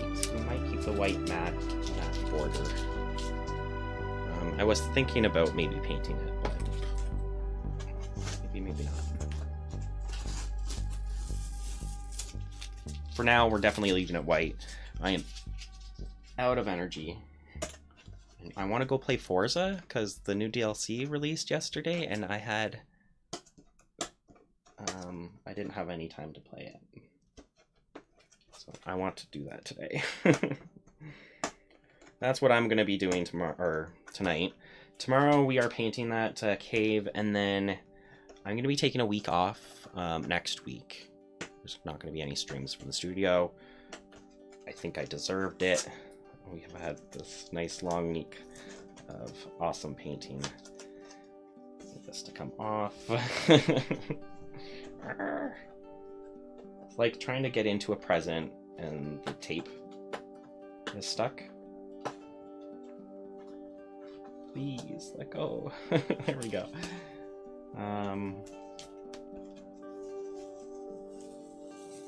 Yeah, so next week. Woo, this is nice. That's a nice peel. We're on a break. I am gonna go visit some family. And then the week after that, we will be in April. And I have decided that April is gonna be a month of wrap-ups. So we are gonna be only working on projects that we've started previously in either live streams or other just in the studio off camera. I'm gonna hold on to this for a second while I finish my talking. So yeah, we're just gonna wrap up a lot of our projects that we've been done like 1 or 2 live streams of, but we definitely need to put some love and care and just like get it out the door. So that's gonna be the last 3 weeks of April. The first week here coming up, no videos. What do you guys think? I am so thrilled with this. I can't quite get the shot perfect, but there we go. Good enough.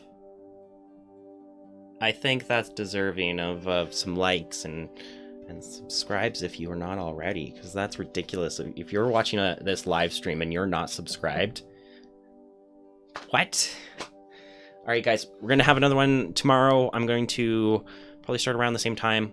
We'll see. Yesterday I started pretty late, and today I don't know. I had a kind of a headache this morning. I need to do some stretching. All of this painting, you know, I need to. I don't know. I'm gonna go veg out on the couch for a bit. Thanks for joining me, guys. This has been awesome. I'm having a lot of fun. Are you guys having a lot of fun? Let me know in the comments.